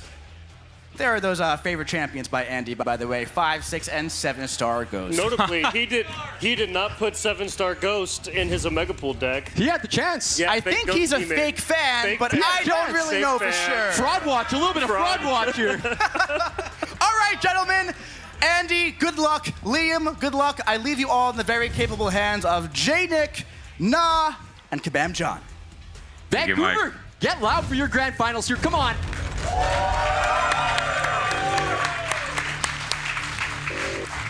I'm pumped for this match. I love that redemption for Andy, but also Liam to just show more dominance. Just the pure dominance from the group stage all the way up to the bracket until now, hey? After that first match, you could tell he just locked in. We've And got again, our bands locked in here. Yeah, he's been setting the meta, man. Fury one. Yeah.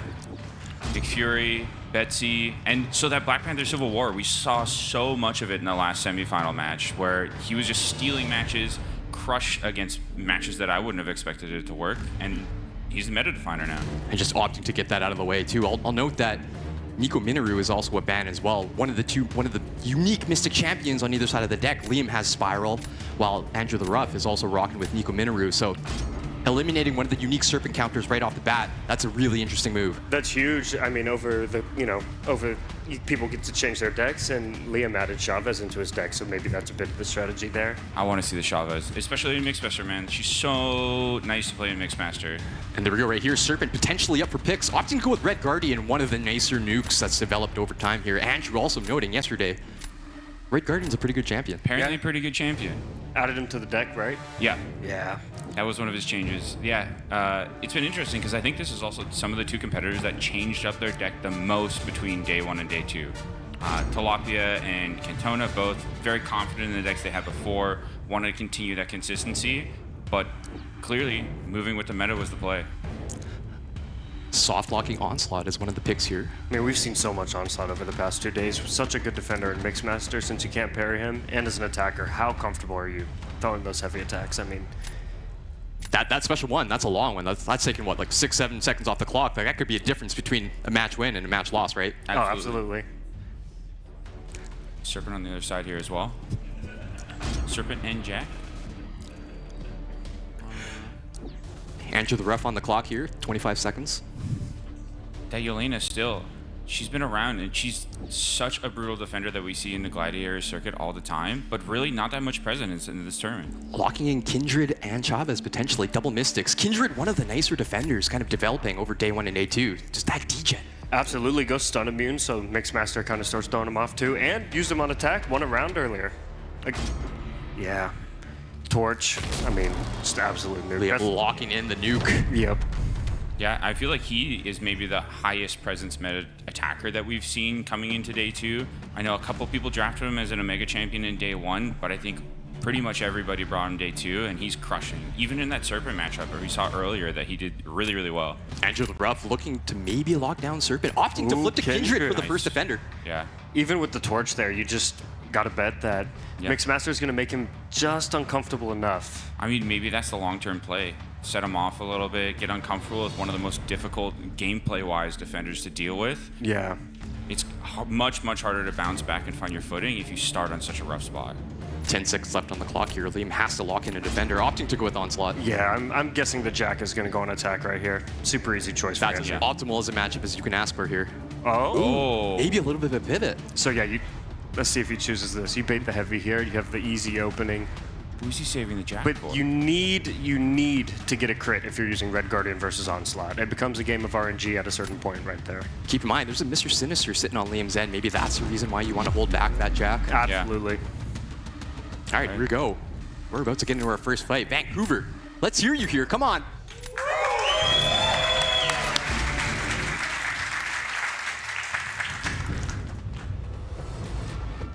Ooh, opening up with the light. And we know this Torch and Kindred match, this is going to go real fast once those Nova Flames start stacking. Yes, but he's also definitely going to lose some health. we go. The first test. First one is rooted. Ooh, evaded on the Mixmaster on the Super sharp. Couldn't get the pause off. Yeah. Oh, it's a special one that Degen's coming in. Mm-hmm. Oh, it's just a race this now. is going to be tough. That special one is when you do not want to get hit by the Degen deep locked in. my. Too many passes, melting away as hell. Just both. Wow. Still able to finish the fight though. Wow. Andrew with reverse controls just ripping through Onslaught and a massive crit. So, Red Guardian's a pretty good champion. Burnt. Wow. Andrew's decision to add Red Guardian into his deck already paying dividends in the paying finals. off. And he gets to save that Jack for the... Good champ, he says. Good champ. I like. He's getting pumped up here. Broad Watch, Ghost is out, Red Guardian is in. Yeah, I really didn't think it was possible for Andy to get any more pumped than he already is, but he's proven me wrong. We've got a Serpent locked in on defense here. All right. Andrew the rep to respond. We potentially get a Serpent mirror match here. Yeah. Oh, give me another mirror match. Ooh. Opting with the trap. Potentially the trap play. A torch on defense. Wow. So, what's your option around this now? I mean, it could be a throw round right Yeah. here. It does ask Liam to, use Kushala because she's Incinerate immune, even if it's a Mystic. Yeah. But then it sets up that Serpent Trap. Yeah, it does. Yep. Trying to find insurance for round 3. And you know what? I totally understand it. We don't care how many rounds you win or lose, or we only care about the 2 that you win. We don't care how many you lose anymore. Ooh, Chavez. Torch is gonna, build up some smolders with Mr. Sinister's special 1, so it's gonna be a matter of can he kill fast enough before the incinerators start coming into play. And we're seeing Andrew lining up America Chavez into Serpent. Really nice ability power rate control on his end.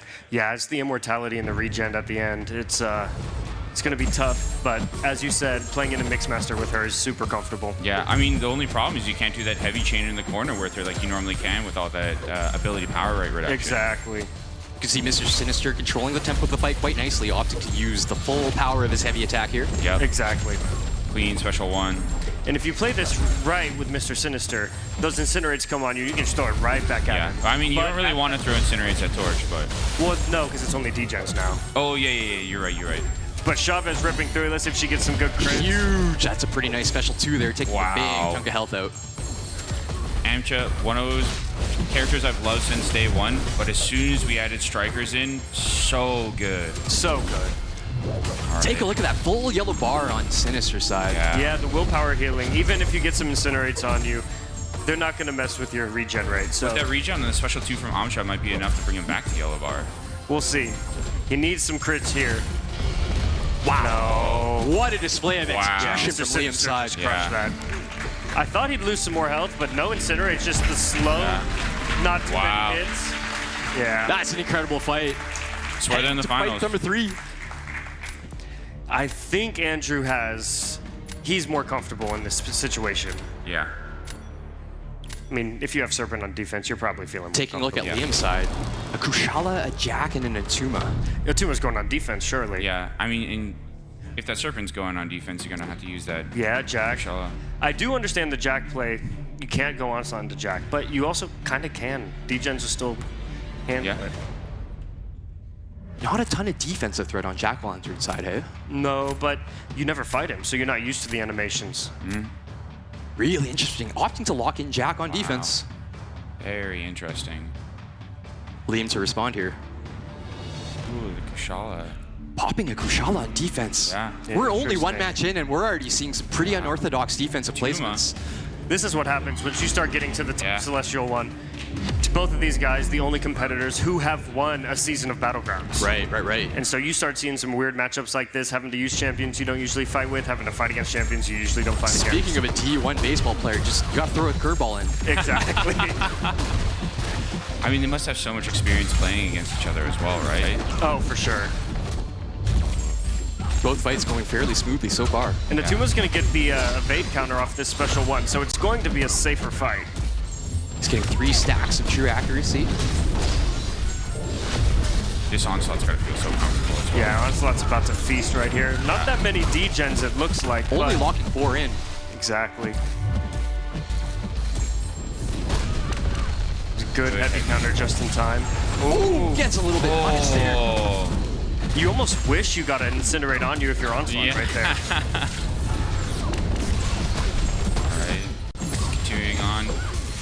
That Atuma's making good work of the Jack. One thing to keep in mind with Atuma, he does get to benefit from willpower with a little bit of a reduced regen rate, but potentially the inequity mastery playing into play here. The yellow bar can make all the difference.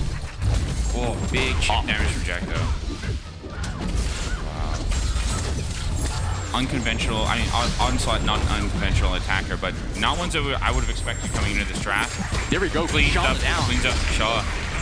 Andrew did that fight incredibly well, but it might come down to the health here. HP might be the deciding factor. Wow. Wow. Holy. Who would have thought Atuma would be winning a round on offense in the grand finals of Battle Incredible composure from Liam's and dropping the first fight, staying calm and taking the last two to take match one. Reminder for the crowd, this is a best of 7 as we are in the grand finals here. Yeah, they're in for a marathon, not a sprint. Lots more ball to play here. All right. So what are you thinking here, Nick? If you're in position here, are you changing your ban strategy? No, I can go with the same. I think both of them were in a pretty good position. Right, both forced the other player into a weird, uncomfortable, unorthodox, final fight. But, I would just keep going with it. Like I said, it's best of 7. There's no point of switching anything up if you do feel comfortable. Yeah, I mean, you got a bunch more matches if you feel like you need to change up your strategy later on as well. There's no reason you can't make sure that this is not the right one with at least, you've got 4 more losses. Or 3 more losses. Yeah. And you know what? When you're playing for this long, you can kind of feel each other out and get a grasp of each other's tendencies. Yeah. I mean, we've even seen so much change over the meta. And again, these two are the players that change their decks the most. Exactly. And so even compared to last time they fought each other, their decks have changed quite a bit. They have more Omega Pool champions, keeping the bans pretty similar. See if he chooses Serpent or Havoc here. Yeah. Havoc's been more of a menace than Serpent over the course of this tournament. Absolutely.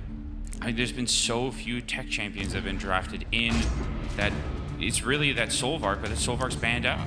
Exactly. And Liam's the one, when all the competitors were facing each other 2 days ago, is the one who discovered how good Havoc is in this meta. Yeah. Honestly, you've been doing a great job on really shifting that meta, getting people to look at different characters. Stealthy here. Stealthy and Kushala, 2 very potent attackers here. Yeah. Yeah. So safe as well. Onslaught. It's that Red Guardian again. Honestly, tough choice here. Yeah, it's a tough choice, but Scorpion's one of those champions that actually feels pretty comfortable into Havoc. Even if a burst happens, you can willpower it back up. Or Sig regen back up, but 13 seconds left on the clock here. Oh, yeah, good champion. Interesting unique spread here. Deadpool X-Force, one of the new champions added to Liam's deck from day 1 to day 2. Yeah, I wonder if he was making a bet that more people would pick up Yelena and wanted to be ahead of the curve there. Or than Nick. There's a lot of Nick Furies that were drafted in day 2 as well. Yeah, but Andrew's banning Nick Fury. Yeah, that's the thing I was a little bit surprised about here is you've got that Deadpool, and that's such a clean matchup for him. Opting to lock in Red Guardian Yelena. Yeah. Yelena's nice too, because then you force the Onslaught to become an attacker. Yeah. Got a Deathless Thanos available to draft here, one we haven't seen so far in the Grand Finals. Yeah, looking at Andy's choices so far as well, now that the Onslaught's got to pretty much ride attack to deal with Yelena. Well, it looks like he hit a reroll. Defenders. Doesn't like what he sees. Looking for something specific here. Might go for another one right here. Yeah, Yelena and the Kushala. Yep. Got double Yelenas on both sides here. So we're looking, Liam's got 2 solid defenders ready. Kushala if you need it. Do you agent more towards some of those defenders, but you take one of those really potent Nuki attackers? I think Deathless Thanos answers some of Andrew's defenders, but the rest of them don't really fit what, Liam might be looking for. I know Carolina can handle Yelena, but in Mixmaster it becomes marginally more uncomfortable than you're used to, and that's already one of Carolina's less good fights, even though it's still an incredible matchup.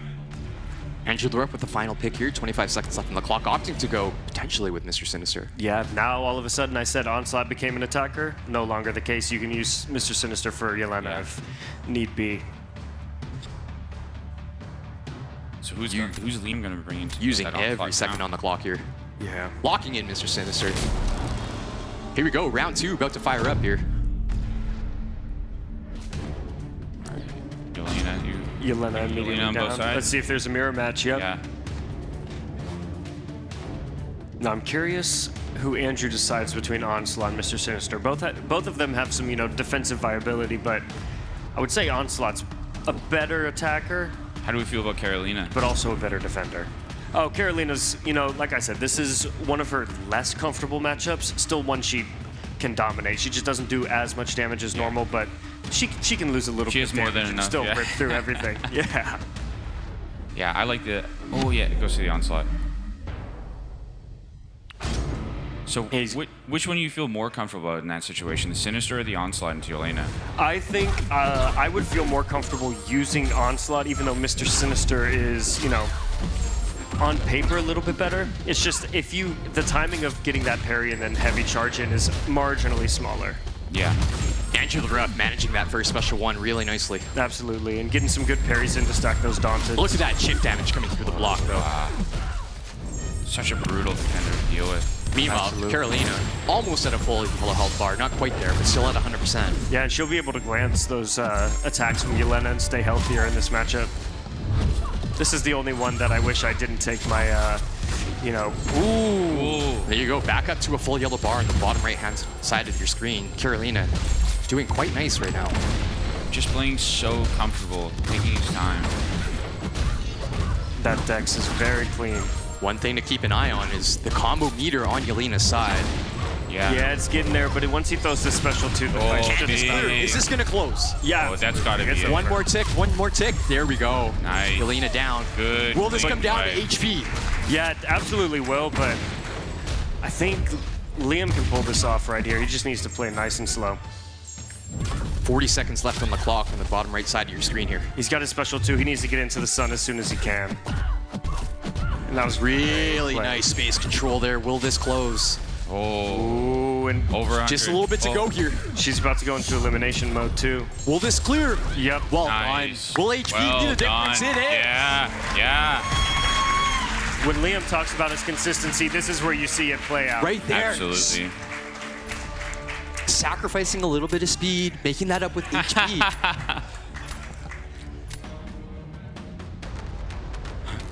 Hear from the crowd here, Onslaught not a good champion. Oh. Confirmed. Many people are saying so. He needs a buff bad. Big time. Sinister being locked in on defense. Liam to respond. Again, yeah, it's got to be the Havoc. You got the Death of Thanos as well, but you got that one match in your back pocket. You can use Red Guardian or Thanos for Mr. Sinister.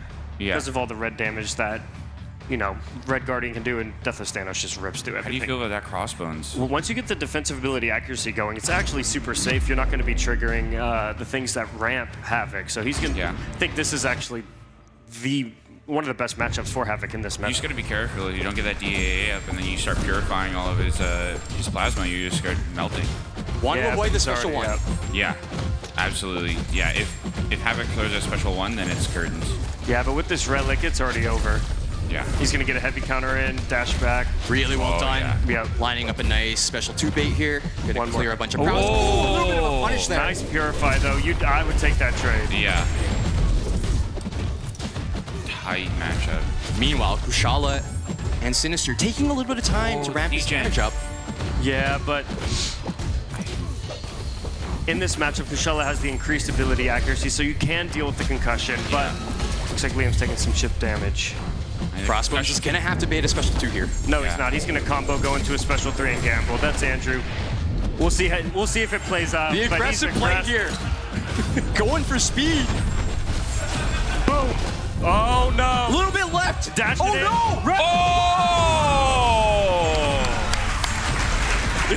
That is incredible striker play. What a play by Andrew. Welcome to the BATTLEREALM Brawl Finals here in Las Vegas, Nevada, the way he's gambling. Holy. Clean fight on Liam's end as well, but absolutely worth what it. a steal. He loses that if he does not throw the special 3. Yeah. Wow, that was so clutch. Oh my goodness. Yeah, but he has no defenders left. What do you do if you're Andrew? Like, you're coming off that amazing round 2, and you look at that, and you're like, okay, Kushala, Red Guardian, or Torch. He's not in great position. Yeah, it's just gonna have to be speed. Deathless Thanos. Thanos, yeah. No surprise there being thrown on defense. It's such an advantage to be able to win that first match too, because you can take an all right match round 2 and guarantee that round 3 is gonna be so much rougher on your opponent. Yeah, and if you're Andrew, you're just praying that Liam makes a mistake right here, because Stealthy into Human Torch, that's as optimal of a matchup as you can ask for. Well, is Stealthy's light 4 energy damage with the web? Well, I guess we'll find out. I guess we'll find out. It's non-contact. I don't know if it's energy damage. Where's DLL? Fintech? All right. So you can see Liam avoiding there. Yeah, it's hard. You have to make sure you get in the parry. Yeah, and it's so tough to get that timing in with the limber as well. But he's got Stealthy all ramped up. Once he gets into a combo, relic combo situation, he'll be good. But Torch is so much SP2 in the block. damage. Oh my god. Now keep in mind, Torch is a 7-star here, so you have to imagine there's a little bit of block pen coming through from Absolutely, and he's got some smolders going up. Oh, so this by no means is not sealed up. Oh, Kushala wow. 100% health. Yeah. Full yellow bar there. Oh no! That's so much damage. Maybe we were wrong. So Maybe now this this is a plan. is the opposite. Andrew is in a position where he can play for full health, playing for safety, playing for HP, being the decider. You know, everyone said Stealthy was a bad champ for years. You see how good he is in Battlegrounds, and now I think he might be a bad champ. He's pretty bad. There we go. Just a few ticks left. Wow. Wow. What a response. Wow. From Andrew the right side, even it up. That's why you play through the last round. Absolutely. Because if I was in that position, I probably would have quit out, threw my phone, stopped Battlegrounds for the day. Call a timeout, which is illegal. This is in the victory track, bro. Chill out. There we go. We are all tied up. Once again, best of 7, which is now effectively a best of 5. Still lots of Battlegrounds yet to be played. Absolutely. I still don't change my bands if I'm either of them. Still feeling it out I here. mean, why would you? It's even. 101. Exactly. It's anybody's game. And we've seen kind of both drafts play out completely differently right now. Yeah. Right? So, I mean, not a lot of patterns to draw from so far. I love the drafting where both of them have just pushed their opponent into an awkward position in round 3 every single match, stretching their deck to the absolute limit. Looks like same bands across the board here. Yep. Keep it consistent. And that Yelena, not as much as a factor as it could have been, especially not early in the draft. When it's early in the draft, you have so much opportunity to bring the counter you want. Got double skills and a Mystic to choose from here. Yeah, I'm feeling. We haven't seen really much Okoye. You haven't. You know, on paper, Okoye would be amazing with the Ensnare, but with the 30% ability accuracy reduction, all of a sudden the reverse controls and root can fail, and there just becomes so much unpredictability in those absolute fights. tempo destroyer. Deathless Thanos and Havoc locked in on Liam's side. Yeah, Havoc. And both of those, you know, can be a two-way. Havoc's not the best attacker in the world, but after a Tuma and Kindred have won matches today, I'm going to say he's a two-way. I mean, if you find the right matchup, he can still crush. Absolutely. And Serpent and Onslaught. It is interesting, you know, throughout this tournament, we've seen so many different defenders, but this is the most Serpent I'd say we've seen already. Yeah, absolutely. So we're looking here. So if you're looking for a Serpent counter, you're probably not feeling too good with what you see so far. Yeah, we haven't really seen much Rhino yet through this matchup yet either. No, that's why you hit him with the reroll. Oh. One more. So clearly he's looking for something. Yeah. Immediately locks in that Mystic, so you could tell he was looking for that Serpent counter. I mean, yeah, the second Serpent pops up in the opponent's hand. That changes the dynamic of the You are draft immediately. chasing a Serpent counter. Absolutely. That Crossbone's such a safe character into so many different matchups, and if that Rhino comes up, going to be so reliable to get through him. Yeah, you know, Andrew put 5-star Ghost, 6-star Ghost, 7-star Ghost as his favorite characters. I'm pretty sure Crossbones is number 4. 5, 6, or 7-star. Probably the 5-star, right? There we go. This is the first time we've seen Rhino pop up at this draft. Yeah, but with the Crossbones, I probably just ignore Rhino. Yeah. The defensive ability accuracy reduction handles that. I'll bring the Shocker. Yeah, Shocker's one of those that a rooted Shocker SP2, you're just taking that to the face. You're losing all of your health. Absolutely.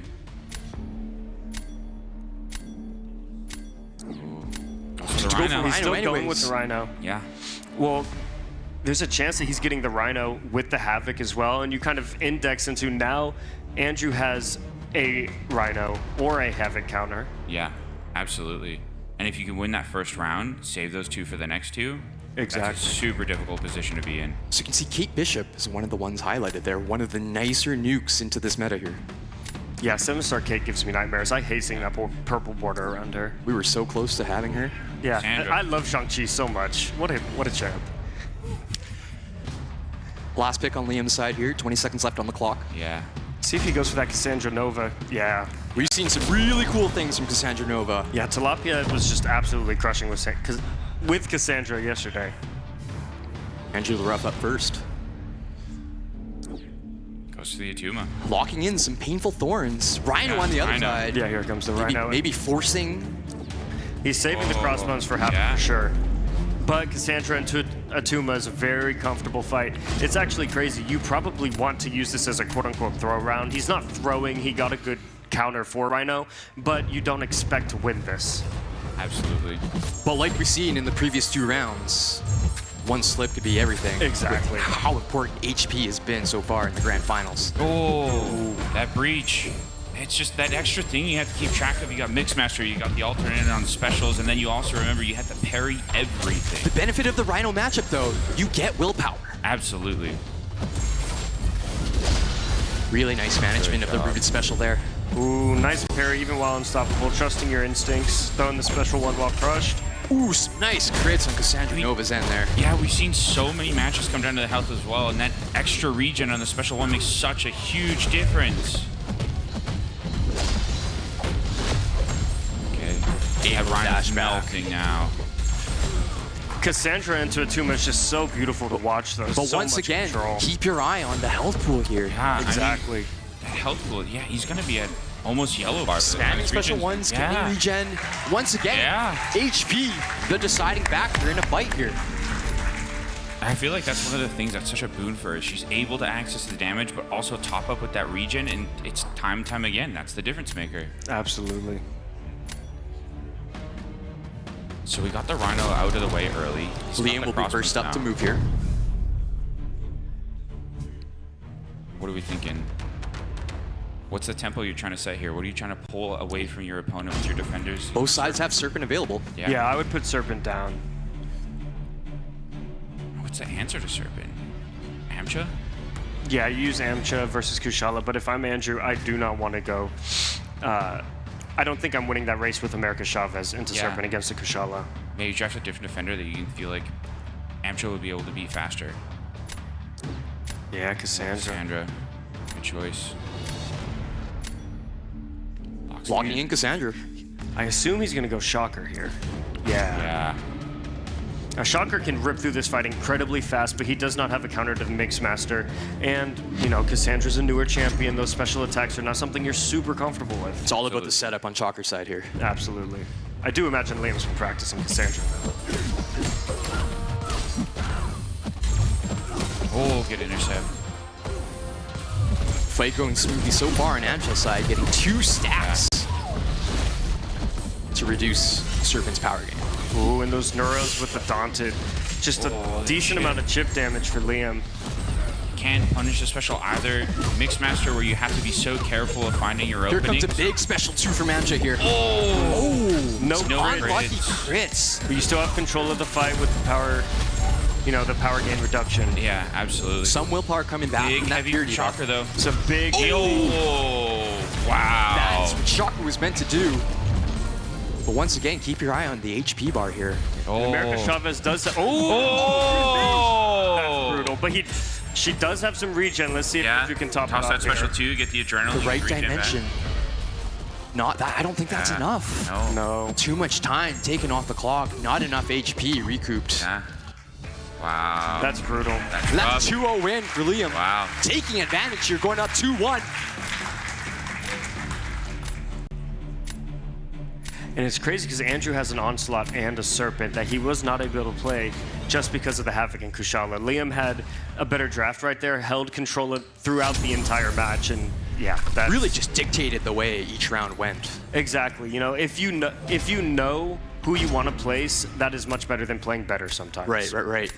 Now, put yourself in Andrew's shoes now. Are you starting to think about a pivot to ban strategy? No, not at all. You know, making sure Liam doesn't have that Black Panther is incredibly important. Nick Fury, if you don't have Nick Fury in your deck, there's absolutely no way in this meta that you want him in your opponent. So. Right, just too much of a stall threat. Absolutely. And Captain Britain, the third, is just either you need a tech champ to stop this, or you're going to lose the round. And when you're in the grand finals, you don't want it to be up to the draft. You want to be able to just be like, I'm going to play better than my opponent. And getting rid of Captain Britain is a big way to do that. Absolutely. And even shaking up the strategy might shake it up from something you might not have practiced, right? And if Exactly. you're feeling consistent and comfortable with it, that might be what's more worth it than maybe a small advantage. And he even knows the Solvar ban is on the other end too, so he can't let Captain Britain stay in there. We're seeing 2 nukes being locked in, potentially. Jack-o'-lantern on one side, on Liam's side. Serpent and Torch being locked in by Andrew. Another Serpent. And Spiral is the first time we've seen Spiral. Probably my favorite counter for Serpent, just spamming SP1s and watching his health bar This is where the deck building uniqueness is going to come into play. Here goes Okoye. Okoye, Andrew loves gambling, as we were saying earlier. Okoye is the fastest champ in this meta. I can say that pretty confidently. Liam locking in Havoc and Atuma potentially. Yep, lock that in. Yeah. Doesn't even look like Liam has any defenders that you want to use Okoye into, because you certainly don't want to use her for Havoc or Atuma. We've got a reroll. Yeah. Well, the Cassandra again. Who's he bringing in? 3 really good nukes to choose from outside there with Red Guardian, Havoc, opting to go for the defender potentially. Still, I'm looking for somebody that's going to deal super well with that Havoc. Okay. Yeah. Locks in that Atuma. Well, he has 2 more rerolls for, you know, his last pick, so maybe he's saving that Havoc counter just in case. Yeah. Thin the deck out, have a little bit more control over what you get to see. Absolutely. Double skills here. Yeah. Andrew the Rough has the advantage of being last pick here. Hulkling and Red Guardian could probably deal with Havoc, but it's not comfortable. 2 defenders potentially to choose from here, opting to use a second shuffle. Really looking for a specific champion here. Has he found it? I think he goes Archangel into Havoc here. Yeah. Archangel into Havoc, I think we've all tried that matchup before. It can go incredibly good and go incredibly poorly, but... Gotta gamble. Yeah, exactly. Liam on the clock here. 15 seconds to lock in first defender. Opting to choose Serpent. Such a strong point to start the draft up. We're going to start off with Serpent Mirror. I love the mirror matches. And keep in mind, Liam has banned Nico Minoru out of Andrew the Rough's deck for each round so far. Yeah. Andrew has Kushala, though. He was one of the early adopters of Kushala. Spiral, though. Yeah, so I was saying that I'd rather have Kushala than Chavez. I think I'd rather have Spiral than Kushala. All right. Spiral can be incredibly fast. Serpent doesn't even throw a special attack, and it feels great. Spiral also plays incredibly comfortably into Mixmaster, the way you want to mess with your combo. Absolutely, that's a super good shout. Really nice execution off Serpent's first special, getting the Rejuvenate up. Going to be sitting really pretty at a full yellow bar with Kushala's side. Yeah, and Liam's just waiting for that power gain to come back up. Ooh, he played that incredibly well. Interesting way to use the blades, but... Just look at those stack up. Oh my goodness, melting away. But he needs to get in there before the power gain. Ooh. Slow play. A little bit of a punish. Good intercept. Yeah, and he got power. Yeah. You want to hit into Serpent with Spiral when the power gain's up. Now he's going to throw these blades. Oh, So a little bit of HP left on the table here. Yeah. There might be an opportunity for Kushala to steal based on HP. That regen for when you're blocking is just such a difference maker. Right back up to a yellow bar. Yeah. I think Andrew wins it right there if Death Immunity didn't exist. He's got the striker really to run the close. timer out. Yeah, Slow gets a playing his special combo one. really nicely. He's going to end the fight at a full yellow bar. Oh! He had a window to throw the special 3 and Serpent took it. Yeah, I don't think he wins the round anyways because of just how fast Spiral was, but that's super tilting way to end that fight. Yeah. And there we go. Spiral taking fight number 1, winning the Serpent Mirror. I mean, that Spiral, that's one of the only matches we've seen of the whole day that's over 50K. Yeah. Almost every match has been like 48, 49K. it's a common misconception. A lot of people think to have a good attacker in Battlegrounds, you need to get above 50k all the time. But the average fight is usually about 48k, especially at these ranks. If you really watch their streams, as you know, both of these two creators stream a ton. Atuma being locked in on Andrew the rough side. Liam to respond with his defender. 20 seconds left on the clock. So who are you going to bring in for that Atuma? How does that change who you're going to pick as your defender? Yeah. What'd you say? Who are you going to use for that Atuma, and is it going to change who you bring as your defender? No, I think you use Onslaught for the Atuma. Yeah. So I was thinking you kind of remove him as a defender because of the Atuma there, right? Like you said earlier there, Archangel into Havoc. Yeah. This is either going to be incredibly fast or incredibly It'll be fast one way. But Liam's going for the kill right here with the perfect matchup. Onslaught into Atuma. That's as optimal as it gets. This is also where Andrew wants to be because he has round 3 if he gets good RNG and good AI right here. Yeah. Keep your eye on the top left-hand side of your screen. He's just going to be begging Havoc to throw lights. This is going to go fast. Medium. Ooh, he's got the neuros. Really That's nice enough. neuro RNG. He's got 3. Throw one more light, Havoc. He's just loving that medium. There we go. There you go. Got the poison. Havoc is starting to tick away here. Oh, the hydration's building on Atuma. He's going. It's going to have a nice special 2 bait here. Oh, those neuros are about to fall off. Yeah. Oh, okay. Sneaky start right away. A little, that poison. Really nice conversion into a neuro there at the last moment. Some pretty annoying RNG on really nice aggressive play. Getting the scan intercept. Oh, this is going to be close. Atuma starting to melt here as Onslaught. Special 2. Wow. So like you said, that was a gamble on Andrew the Rough's part. Clearly that pays off. Pushing the round to a 3rd match. Yeah. I honestly thought Andrew was in better position, but this is still pretty tough. Like, he's still got to claw his way out of here. I don't know who you place on defense, but I'm almost certain that Liam's going to use Onslaught. Because Liam's going to place Atuma, Andrew's going to have to use Cassandra, or he's going to make me look dumb and place Jack again.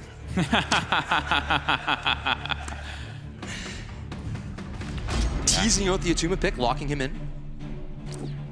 Yeah, Okoye's got extra health compared to a lot of champions with her body type, so she is a tiny bit tankier than most people think, but still, like, Crossbones into Okoye, that's a hero. Crossbones can go incredibly fast here.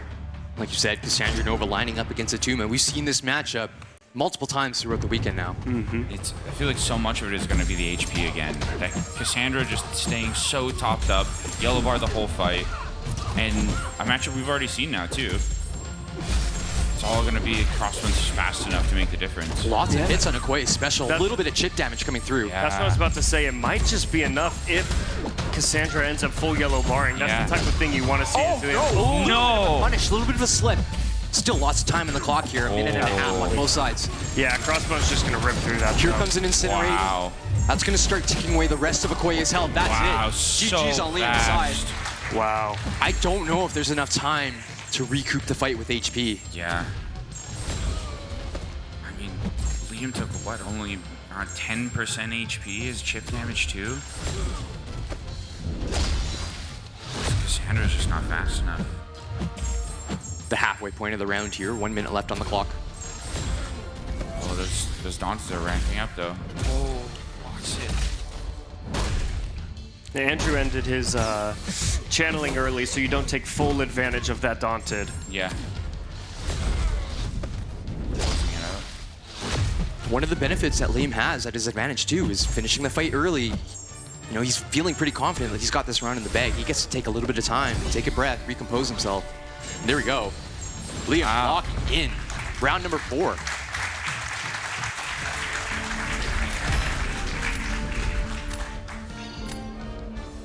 So now, match point for Liam. We've been staying with the same strategy for a little bit. You're getting pushed to the edge. Is this where you start to gamble? Do you risk it? Try and change it up? No, I think Andrew has a great strategy here. I think the drafts have been pretty brutal for him. Fair. But he's from the Bay Area, no stranger to 3-1 leads, you know.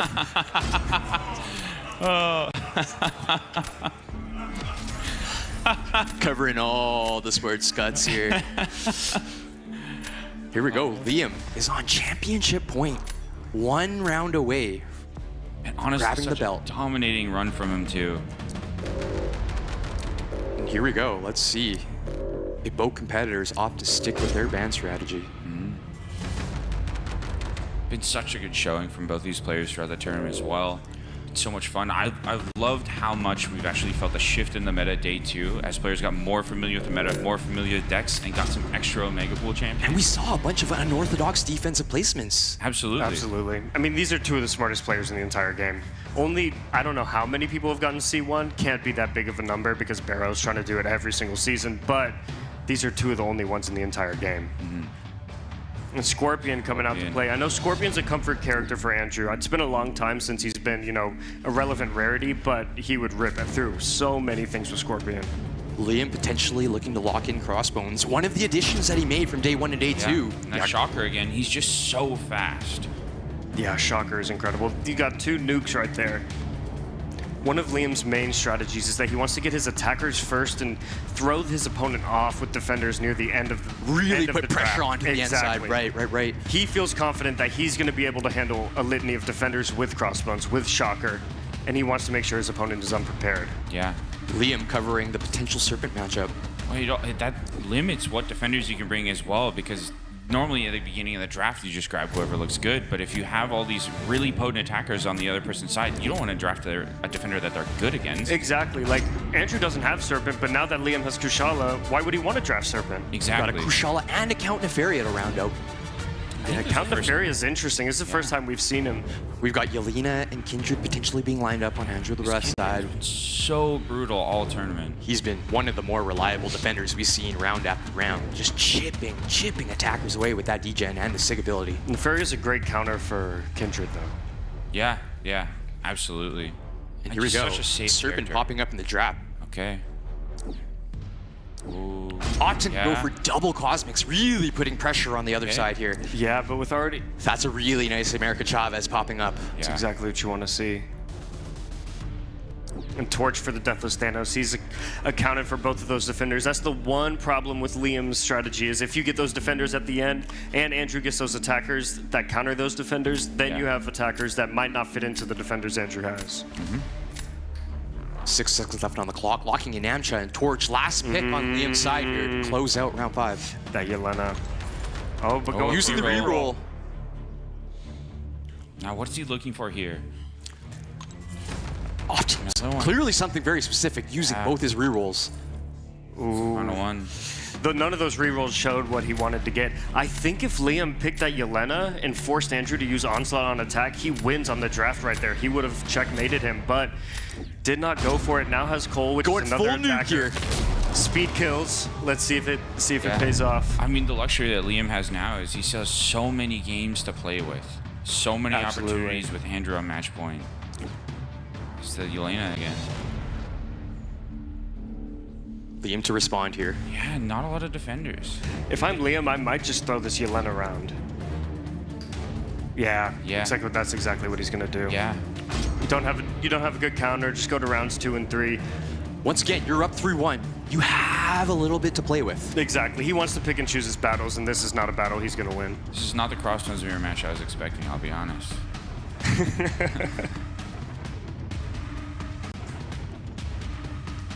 But once again, what are you thinking on Andrew's side? Because you understand that this might be a bit of a throw-on, which means that you may not want to burn an attacker or a defender that you wanted to save for a future round. I mean, I feel like he's really got to look at all the defenders that Liam's brought and see if there's any that are going to... How do we feel about Kushala here? Kushala can finish this 100% health. It's going to be a little bit slow. Now it puts pressure on Andrew, even though it's a throw round. Andrew needs to play this well, because Liam can sneak a win in here. Like we see with every previous round, HP has been one of the deciding factors. Yeah, and since it's not a hero, Crossbones versus Crossbones is a bit uncomfortable. Ramping is going to be a bit awkward. With the Relic, once he gets some Furies going, it's going to be good, but... Perfect dexterity while rooted there. Absolutely. Really well played by Liam. Now you can heavy counter this special one, and I think it might be over. Oof, big chunks off that heavy attack. Yeah. When you get that heavy punch, it's just so satisfying. It's so good. Yeah, the root actually helping there too. Absolutely, and this special 2 looks like it's going to do it here. Oh, he purifies. Takes a little bit of cheek damage at the end from that extra hit. See, I would have set my phone down and got hit in the face. I said, oh, it might be over here, purify, and But no. Getting away clean with 50K.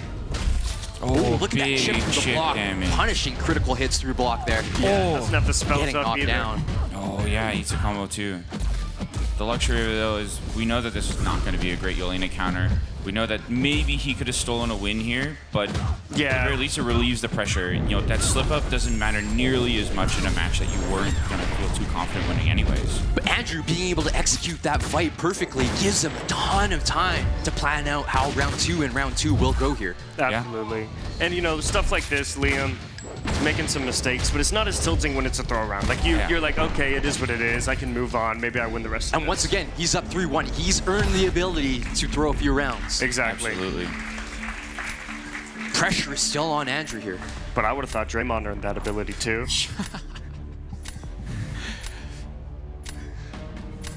So, moving in, Andy's got the advantage going into round 2.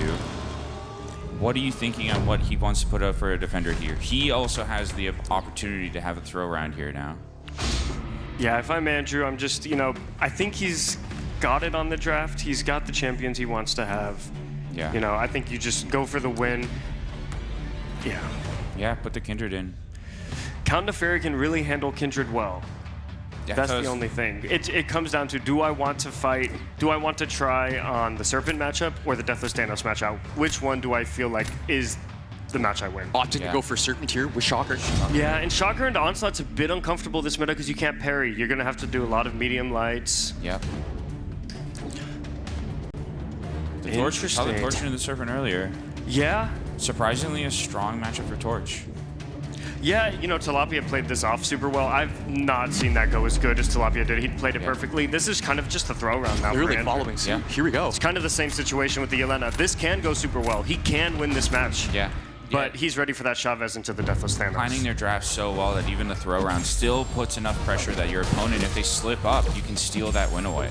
Exactly. And kind of highlighting you can't parry this Onslaught, and in Mixmaster that makes it so much more uncomfortable to find your openings. You can see the Neuroshocks starting to chip away at Shocker's health here. A little bit of chip damage. But, you know, see how he gets that magnetism debuff on him just so he can willpower it back up. Shocker just wants to get to that special 2 into the heavy. Yeah. Yeah, I think this should kill. He's kind of gambling a bit here with the speed, but... Serpent starting to melt away. Torch is doing quite well. Oh, yeah, finishes it out. I mean, that damage from Torch is so much, but it's maybe a slight health advantage for Torch. No. Not anymore. No, once that death immunity had to go through. Yeah. So it's coming down to round 3 right here. And if Liam wins this round, he wins the whole tournament. And when we He's talk the about champion. pressure here, execution is so important for this third match. But Andrew's playing good. That was an incredible takedown of Serpent with Human Torch. Like, just bravo there. Likely no surprises here with the third round here. Keynote here is do not try that Torch Serpent matchup in your GC matches. They're making it look way easier than it actually is. Yeah, absolutely. And that's one of the things I love about watching these guys too, is these matchups that you know in theory could work, but it's going to be super difficult. They'll happily take it, and they'll just be able to perform every time. Counterferia being thrown on defense. Yeah, so Liam's going to go for this Thanos into Kindred. This is a pretty good matchup, even without class advantage, but Scorpion into Nefaria. Andrew's going to finish at pretty high health, but will Nefaria reverse the regen on Scorpion? Oh, yeah. It's a great shout. I mean, he might steal it too, right? Yeah, I think it's going to go both ways. Liam, one fight away from taking the belt home. Wow. Canyon Punch gets a really nice pause on the bottom right. Scorpion doing quite nicely. Tons of poison stacked up. This is going to be a big chunk of health. Big chunk, yeah. Big sting from Scorpion as well. Yellow bar. But take a look at the speed. Kindred still at quite a healthy amount of health. Unfortunately, being punished. Thanos. That Unstoppable coming in clutch. Dex a bit of the special 1 and into a special 3. Yeah.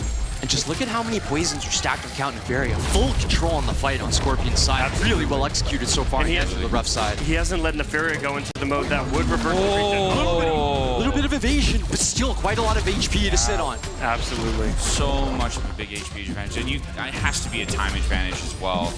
This SP2 should do it for Andrew. Yeah. Yeah. Lots of health left.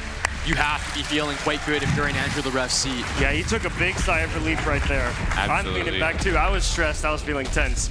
That was incredible. And Kindred, you know, what a disgusting SP3 animation. So gross. So gross. Really nice response there from Andrew the ref. Back against the wall, needing to fight away from championship point. Well, it really just shows how important that first round win is. Him having the ability to go and have that throw in round 2 just lets him have the much preferred matchup in round 3. So like you said, Nah said, I'm staying with the same ban strategy, and clearly that paid off. Yeah, the draft went in Andrew's favor right there. You know, that's kind of what it's coming down to right here. Both of these players are so smart. They know how to maneuver everything. What champs become available to them, what strategy, all the strategy before the fight actually happens is actually played out to be more important than the fights themselves. Absolutely. I mean, both of them are just executing near perfectly on every single fight, so you almost know exactly what the score payout's going to look like at the end. Even in such a complex and like intensive meta, they're still able to so regularly execute. Both players locking in the same bans. All right. Liam, to choose first here. Mr. Sinister. Sinister's a great first round champ. You can use him for a bunch of defenders. You can use him on defense. Absolutely. An Archangel and Onslaught. Double mutant. Yeah. Triple mutant so far, both sides. That's something when we were talking to Liam earlier today, he was talking about actually trying to change up his strategy a little bit and trying to find more of those really versatile 2A characters early on in the draft. Just give yourself the most amount of flexibility. Exactly, and you know, I really like the shout out of like taking those aggressive attackers early, but you could end up in a situation where you just have no way out. Those versatile 2As, you're so safe. See Kushala, Deathless Thanos potentially being lined up on Andrew the rough side. Yeah, but with the Kushala on the other side, I have to imagine that Thanos would be for attack. Yeah, and you get the Havoc as well though, and it's just, you can go for that Archangel matchup again, but does it play out the same way every time? You could still get unlucky with those bleeds, and then suddenly you still get the detonations. We're seeing Shocker being lined up. Maybe opting to go for Shocker over Jack, maybe for that 2-way potential there. Just a little bit more flexibility. Yeah, he has the potential of being so much faster in so many different matchups as well. And even though that health has come down to the wire or match has been decided by health so much, because of the way that these players are and being side by side here, when you know the opponents finished the match before you, it just adds that extra little bit of pressure on you to perform. Just look at the gauntlet of defenders that Andrew chose from, opting to go with Prowler and Kindred. Prowler, one that we haven't seen a lot. Yeah. And a reminder, Liam was really quick to ban Prowler from previous matches in the group stages. Yeah, Prowler can go incredibly fast against very specific defenders. Feels very good into Havoc, and it feels like a big part of his strategy yesterday was, I have this Havoc, y'all don't know how to use it, and your deck is locked in. Going in today, there's more Havocs. People are more comfortable fighting into that matchup. Maybe Prowler's less scary to him. Yeah, we see another Red Guardian pickup, and he can be so fast.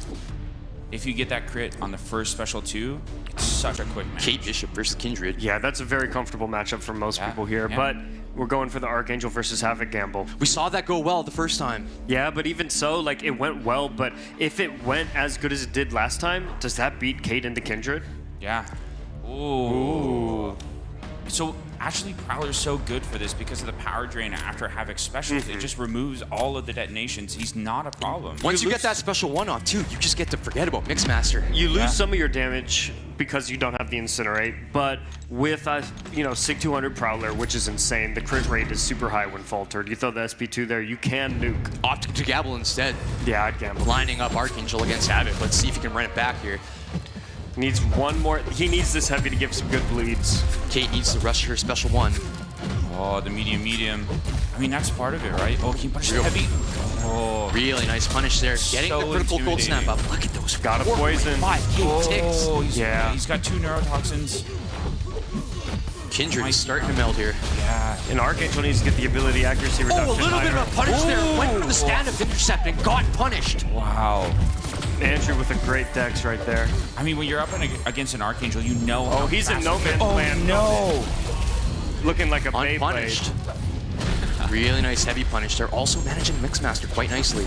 Andrew's playing it very safe here. This is a gambling matchup, but he's playing it incredibly safe. Yeah. I mean, you know that Archangel, if you get that RNG, he's just so fast. Unfortunately, Kate ending up melting. Dropping to the degens here. I mean, Kindred's just such a hard defender to execute against in such a complicated meta that I feel like it adds so much more pressure. And when you have a character like Kate, she's so powerful, but you Yeah, but it's not clean. We only have bleeds, no poisons. This could be incredibly punishing for Havoc. All of Andrew's ramp just completely fell off, and he's trying to sort this back out. Needs The to inflict a detonations are poison. happening. If Havoc There does we the go. special one, he's in bad shape. But He's gonna turtle regained up. control. He gained the reins. He's good. Ooh, a little bit of a punish, potentially nice recovery. You can see the nerfs in those special ones, throwing it into the air and praying that Havoc dashes I think he into started it. the heavy you're there sitting and then well. second guessed it through the special. Yeah, There we clean go. in, clean in. I imagine neither of them are happy with that. Little You could sketchy. see, yeah. You can feel sort of the pressure starting to rise as we get closer to championship point. Absolutely. You can feel the tension on this stage right now. Absolutely. So we saw it in the last match, winning that first round, even though it was a throwaway, really lets you start to dictate a little bit. You have to, as being one down, you need to be having your best characters out right away. You need to win the next match. You don't have the option for a throwaway. Onslaught, locked in. Sinister locked in. So Prowler versus Mr. Sinister is one of those that is incredibly safe, incredibly fast. But if Mr. Sinister decides to throw that SP1 into your block, it is super frustrating, it's super annoying, and you're taking a decent amount of damage. You are not a robot. Nope. We've seen that Shocker be so fast and so safe. Really nice heavy baiting from Liam there. That is clinical, taking maximum advantage of his openings. And Andrew's not actually going for this heavy. Yeah, there we go. I think he's going to be able to kill the SP2 right here. He just needs to make sure he saves that falter. Yeah, that's really well incredible. played. Excellent Perfect work. timing. Really nice layering. But the Line Shocker, that. Look at that. Wow. and Oh, he's it's not enough. open. That Shocker's about to end it too. Shock special 2 into a heavy. This is going to be an electric probably- ending. Whoa. And that's enough with the full yellow bar. And it doesn't kill. Oh! Wow. Vancouver, we are headed to a 7th round. Game 7. 3-1 to round 7. Get louder, come on! That's what you'd love to see. It could not be any better than this. No. Best of 7 going all the distance. Oh my goodness, the rubber match is going to be electric here. There's a reason they're both in the finals. They talk about they Absolutely. know each other so well, they play against each other so much, and both of them, again, there's so many changes that they're able to make to their decks to just push each other to the absolute limit. What an incredible display of composure from Andrew's side, being down 3-1. Yeah. Oh, yeah. Shaking it off, executing. I mean, he's been here before. He loves at the end of the Battleground season to just wait for the last 30 minutes and him and whoever else is going Go all for in, to hit see- that last going for push. C1. Yeah. They do it on stream, and so this is something that they are very comfortable doing. It's this. Impressive. And here we go. Are we going to see a curveball for round 7, or are we going to see both competitors stick to their guns? Ooh. A little bit, potentially. We'll see. I mean, it's so scary to make any changes when you're in the last round, and maybe the momentum shifted, and you feel Both like players these are something so different. consistent. A little bit of a shift, though. As Now we see the drop into Prowler. Prowler being banned. After Okay. that, I would have banned Prowler too, because Liam could have really, maybe won the Battle Round Brawl right there. Okay. But Prowler. Death of Thanos started off. You got Kushala on the other side. Do you get the Serpent? Yeah, I mean, you see the Kushala on the other side, so if you take both of them, you know that there's a little You've bit got of to space. use You need Kushala another for one of them. Goes for the Havoc. Locking know that Havoc. Solvark's available now, though. Live by the Havoc, die by the Havoc. Yeah. one of the MVPs of this weekend, for sure. And Andrews looks like he's soft locking in that Serpent. No Kushala on that side. Yeah. Onslaught again. Mm-hmm. Onslaught can just take so many. Like when you're in Game 7 right here, you're going for your comfort. You're champs. going for your trying dogs. You're trying to, you're not playing around anymore. You know who you're good with. You know what matchups you're good with, and you're trying to chase those. He's so much HP, and he slows down the match so much with, again, you can't parry, so you're not able to find those super quick openings. That Red Guardian again. What a gauntlet of champs to choose from. Yeah. Yeah, both of them are getting incredibly good drafts right here. We love to see it. Havoc again. Got a sneaky Rhino, which we haven't seen a lot of in the grand finals here. No. Yeah, looking at the attackers that Liam has so far, there's not really any options for him. We know that he has the crossbones in the deck, but we also know that he needs an answer for that Havoc as well. So opting not to go with Archangel either. Not seeing a really good matchup on the other side. No, but he got that Kushala for the Serpent. Yeah. But there's so many things that Andy can put on the deck right now that you have to bring an answer to. Oh, the Red Skull for the Havoc. You know, that's one of those matchups that you'd think it'd be slower than it is because of the energy resistance, but Red Skull, once he gets those special ones going, it can go incredibly fast. Yeah. Lots of tempo at his advantage here. Red Skull, one of the unique picks in Andrew the Ref's deck. We'll see if it pays off. Yeah, I mean, looking at Andy's draft so far, though, it's like Liam's got a lot of good options, but he doesn't have something for everything yet. Last pick of Battle Realm Brawl here for Liam. He saved those rerolls for right here. Yeah, I mean, the downside of it now, though, is you only have 3 options to go through. Instead of before, you had 5, and maybe lucky and find 2 champions. 15 seconds on the clock.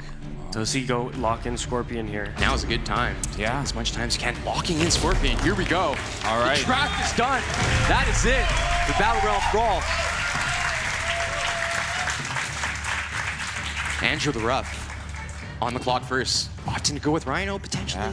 Yeah. Still taking his time. Who do Locking you in use Rhino for that here. Rhino? The Red Guardian into Rhino is pretty tough because of that physical resistance, And all the that crit trauma resistance, damage. too. Yeah, it's gonna be real tough. Really need that crit Onslaught special being too. locked in there. Yeah. Oh! I love we this. love This this is so matchup. fun. This It's is so as fun. cheesy as it gets. But you're going to lose a bit of health. You can go incredibly fast, but you're going to lose a tiny bit of health. You're expecting that. But what's the other Red hand- Skull here now for? It's just a useless pick. That is true. So now he has all these other defenders that he has where you have subpar Well, counters. no, that's Andrew's Red Skull. And Yeah. really nice opening there. Getting a little bit of damage in on Havoc's side, taking a little bit of chip through the block. Finally got that neuro. You really don't want to dash back too much in this matchup. Yeah, I mean, this is going to be, again, a question of health versus time. We know that Red Guardian's not playing ball. There he goes. Throws the special one. You see that health. But he's got so many physical resistance already. His crit resistance through the roof. And if you go for that special 2, it doesn't matter. You can see the plasma just starting to stack up. Get that heavy. Yeah. I mean, you pretty much hold block for the rest of the fight with Havoc here, and Onslaught's going to fall over. Yeah, but you don't want to hold block too much. You don't want to lose too much health because on the other side, you get free willpower from Rhino's side here. And now, you go for the SP3 if... special intercept. It's just not that much damage. Yeah, I mean, this that is one of crit resist. the most brutal matchups for Red Guardian in this entire meta, even though he counters Rhino on paper. Havoc. Really nice dexterity. Really nice execution there. Andrews ran out of neuros on himself, though. Yeah, I mean, Red Guardian gets so much bonus crit on his special, but he gets a crit on it. Another one! Oh, what? Really nice bait there. You can see a little bit of willpower. Debuffs. 2 more. Oh, he gets the center intercept. Wow! Wow. Did Liam seal this round? Oh my God. Wow. Middle of the matchup, Havoc lost the neuros on himself, so the fight just died. Like, all of the tempo in that fight just died, and Andrew had to restart. And on the flip side, massive crits from Liam. Full credit to Liam, just playing that so cleanly. That stand-up intercept saved him so much time too. If you have to go back in and you've just expended all of your charges, you might run out of you might actually start taking some chip damage, and that yellow bar makes a huge difference. Now the Havoc goes down. Havoc being locked in potentially from Liam. He is 1 fight away. Yeah. Go for the Kindred. Kindred, reliable defender. And Liam's also incredibly comfortable with Scorpion here. This is a matchup you're going to, be topped off with the Sig ability here, but like you said, it can be super spooky. That being said, Red Skull into Havoc, it does feel amazing most of the time, but the more I think about it, you're not going to have easy parries, and you're going to have to play around Mixmaster. It's going to kind of mess around. It's a little bit uncomfortable. It's a little bit uncomfortable. You want to be super aggressive after that SP2. Here we go. Really nice openings for both players here. Ooh, great light intercept right there. I mean, how fast is this matchup going to be as well? Can he get the punish? Doesn't get the pause. This Kindred is so intimidating. You feel so comfortable for so long in the match, and then it's just one slip up. Able to get the pause. They're really nice management on Liam's end. Andrew's in a good spot right here, but he doesn't have that many armors, so the damage is going to be pretty low. Going for the special 2. Lots of energy resistance on Havoc's end, so he's not going to get full damage out of those shocks. He's got to make sure that he keeps those armor ups. He looks like he's about to lose some of them. Well, I mean, having to reparry Havoc, you're going to chew through them so much faster. Oh, the double meat. He's only got one left. Done. He's going to have to manage to sneak. Doesn't have a bar of power to play with. No, you but can see the those sig- degen oh my tick God. That sig ability so punishing, clearing out Kindred, little bit of health. But It's Andrew, gonna come all down to the he's HP. lost all of his armors right here. He's about to. He's got going to special go to SP2. He needs to make Once sure again, he keeps this these. isn't going to clear immediately. There's still a little bit of ball to play. 50 seconds left on the clock. But he lost He so needs much. to get an armor ASAP. Oh no! Oh, he Detonation! That is unfortunate timing. 40 seconds left. He's at the special one. Will God. this clear? Probably not. There's too much energy resistance at play. Yeah, it's the thing. He's solid. You're not going to take the plasma for most of that fight, but it's just so slow. And if you're Liam, you want to see this fight go as long as possible. But at the same time, the longer it goes, the more, Andrew tops up right here. I bit have of no willpower. idea who's going to win. Take a look at this final screen. This is going to be exciting. Oh. Liam killing it. He is your new world champion. Holy. These two just played insane.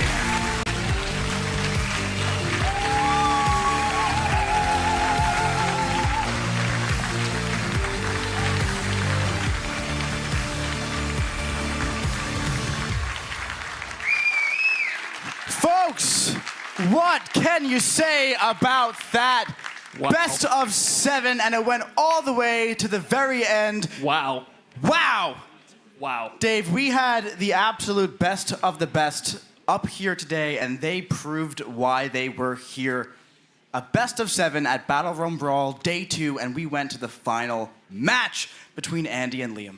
My guy, I've got so many things in my head from this entire weekend, but shocker SP2s are just like eating me alive right now.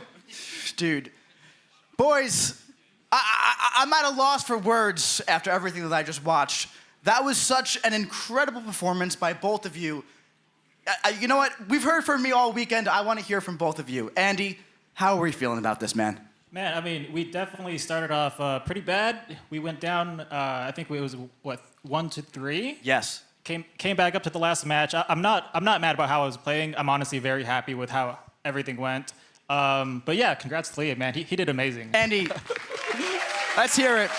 Let's hear it.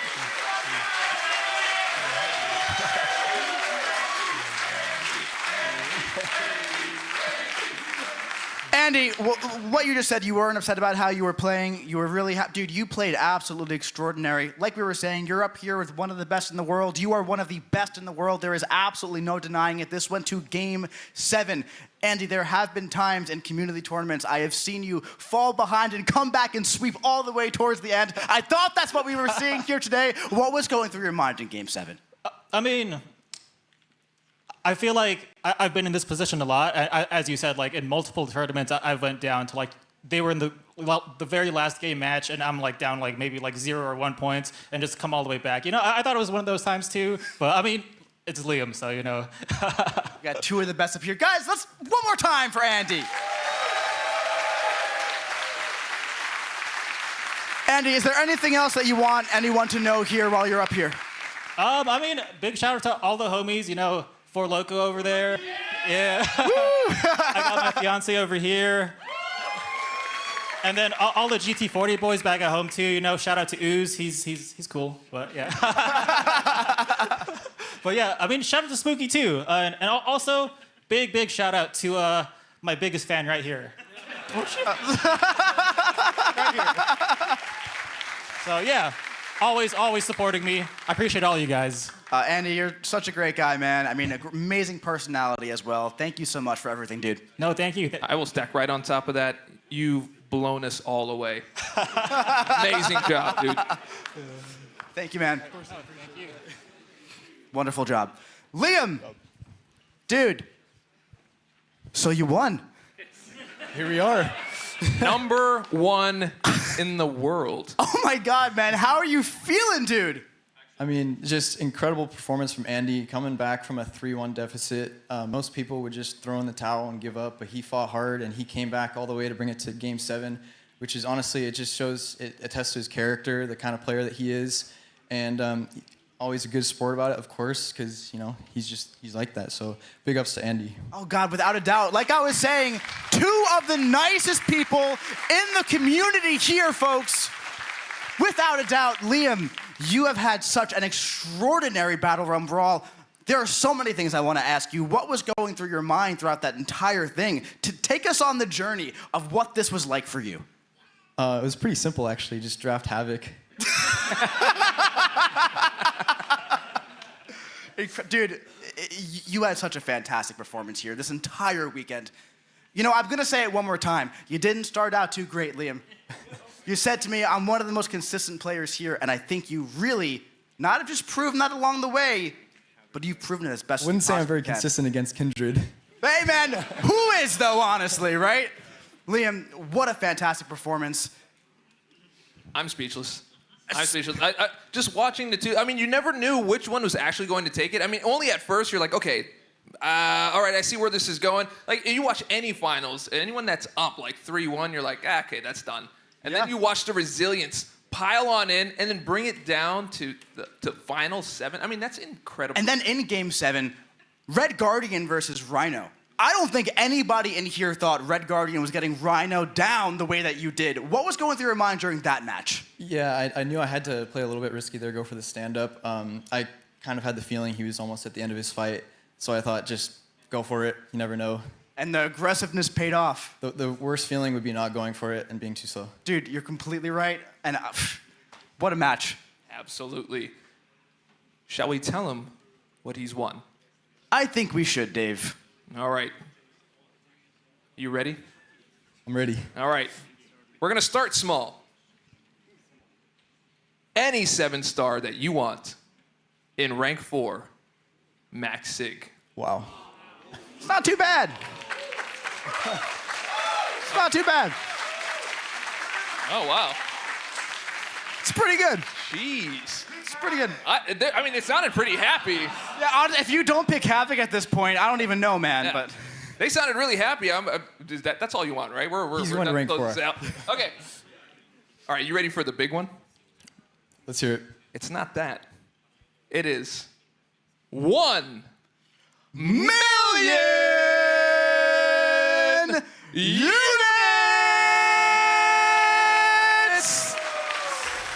Wow.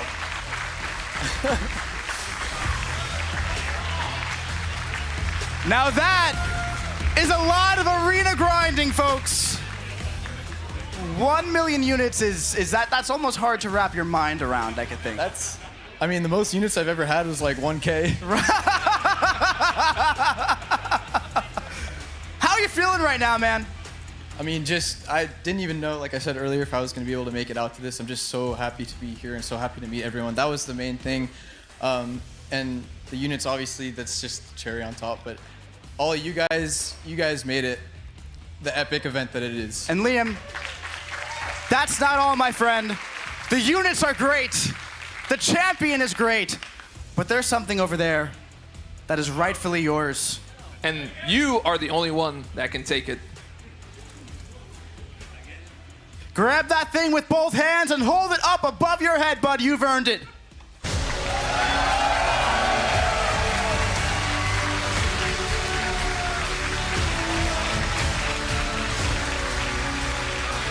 Keep going. Keep going. Keep it up.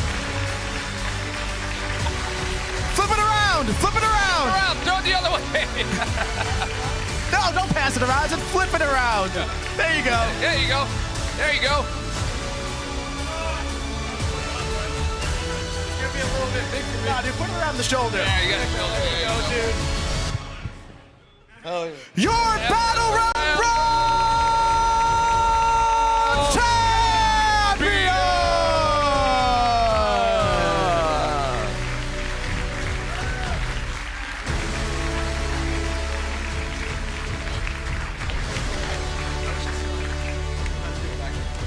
He says, I wish I knew how to do a backflip. Let's not try that right now. How are you feeling, Liam? You're holding that belt. Is it all starting to settle in? I mean, it's just surreal right now. Hasn't really kicked in yet, but it will. It will, man. Especially tonight. Partying hard tonight, Liam. When Liam got here, he said to me, I just want the world to know what I could do. And damn it, Liam, everyone knows now.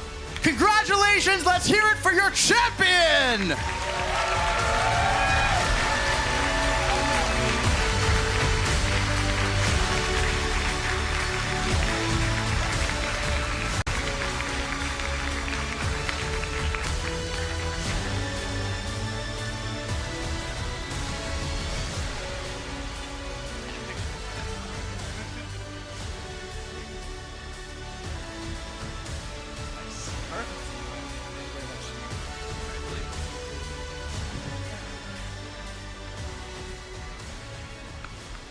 My boy Carrot, it's been quite a weekend. It really has. It's been quite a year. It really has. Building this thing is insanity. Oh, we've been working on this for a very long time, folks. Very, very long time. And I want to say thank you once again to everyone involved, every department. I'm going to shoot off a few, but I am not trying to forget anybody. First and foremost, let's get the game team some love here.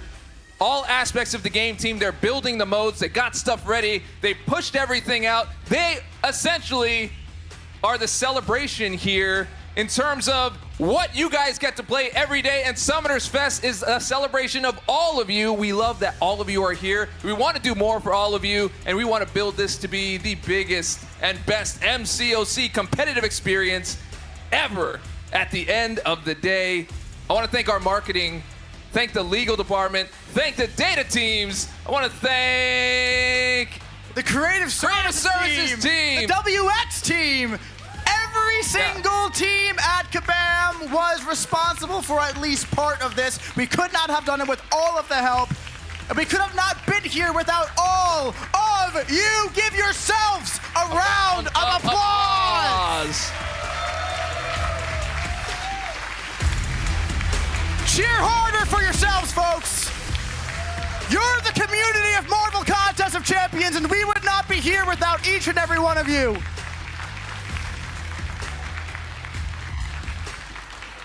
All right. Now there is one more guest. Is there? There is one more guest that we are bringing up on the stage. Someone that wants to say something to all of you. Someone you might have seen around with a backwards cap coming to talk to all of you and ask you what you think of the game, how much you love MCOC, and what you think of all that we are doing. Let's bring to the stage our CEO of Kabam, Simon Sim!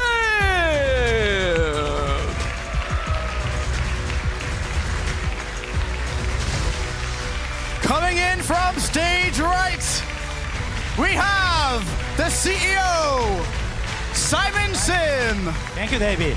Yeah. By the way, congratulations. It was an amazing game. Hello, Summoners. Hello, Summoners.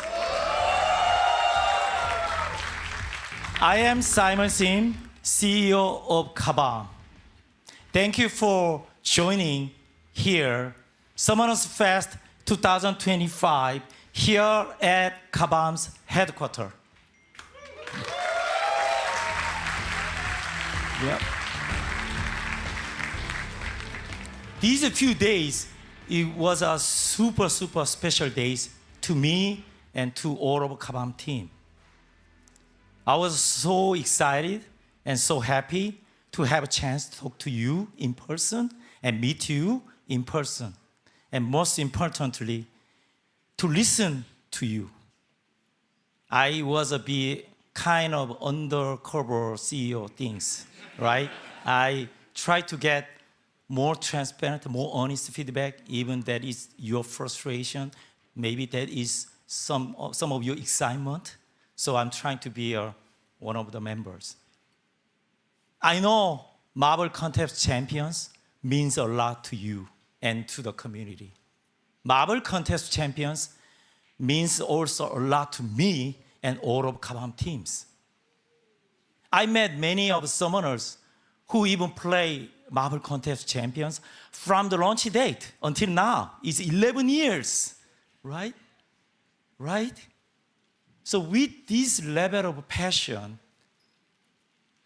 it naturally becomes a high expectation. Many of the summoners shared your frustration and your honest feedback and your suggestions with me and our team.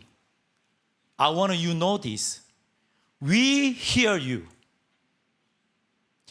All of your suggestions, all of your concerns, we'll take it very seriously.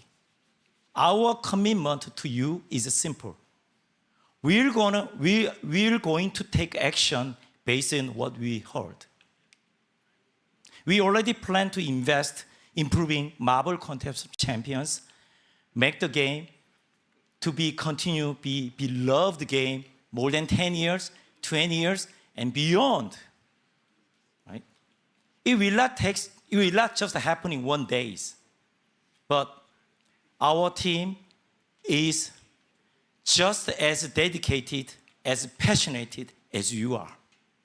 We work hard to make our game better and better.